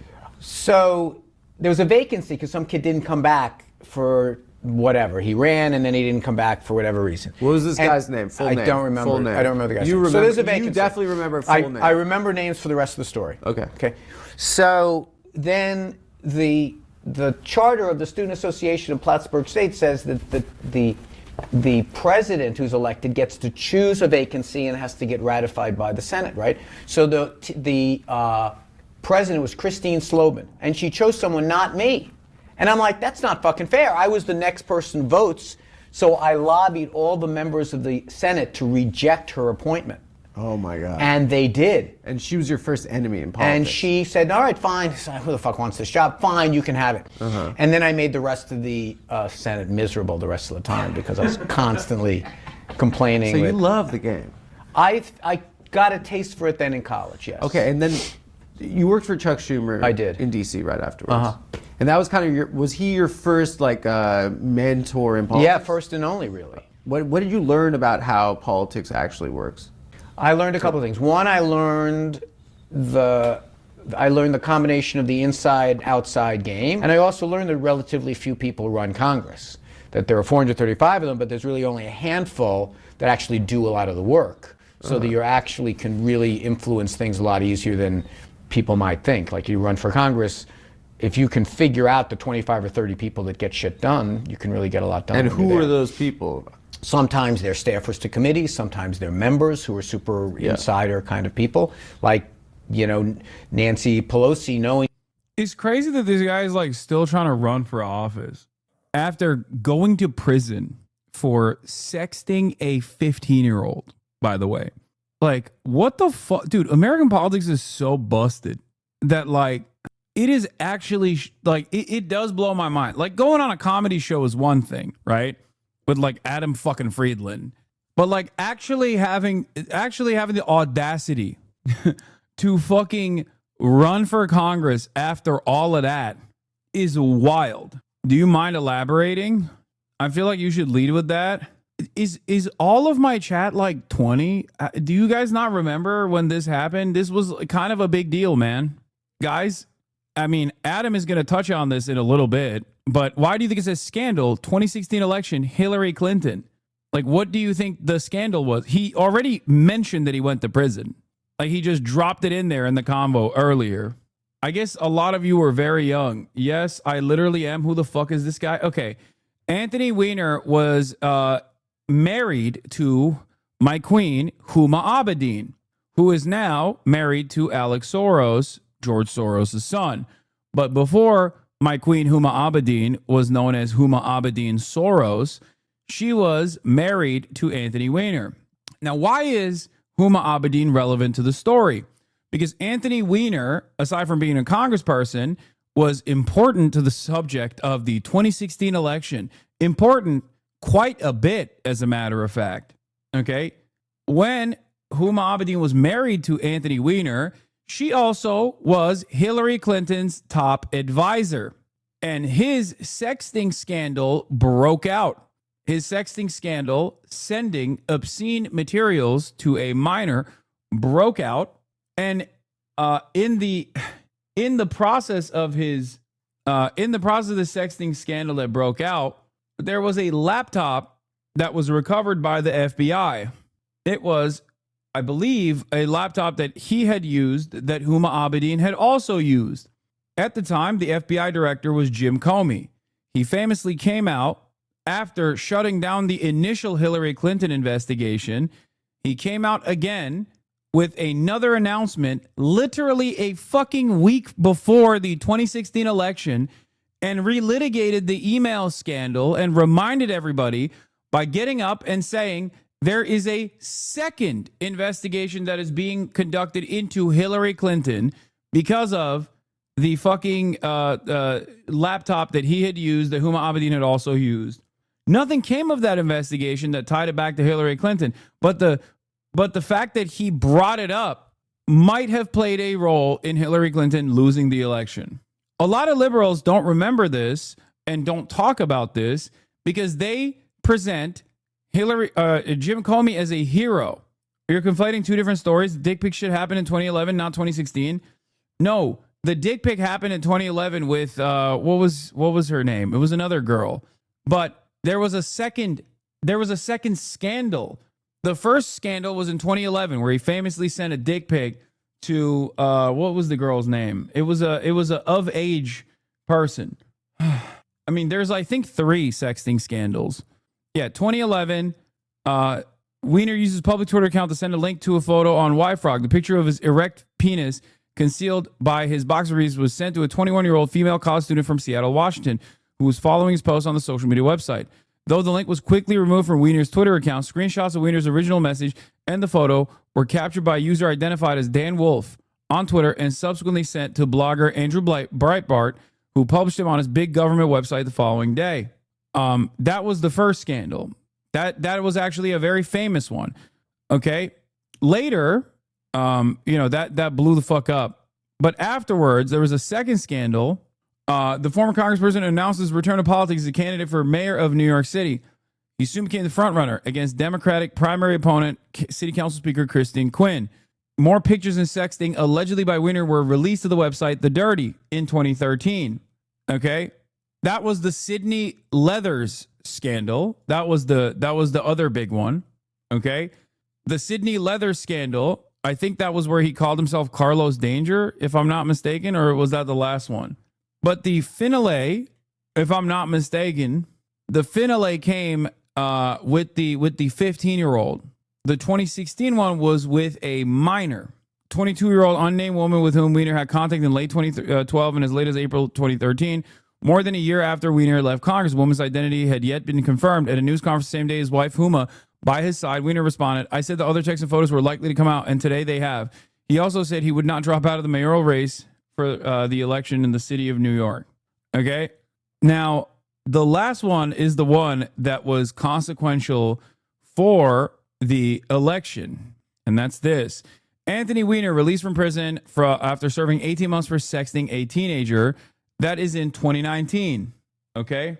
No, you're mixing up with Elliot Spitzer. Elliot Spitzer had sex scandals as well, but Elliot Spitzer also had much better politics than Anthony Weiner did. Elliot Spitzer, and his sex scandals, I believe, was just that he was hiring prostitutes.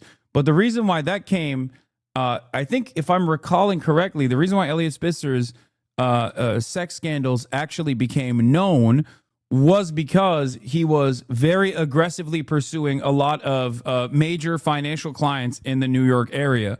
Like he was actually trying to litigate, he was actually trying to prosecute a lot of big players in the New York finance scene. And that's the reason why the major high-end escort service, the DC Madam leaks, took place. Anthony Weiner sentenced to 21 months in prison for transferring obscene material to a minor. September 25th, 2017. All right, let's keep going. When Nancy Pelosi was going to be someone early on, like I supported Nancy for whip and majority leader and whatever else. You so know, like that kind of stuff. She's like a real wolf of Wall Street. She really knows how to pick them. She's very good. She's incredible at it. She was very good at her job. She was very good. No, I'm just that. She's unreal. Yeah, but people have money. How the hell does she know what stocks to get behind? A lot of people are rich. Yeah, are you not familiar with that? Like I'm making a joke about how, like, yeah, and I'm not playing along. Why? You think that members of Congress should own stocks? Why shouldn't members of Congress own stock? It's the most transparent fucking body on earth. I think that every fucking word is published somewhere. Every word that's said. That if you have, oh, he's such a scumbag. I mean, oh come on, dude. How are you going to fucking defend insider trading of congresspersons? Like, I mean, obviously he's a scumbag. He sent dick pics to a 15-year-old and went to prison for it. But on top of that, this is like a bridge too far for me is when he defends. He went from, sexting a 15-year-old aside. How are you going to defend congresspersons doing insider trading, sir? An investment in something. Go ahead. And there's that is my red line. Piece of legislation that would threaten that investment. Do you think that is a conflict of interest? No. What the fuck are you talking about? Because every fucking piece of legislation is incredibly public, and anyone who's investing based on pieces of legislation is not going to do very well. Let's say you already have an investment, and this would threaten that investment. Is it morally there are correct? pieces of legislation that threaten and enhance every investment on Earth. Go ahead, give me an investment. I'll tell you, there's legislation on both sides. I don't think for the relaunch.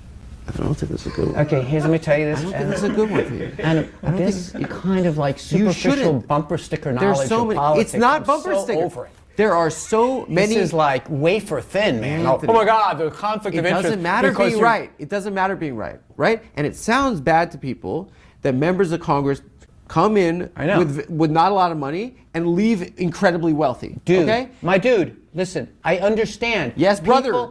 People have a wafer thin, virtually translucent knowledge of politics that gets reinforced by assholes like you, and I'm supposed to go, oh yeah, that's up to them. Why is that asshole? You're choosing the wrong correlative. The correlative is that these are people that are exposed to a lot of rich people. So the idea that investing on like inside information, every single thing that goes on in the economy, sometime or another, the United States Congress touches upon. So basically you're saying, well, you've got all this inside knowledge about everything on Earth. Literally, as a member of Congress from Brooklyn, I was voting on agriculture policy. Didn't mean that I have inside information on soybean prices. It's a stupid premise. Now, if you want to say... Oh my God, he is so unimaginably invested in congresspersons being able to trade stocks with inside knowledge, like shit that the market is not aware of, things that are not made public before the public fucking learns about it. Why is this such a major point of contention for him? Bro, if you were to ask him, is it appropriate to send dick pics to 15-year-olds? I don't think he would defend it this hard. Like, he's like actually insulted. You could literally be like, what do you think about age of consent? Should 15-year-olds receive dick pics from congresspersons? He wouldn't be that defensive, it feels like.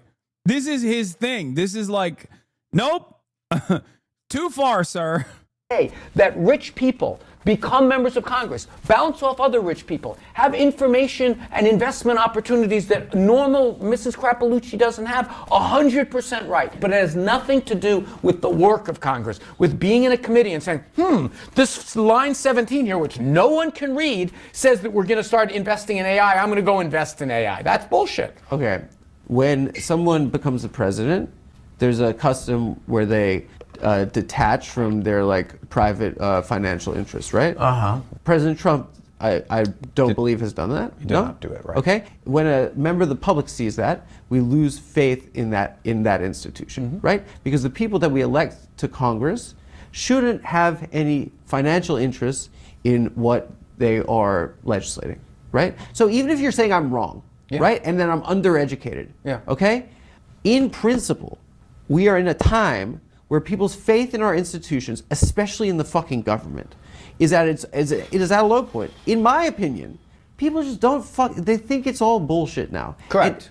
Here's the problem. Yes. When I ran for mayor, I wanted to put pressure on Mike Bloomberg because I was going to run against Mike Bloomberg. I said, I don't have any money. You should put everything in a blind trust. And so I said to my staff, I said, let's figure out how I do this. They said, well, you can't, because you have to report every quarter what you're holding.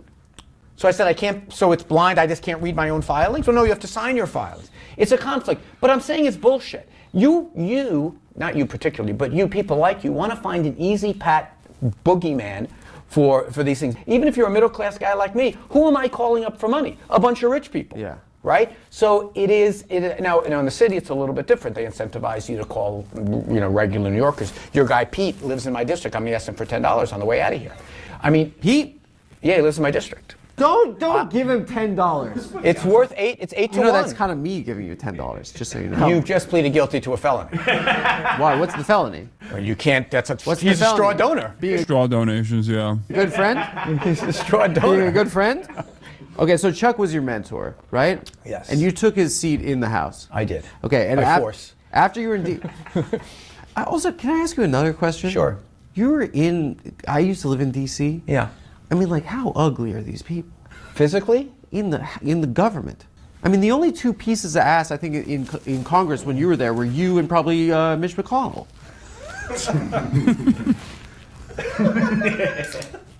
Let's move on. Okay, so what is your relationship with Senator Schumer now? Not great now. Not great. I've kind of given him a lot of space because I want him to be able to say, I don't know what that Wiener's up to nowadays, that kind of vibe. You feel like you've become a pariah? Like what? I feel that I let him down, yeah. I mean, I do. You let him down during your scandals and stuff? No, he was very kind actually during my scandals, etc. But I think that obviously, you know, I caused him a lot of aggravation, and I was closely associated with him. So when my shit happened, I think a lot, you know, the blast radius for my stuff. Dog, you took down the 2016 Hillary Clinton campaign. I feel like the reputational damage that Chuck Schumer incurred in the process is so marginal and so inconsequential. Included him, so yeah. All right, I want to talk about being a Democrat during the Bush era, and I want to talk about your rise to prominence. Because your viewers are really into the Bush era right now. That's their. What do you mean? I am. The Bush era is largely forgotten. I did my A work then, and like no one remembers it. But go ahead. I mean, we shouldn't forget it. I mean, you did vote for the Iraq War. I did. Yeah, I did. That was a crap war. That was a bad call by me. That was a bad call. Oof, bad call. Yeah.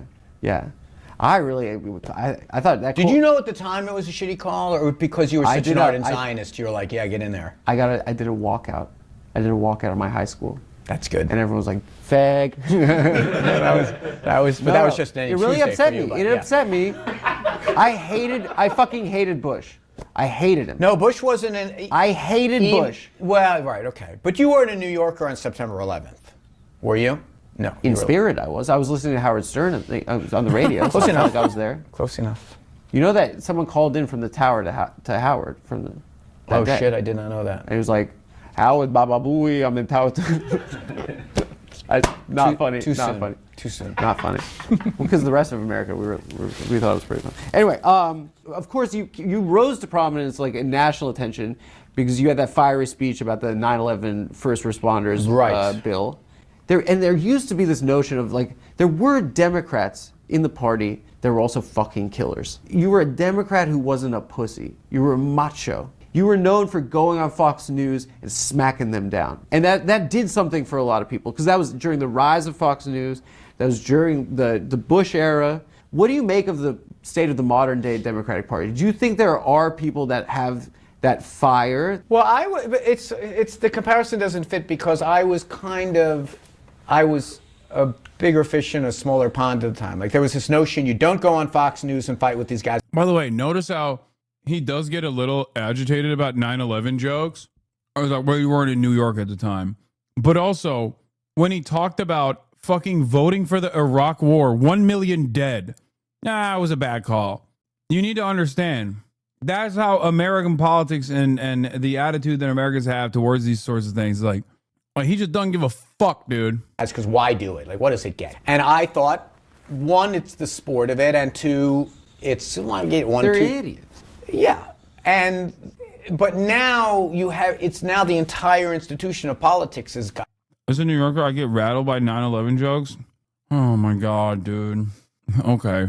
And to be performative of people who just say shit for the purpose of having it echo for no particular reason. So there are a lot of people that do that well. What does that people mean? that just want to be in it for the clicks and just want to say the outrageous things because they know it'll get picked up. But they're in the modern day Democratic Party Or Republican Party. I'm talking about because you're a Democrat. The party is kind of, they don't have a defined message against Trump right now or a unified message against Trump right now. They just lost an election to The Apprentice for a second time. You know, the party is kind of in a bad way right now, but they are perceived, I think, by the electorate as perhaps a feat or lacking in passion or kind of empty. Like yeah, I don't know. I mean, one party won by 1.3% of the vote, and yes, you can make this narrative of, oh my God, we fucking suck. Or we were like a few 100,000 votes away from being, oh my God, it's amazing how great the Democrats are doing. We've had 3 elections in a row that are tied. You've got a lot of fucking people in the country who apparently don't take this stuff very seriously and just want to like make visceral screams every 4 years. All right, we know that. Now, how we as Democrats, we have more fidelity to the Do you think process. there's anyone in the party right now that possesses like kind of the skills that you presented in 2008. I know, but what 2007. I was doing, just talk shit about some people right now. What I was doing was I was expressing genuine, that moment in 2000, whatever it was, I was angry and tired and hadn't slept enough, and I yelled and screamed a lot. And people are like, oh my God, that's amazing. Now everyone's fucking yelling and screaming. So no, that's not true. Can you tell me one speech on the House or Senate floor that has garnered the attention that you got? I know, that's the point I'm making, is that everyone is doing the same shtick now. No, of they're doing not. the performative outrage. No, they're not. all doing it. The Congress is now, it's a little bit, it's become somewhat of a legion of skanks, if you will. I mean, it's become, what can I say? It's white, it's trash. No. What does Marjorie Taylor Greene do all day? When I saw that fight between AOC... Marjorie Taylor Greene is unironically, for her own party, a much better, much more loyal soldier, a servant of the Republican Party than the average Democrat is to the Democratic vision. I will stand by that. I despise her. I think she's horrible. Okay? Having said that, as a disgusting titan, she is a more loyal soldier and a more effective vehicle for the ambitions of the Republican Party than the average Democrat is to the Democratic Party. She never stops campaigning. She never stops attacking. She's constantly posting. She's constantly putting her ugly ass face in every single affair. Marjorie Taylor Greene is such a freak. She literally attacked David Hogg. And I don't mean David Hogg like right now, okay? The VP of the DNC or whatever. David Hogg, when Marjorie Taylor Greene attacked him, was like a 17-year-old who had just survived a mass shooting, okay? Like, understand, that kind of shamelessness, that kind of energy, she is the fucking Fedayeen. Why does she do it? Why does she attack a child who had survived a mass shooting? Because she recognized, I guess, ahead of time, before everybody else, where the party was going. She had a better understanding of what Republicans wanted from their fucking politicians than the average Democrat does from their base. That's it. That's why they're winning.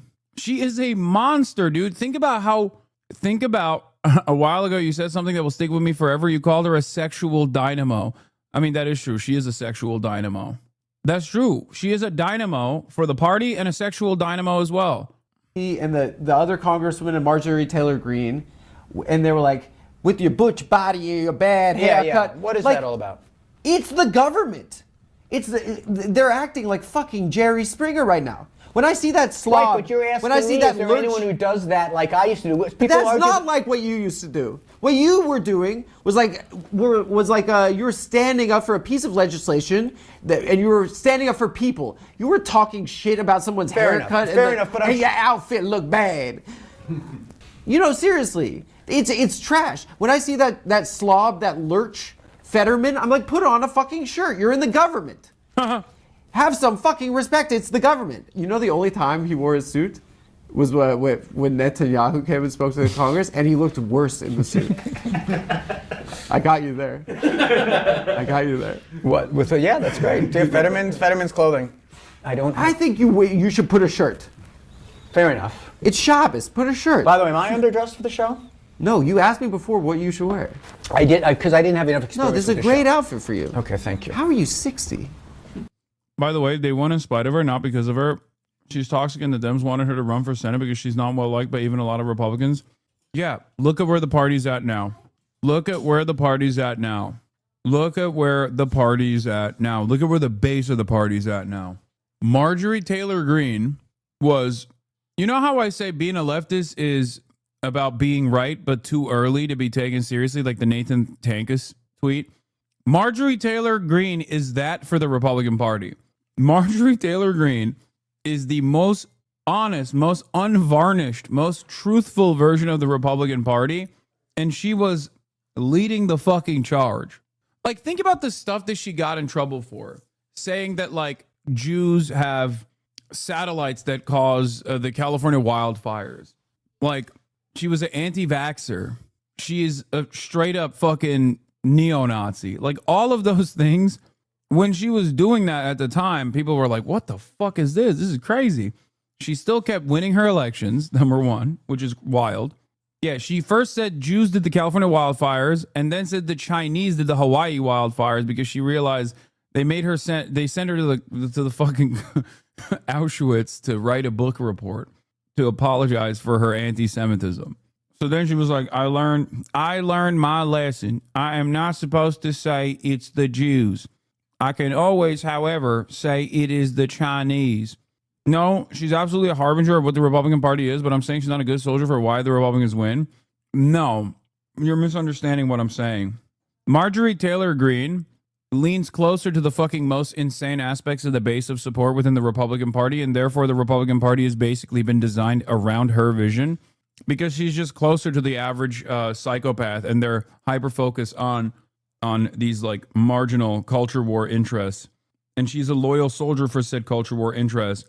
And she's unashamed and willing to put herself out there and willing to make a fool of herself. And I think that if there was a Democratic Party version of her, it wouldn't be the fucking Jasmine Crockett. It would be like someone who is aggressively pursuing healthcare. You know what I mean? I want that level of ambition and that level of passion for the issues that the Democratic base cares about. Do you see what I mean? Republicans apply year-long pressure, never-ending, unyielding, year-long pressure on the issues that they care about in a way where they're like shameless. They're not afraid to lead. They're not afraid to lead the rest of the party, the rest of the base of support, in the direction of what their primary base of support wants. The super passionate evangelical, white evangelical Christians. There's obviously a level that you can't go beyond, like Valentina Gomez. It would be like if a tanky became a congressperson, like a rapid anti-imperialist constantly screaming. Yes. Yes. That's exactly what it would be like. It would be like if there were Democratic Party politicians who were like yelling at other congresspersons for not demanding that we nuke Israel. Like that would be the hyper exaggerated version. Like a bad empanada style fucking congressperson. You know what I mean? That would be the Marjorie Taylor Greene of like the most exaggerated version of the Marjorie Taylor Greene on the left. And in a world where there are people like that, the norm within the Democratic caucus would be infinitely more radical is what I mean. Guys, I want to talk to you about Lucy. We're really excited. This motherfucker, bro. Oh my gosh, so many ads. Baller. See, thank you. And now back to the show. Okay, so I want to ask you about the ACA in 2008. Affordable Care Act. Who do you think the audience is for this show? They want to ask you about the ACA, right? Don't talk down at people. No, they know it as Obamacare. I coined. It's crazy because it's like I actually am really interested in his answer for every single question that Adam has asked, and we are absolutely in the fucking target audience. Well, I didn't coin it, but I called it when the Republicans are calling it Obamacare to be derisive. I called it Obamacare to say, yeah, we should own this. They didn't own it. I mean, the Heritage Foundation owned it. No, that's the point. And I was saying, why are we running away from it? Either we're proud of this thing or not. You want to call it Obamacare? If you're proud of it, you should call it Obamacare too. And they called me from the White House, and they're like, you mocking the president's accomplishments. I'm like, no, I'm just calling it what, if they want to call it this, we're proud of it too. It felt like Bush left office with an atrociously low approval rating. He did. It felt like there was this guy. My conspiracy theory is that they had to cut Nick Mullen out because this show will never run without Blue Chew. And Nick Mullen is the reason why Blue Chew, after like 15 years of being a loyal supporter of anything that Nick or Adam or Stavros ever did, finally cut ties, financial ties with the show because of his October 7 joke about Blue Chew. It's one of the most insane jokes I've ever heard. And if you know anything about Cumtown, okay, Seaman Village, Nick Mullen has made jokes about like selling Blue Chew. In the process of selling Blue Chew, Nick Mullen's made jokes about like how pedophiles consume it before trying to fuck children. And these guys, Blue Chew, have never pulled back their sponsorship. Like, think about that. And this was the bridge too far. You can take them anytime, day or night, so you can plan ahead or be ready whenever an opportunity arises. Phone to get better reception on the bus. Mm-hmm. Yeah. The process is simple. Like I said, you're not planning on anything, but now suddenly there's a hole in the wall in Gaza, and you walk through it, and you find yourself at a music festival. It's crazy they let this happen. Yeah, you're gonna need some Blue Chew, pal. You've got work to do. 75 years worth of revenge. You don't need the Blue Chew for that. No, that's ancient blood, I'm and it's just kidding. boiling. There's no evidence any of that actually happened. It was IDF. But there is a lot of evidence that Blue Chew will get you rock hard. And ready for all types of rape of Nanking situations. My thing on the reason the last like 2 months has been trying to work in the October 7th. Is anything October 7th related into at least one? What was it? October? What happened that day? It was a bit of a kerfuffle. Eeyore's birthday. Eeyore's birthday. I forget. It's a massacre at Eeyore's birthday in Austin, Texas. Really? He did it in his name. Yeah. He had a cloud. Pin the tail on this. Some Muslim guy dressed up like Tigger raped a bunch of people. Interesting. If you take those, like take a half of one of those, You need to understand. The other joke was funnier. Yeah, his retelling of it is actually funnier. I'd never heard the original one. Let me explain something to you. Okay. The reason why this is insane is because Blue Chew for like 10 plus years gave them money while Nick Mullen fucking sat there and would talk about how, oh, I'm going to go be a pedophile and take Blue Chew before. Like that is how he sold Blue Chew on his fucking podcast for almost a decade. They've done the most heinous ads, the most unhinged ads for Blue Chew without Blue Chew ever fucking going, yeah, maybe don't do that. Maybe don't say that our products are good for pedophiles to use. Okay? And this was the bridge too far. That's what's so crazy. Blue Chew you're with, or do you have who are we with most recently? I think Blue Chew might be most recently. Okay, but we've had a couple. We'll just put it over. We'll just if it's a different one, we'll just put a different one. Just put it over from our first. Hey, we're the products. They got mad. They got mad at us because I said that the Hamas guys were using it on October. No, it was no. This was amazing. They're like, Blue Chew wants you to pull an ad, and Nick's like, they have been advertising with us for 8 years. I have a great relationship. And they were like, well, let's talk to they wanted us to talk to someone that was like the ad buyer. He's like, I want to talk to the company. We talked to their head of like advertising or of promotion or something, and they were like, yeah, man, like you can't say that Hamas took it before they flew Mario Karts into the music festival. He's And like, you guys have been great partners, but you yes, can't. I can, and I did. Nick was like so fired up, and then they're like, I you can can't say that. I did say that, and it's probably what happened. Now, where is my $200? I would like my $200. The amount of times we should have crossed the line, and then that. I know it is funny.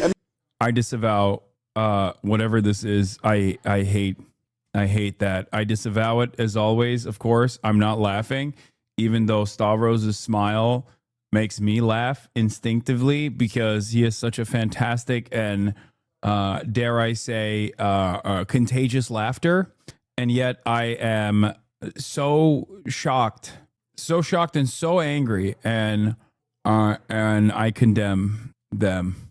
Yeah. All right, let's continue. I lived in DC at the time. And I remember the night Obama won. And I was with my friends. I was in college. We were like listening to Born in the USA, and we didn't realize it was a song about how America has abandoned the veterans coming back from Vietnam. But we're like, it was the first time we felt like, yeah, we're fucking patriotic. A black guy became the president. Right. And he's incredible. He's an incredible speaker. I ran to the White House, and I was shouting at the building, and I was like, fuck you, Bush. Yeah. And I was like, a black guy's moving into your house, you fucking piece of shit. And girls were showing their tits. But going back to the ACA, so we had an opportunity to finally give people the ability to go to the hospital as a human right. And it, on a personal level, I became jaded probably for the rest of my life because they immediately gave up on it. Give up on? On single payer.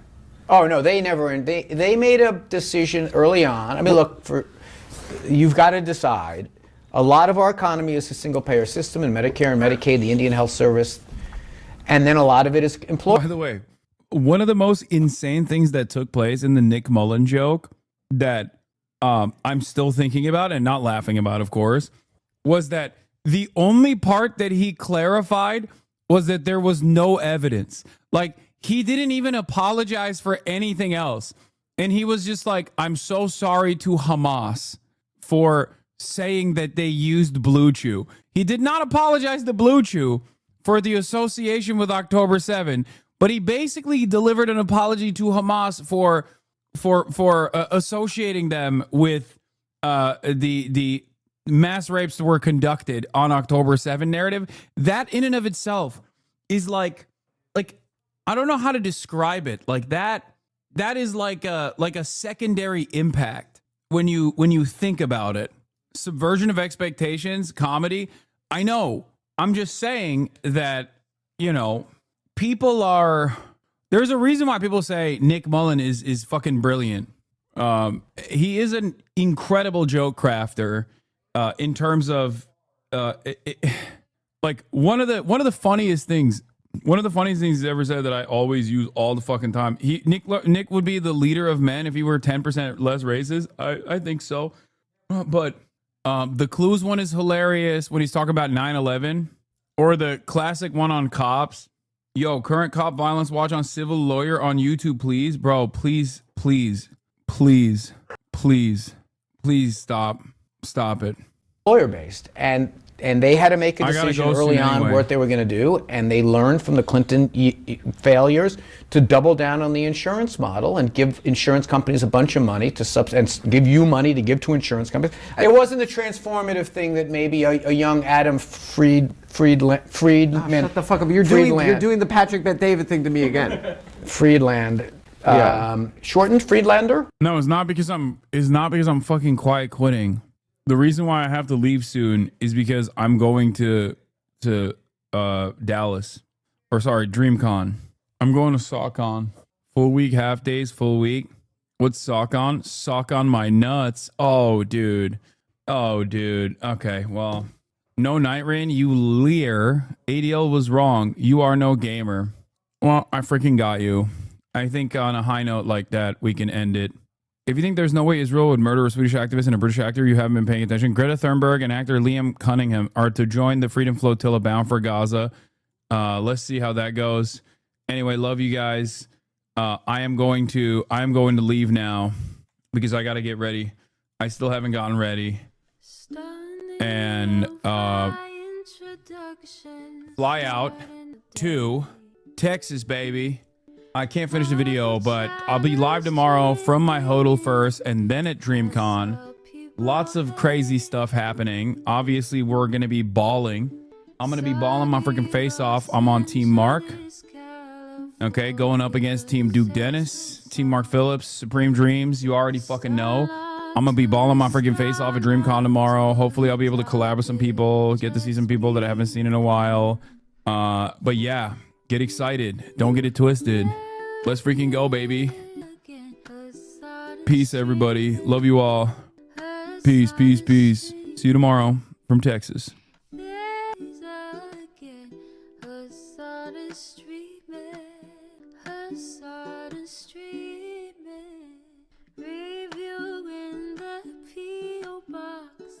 Uncle Uger's face.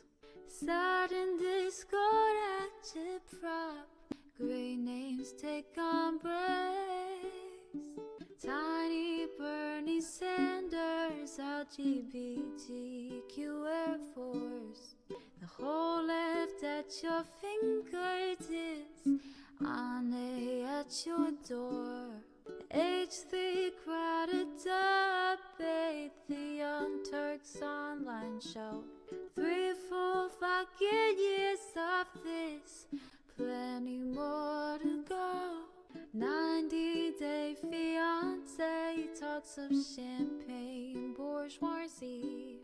A Trump rally live reaction, a mass riot at DC. There he is again, Hasan is streaming, Hasan is streaming. Yeah.